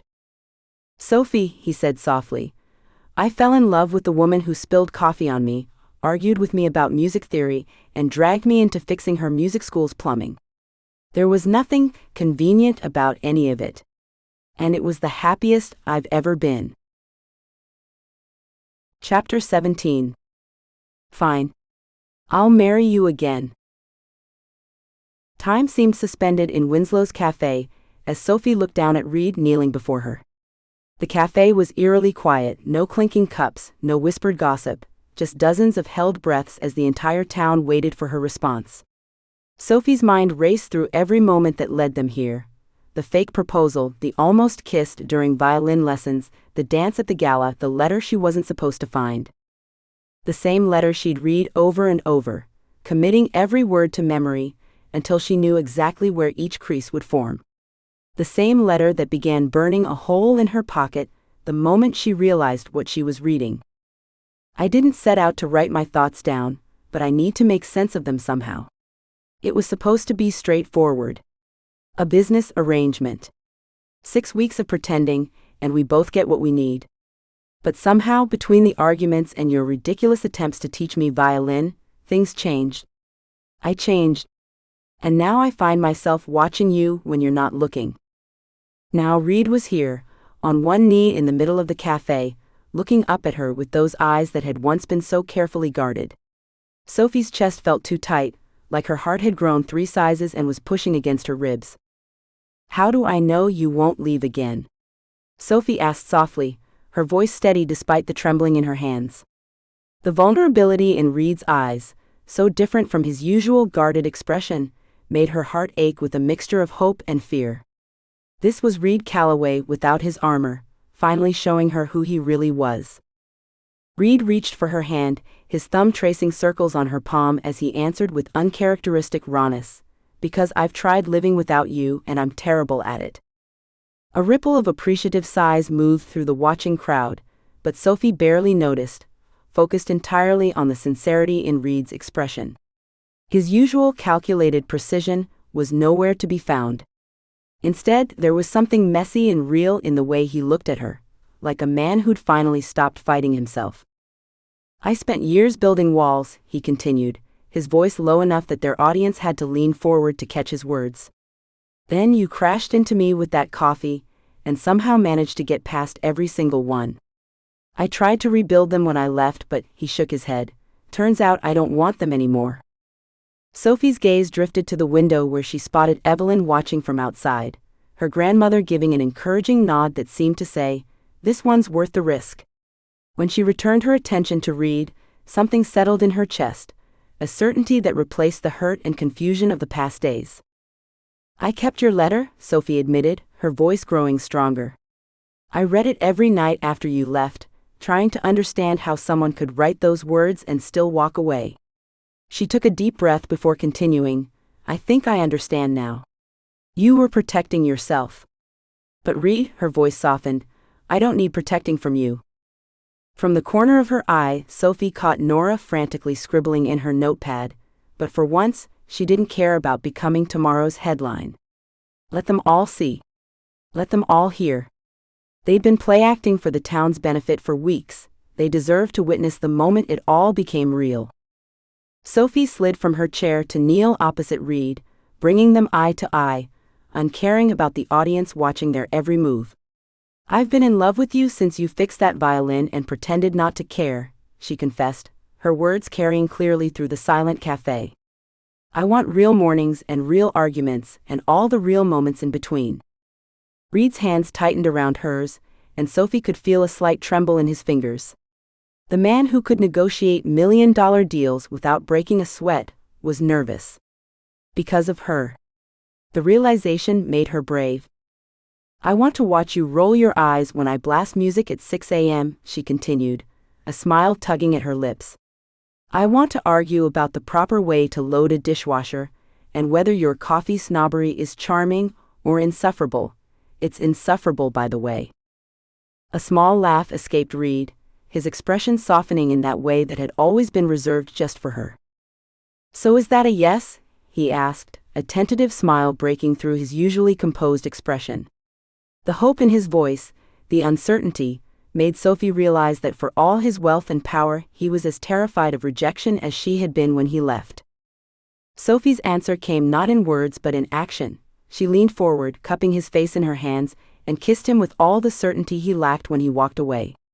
Unlike their kiss at the gala, there was no hesitation, no pulling away, just the pure, uncomplicated joy of two people finally choosing each other. His hands moved to her waist, pulling her closer as he kissed her back with equal fervor, like he was trying to apologize for every second he'd wasted doubting what they could be. The cafe erupted in cheers and applause, with Mrs. Henderson audibly sobbing, "I knew it," while her husband patted her shoulder. Nora furiously scribbled notes for what would undoubtedly be tomorrow's front-page story, and Graham dramatically pulled out the betting book from behind the counter, announcing over the commotion, "Wedding date pool starts now, folks. Current odds favor spring, but I'm taking all bets." Sophie broke the kiss, laughing against Reid's lips as she registered Graham's words. "I think they're planning our wedding already." "Let them," Reid murmured, his forehead resting against hers. "At least this time we won't be pretending." When they finally broke apart, Reid helped Sophie to her feet, keeping her hand firmly in his. "I didn't bring the ring," he admitted sheepishly. "I wasn't sure you'd say yes." Sophie laughed, the genuine, unreserved laugh that had first made him realize he was in trouble. "I'm sure your billions can get us another one," she teased, before adding more seriously, "but this time I want one that's real." "You'll get the real thing," Reid promised, his thumb brushing over the empty space on her finger. "Nothing fake between us." "Not anymore." "About time," called a familiar voice, and Sophie turned to see Dean pushing through the crowd carrying a small tray.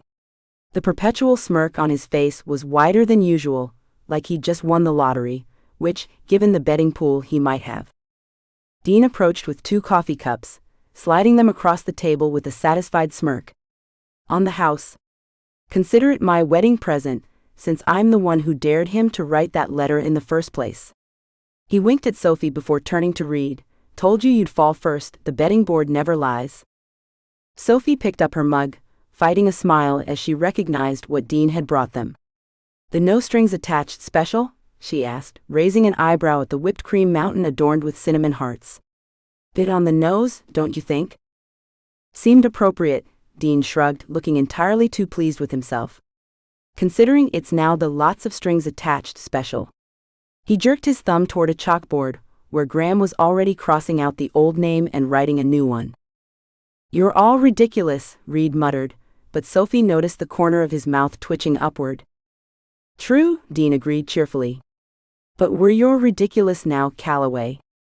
Better get used to it." He clapped Reid on the shoulder before returning to the bar, where a line of customers was already forming, eager to toast the town's favorite couple. As they sipped their coffee, now the center of an impromptu town celebration, Sophie leaned close to Reid's ear. "You know, for someone who hates small towns, you just gave them the biggest gossip event of the year." Reid glanced around at the faces turned their way, not with his former discomfort but with something like affection. "I'm finding that small towns have their advantages," he murmured, drawing her closer. "Especially this one." "Just wait until Graham puts up the Wall of Fame photos," Sophie warned, pressing her lips to his jaw. "Our descendants will be seeing this moment for generations." "Good," Reid said simply, surprising her. "I want them to remember how it started." The cafe door swung open, and Sophie's grandmother swept in like royalty, arriving fashionably late to her own ball. Evelyn Langston might be 73, but she moved with the purposeful grace of a woman half her age, her silver hair tucked into an elegant twist. "Well?" Evelyn announced loudly as she approached their table. "I see my grandson-in-law finally came to his senses." She fixed Reid with a look that was equal parts warmth and warning. "Though you cut it rather close, young man." Reid stood, accepting Evelyn's scrutiny with remarkable composure. "I did, Mrs. Langston. But I promise I won't make that mistake again."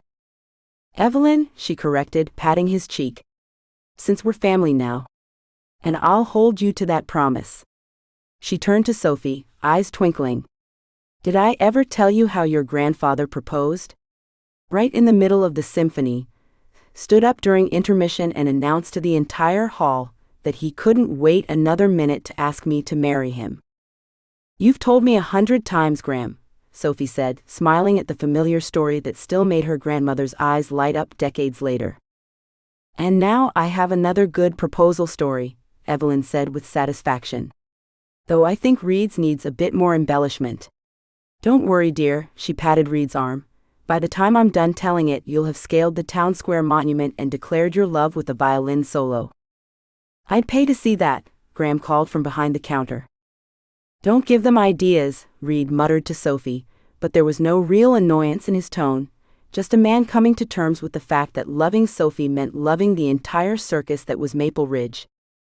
Sophie squeezed his hand. "Too late. You're stuck with us now." "Speaking of being stuck," Nora piped up, materializing at their table with reporter-like stealth.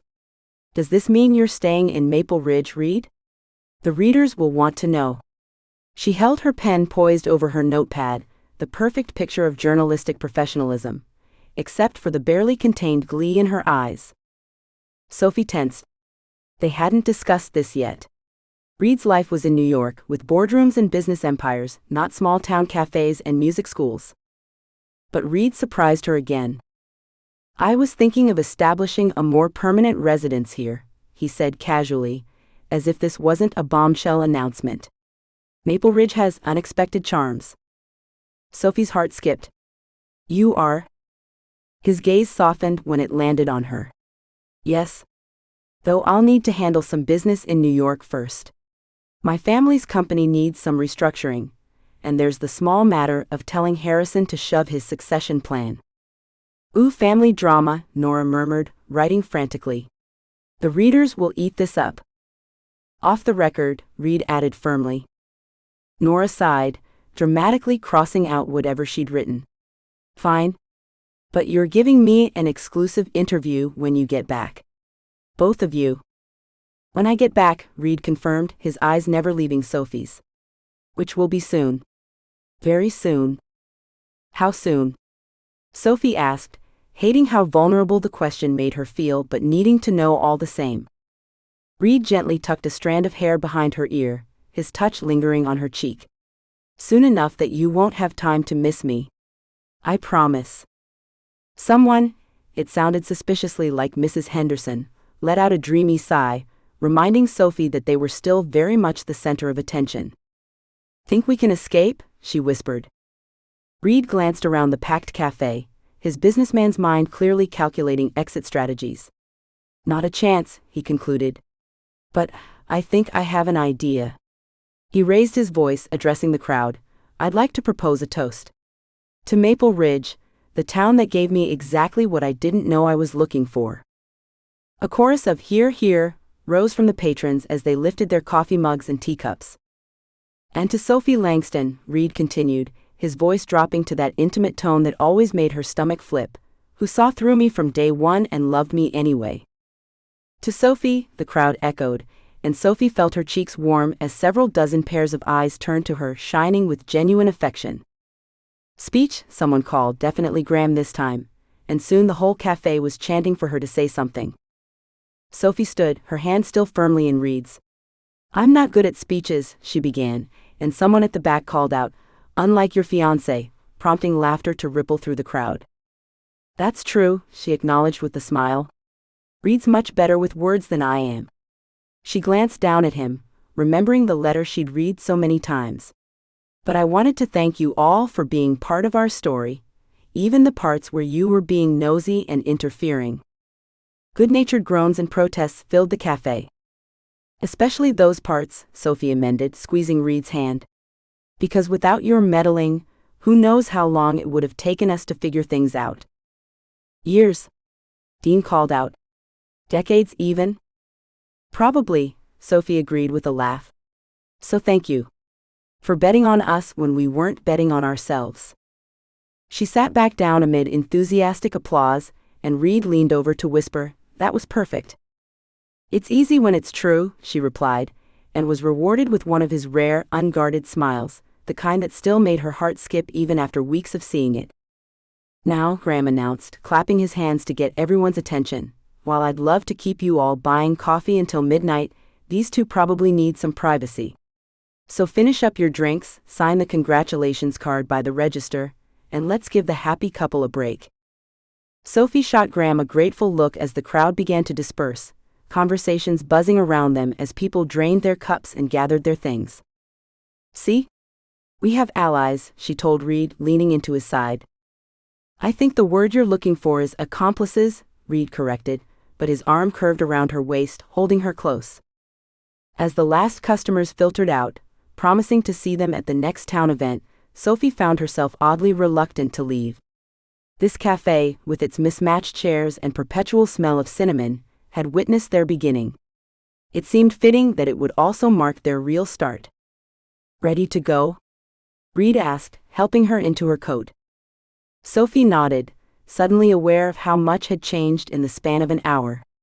When she'd walked into Winslow's this morning, she'd been preparing for another day of pretending she was fine, of forcing a smile whenever someone mentioned Reid.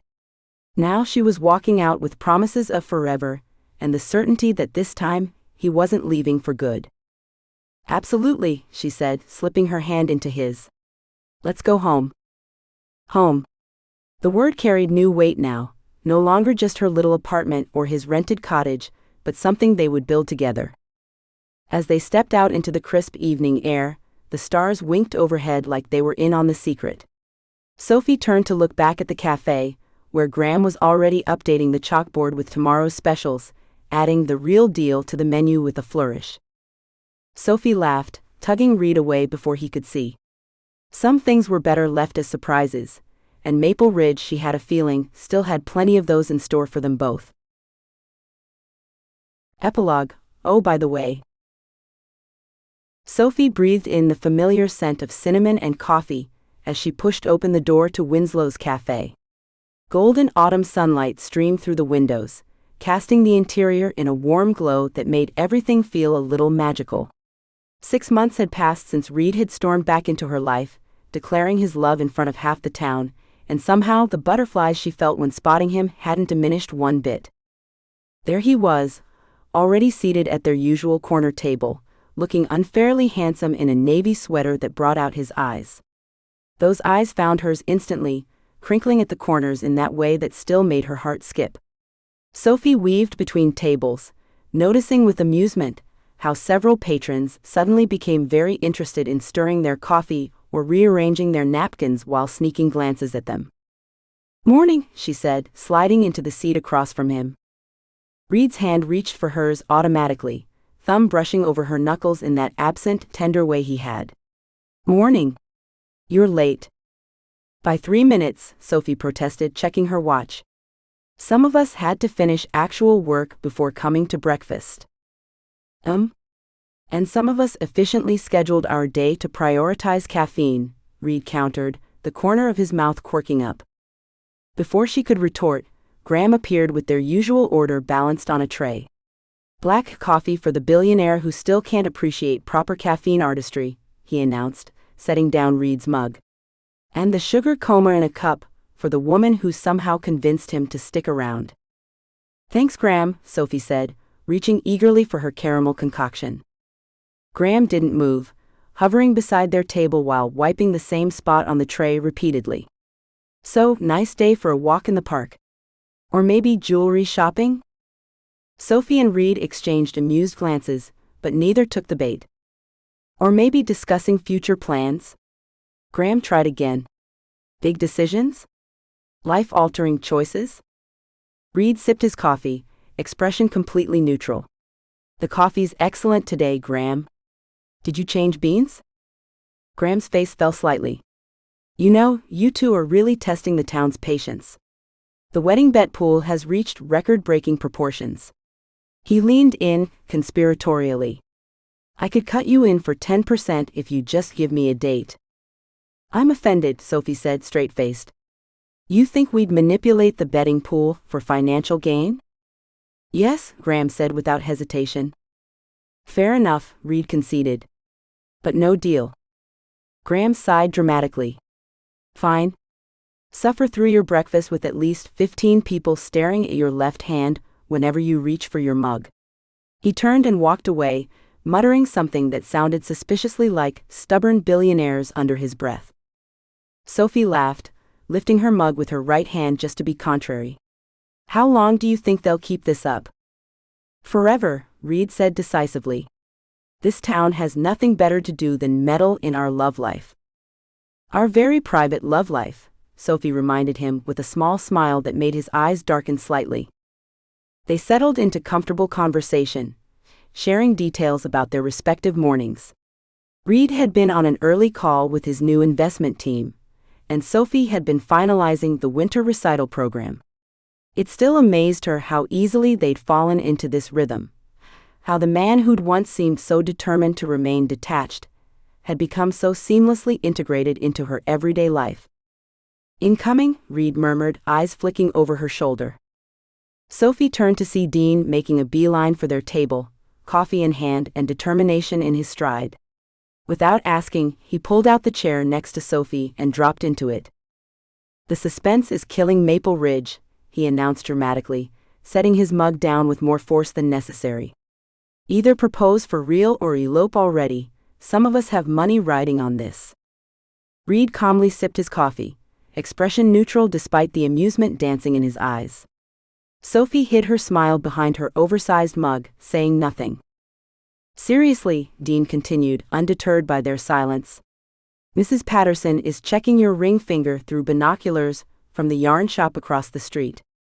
The postal workers have a side bet about which one of you will propose. And Graham's ledger is getting so complicated, he had to buy accounting software."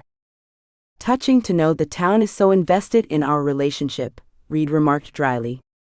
"It's not investment, it's survival," Dean corrected. "We've all run out of shows to binge watch. You two are the only entertainment left." Sophie snorted.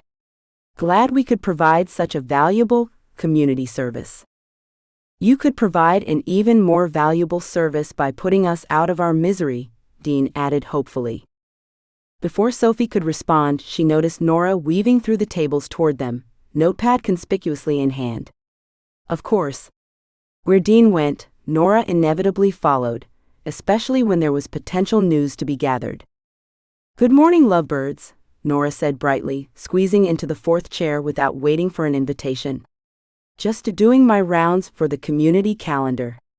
Any upcoming relationship milestones I should be aware of?"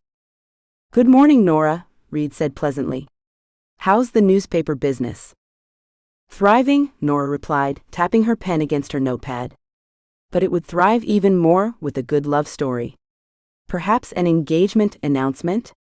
Wedding plans? Joint property acquisition? Sophie exchanged a look with Reid, fighting to keep her expression neutral. We're happy with things as they are, she said carefully. No big announcements. Truly blissful, Reid agreed, the picture of sincerity. Just enjoying the moment. Nora sighed with exaggerated disappointment. You know, the last time a couple in Maple Ridge was this secretive about their future plans, they ended up moving to Portland and opening a kombucha brewery. She flipped to a new page in her notebook. But speaking of announcements, I just had a very interesting conversation with Miss Fontaine. Sophie's attention sharpened. About? The grant renewal for the music school, Nora said casually, though her eyes were watchful. She mentioned something about continued stability in leadership being a key consideration this time around. Stability, Dean repeated, turning to Sophie with raised eyebrows. As in, permanent stable leadership. As in? We understand what she's implying, Reid cut in smoothly. Nora leaned forward. So what will you do? Miss Fontaine was quite pointed about it. We'll handle it, Sophie said firmly. Like we always do.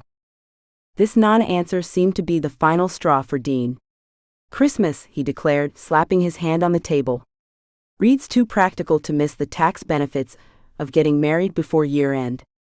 I've got $50 on December. You're all wrong, Nora objected. Valentine's Day makes the most narrative sense. It would bring everything full circle from that first fake proposal. It's poetic. Valentine's is too obvious, Graham called out from behind the counter, clearly eavesdropping. They're waiting for spring, when the music school renovation is complete. That way they can have the reception there. Before Sophie knew it, the three of them were engaged in a full-blown debate about the most likely timeline for her and Reid's inevitable engagement. Their voices carried across the cafe, drawing in other patrons who began calling out their own theories. Thanksgiving, Mrs. Henderson suggested, from 2 tables over. Family gatherings are perfect for announcements. New Year's Eve, countered Mr. Wilson. Champagne, fireworks, the perfect moment. His birthday, someone else called out. When is his birthday anyway? Throughout the escalating discussion, Sophie sat in comfortable silence, occasionally exchanging secret smiles with Reid that went unnoticed by their friends. His hand found hers under the table, his thumb tracing the simple gold band she wore on her right hand, hidden in plain sight for the past 3 weeks. Mrs. Henderson eventually made her way to their table, coffee cup in hand, and curiosity practically radiating from her. I was just wondering, she began innocently, if you two have done any ring shopping lately. My nephew works at that lovely jewelry store in Burlington. I could get you a family discount. Sophie pressed her lips together, holding back laughter as Reid finally set down his coffee cup. He looked up at Mrs. Henderson, his tone casual despite the bombshell he was about to drop. Actually, Reid said, we got married 3 weeks ago. Small ceremony, just us and Evelyn as witness. The cafe fell into stunned silence. Dean choked on his coffee, requiring Graham to rush over and thump him forcefully on the back. Nora's pen froze mid-sentence, her mouth forming a perfect O of shock. From somewhere near the back of the cafe, a fork clattered dramatically to the floor. For perhaps the first time in Maple Ridge history, no one spoke. Sophie counted in her head, 1, 2, 3. The silence shattered all at once, voices erupted from every corner of the cafe. Without telling us? Nora practically shrieked, frantically flipping to a fresh page in her notebook, pen poised like a weapon. Dean looked personally wounded, staring at them with betrayal written across his features. After everything I did to get you two together. The betting pool? The dares? The strategic meddling? Graham had already pulled out the infamous betting ledger, muttering about unprecedented circumstances and force majeure clauses while rapidly flipping pages. I can't believe this, Mrs. Patterson declared from her table. 6 months of watching for ring shopping, And you just went and did it? Sophie couldn't contain her laughter any longer. We signed the papers right after fixing the music school roof, she confirmed, enjoying the collective gasp this simple statement produced. Didn't want to make a big deal about it. A big deal? Mrs. Henderson repeated, aghast. Marriage is supposed to be a big deal. A crime against romance, Mrs. Patterson declared with conviction, clutching her pearls. All those wasted cake opportunities, someone else lamented from the back of the cafe. Reid, clearly enjoying the chaos he'd created, casually produced a simple gold band from his pocket. With deliberate slowness, he slid it onto Sophie's left ring finger to join his family's signet ring, the heavy gold band with the Callaway crest that had started as a prop in their fake engagement and become something much more meaningful. We were waiting to see how long it would take someone to notice, Reid explained with uncharacteristic mischief. Sophie's been wearing a wedding band on her right hand for 3 weeks. Sophie elbowed him playfully. The town's observation skills are clearly overrated. This is journalistic malpractice on my part, Nora moaned, scribbling frantically. How did I miss this? Because you were looking for the wrong thing, Sophie pointed out. You were all so focused on when we'd get engaged that no one considered we might skip straight to marriage. The cafe door jingled, and Sophie turned to see her grandmother entering. Evelyn took one look at the chaotic scene, assessed the situation with remarkable speed, and broke into a knowing smile. I see they finally told you, she announced to the crowd, confirming her role as co-conspirator and earning a fresh wave of outrage sounds. Nora was on her feet instantly, notepad extended like a shield. Details. I need details for the front page. When exactly was the ceremony? What did you wear? Who did the officiating? Was there music? Vows? Did you cry, Reid? Please tell me someone has photos. Evelyn simply shrugged, making her way to the counter with remarkable serenity. Some things deserve to be private, even in Maple Ridge. But Nora sputtered. Not even one photo? Dean pleaded. Evelyn accepted a cup of tea from Graham. I believe my granddaughter and her husband have made their preferences clear. As the initial shock transformed into reluctant congratulations mixed with good-natured complaints, Sophie met Reid's gaze across the table. His eyes held everything they didn't need to say aloud: amusement at the town's reaction, contentment in their decision, and the private joy of having managed to surprise Maple Ridge for once instead of the other way around. Reid leaned close, his breath warm against her ear. Worth keeping the secret just to see Dean's face, don't you think? He whispered. Sophie laughed, a genuine unrestrained sound that still made his expression soften in that way only she ever saw, the one that transformed his whole face and made her fall in love with him all over again. He stood, offering his hand to her with deliberate formality that perfectly mimicked their earliest fake interactions. The gesture, once part of their charade, now felt transformed into something real and infinitely more valuable. Shall we, Mrs. Calloway? He asked, loud enough for nearby tables to hear and start a fresh round of exclamations. Sophie placed her hand in his, feeling the unfamiliar but welcome weight of both rings on her finger. Lead the way, Mr. Calloway. They made their escape during a heated debate between Graham and Dean about whether existing bets were nullified or if the closest guess should win by default. As they walked toward the door, Sophie couldn't help but overhear snippets of new betting pools already forming around them. 6 months until baby announcement, I'm calling it now, Mrs. Patterson declared confidently. They'll buy the old porterhouse before Christmas, Mr. Wilson countered. It's been on the market for ages. 2-to-1 odds Reid takes over as the music school's business manager by spring, Graham announced, already writing it down in a fresh ledger. At the door, Reid paused, turning back to the still buzzing cafe with an expression of mock seriousness. The room gradually quieted, as everyone noticed him waiting to speak. By the way, he announced, we're thinking about renaming the Music Academy. The cafe instantly fell silent, everyone hanging on his words. The Maple Ridge Matchmakers has a nice ring to it, don't you think? Sophie burst into laughter at the collective groan that followed, allowing Reid to guide her outside into the bright morning sunshine. Hand in hand they stepped onto the sidewalk, leaving chaos in their wake. Through the window, Sophie could see Nora already on her phone, undoubtedly spreading the news to everyone not present for the revelation. Dean had his head in his hands, while Graham frantically flipped through the betting ledger. Mrs. Henderson appeared to be planning what looked suspiciously like a belated reception, gesturing emphatically about what Sophie guessed were flower arrangements. "Think they'll ever forgive us?" Sophie asked as they walked away, her fingers intertwined with Reid's, her grandmother's antique ring now paired with the simple band that matched his own. Reid looked back at the cafe one last time, his expression softening as he took in the town that had changed everything for him, the place he had once couldn't wait to leave and now couldn't imagine living without. "They will," he answered with certainty, pulling her close as they walked toward the music school. "But first, they'll need to create a whole new betting pool about it."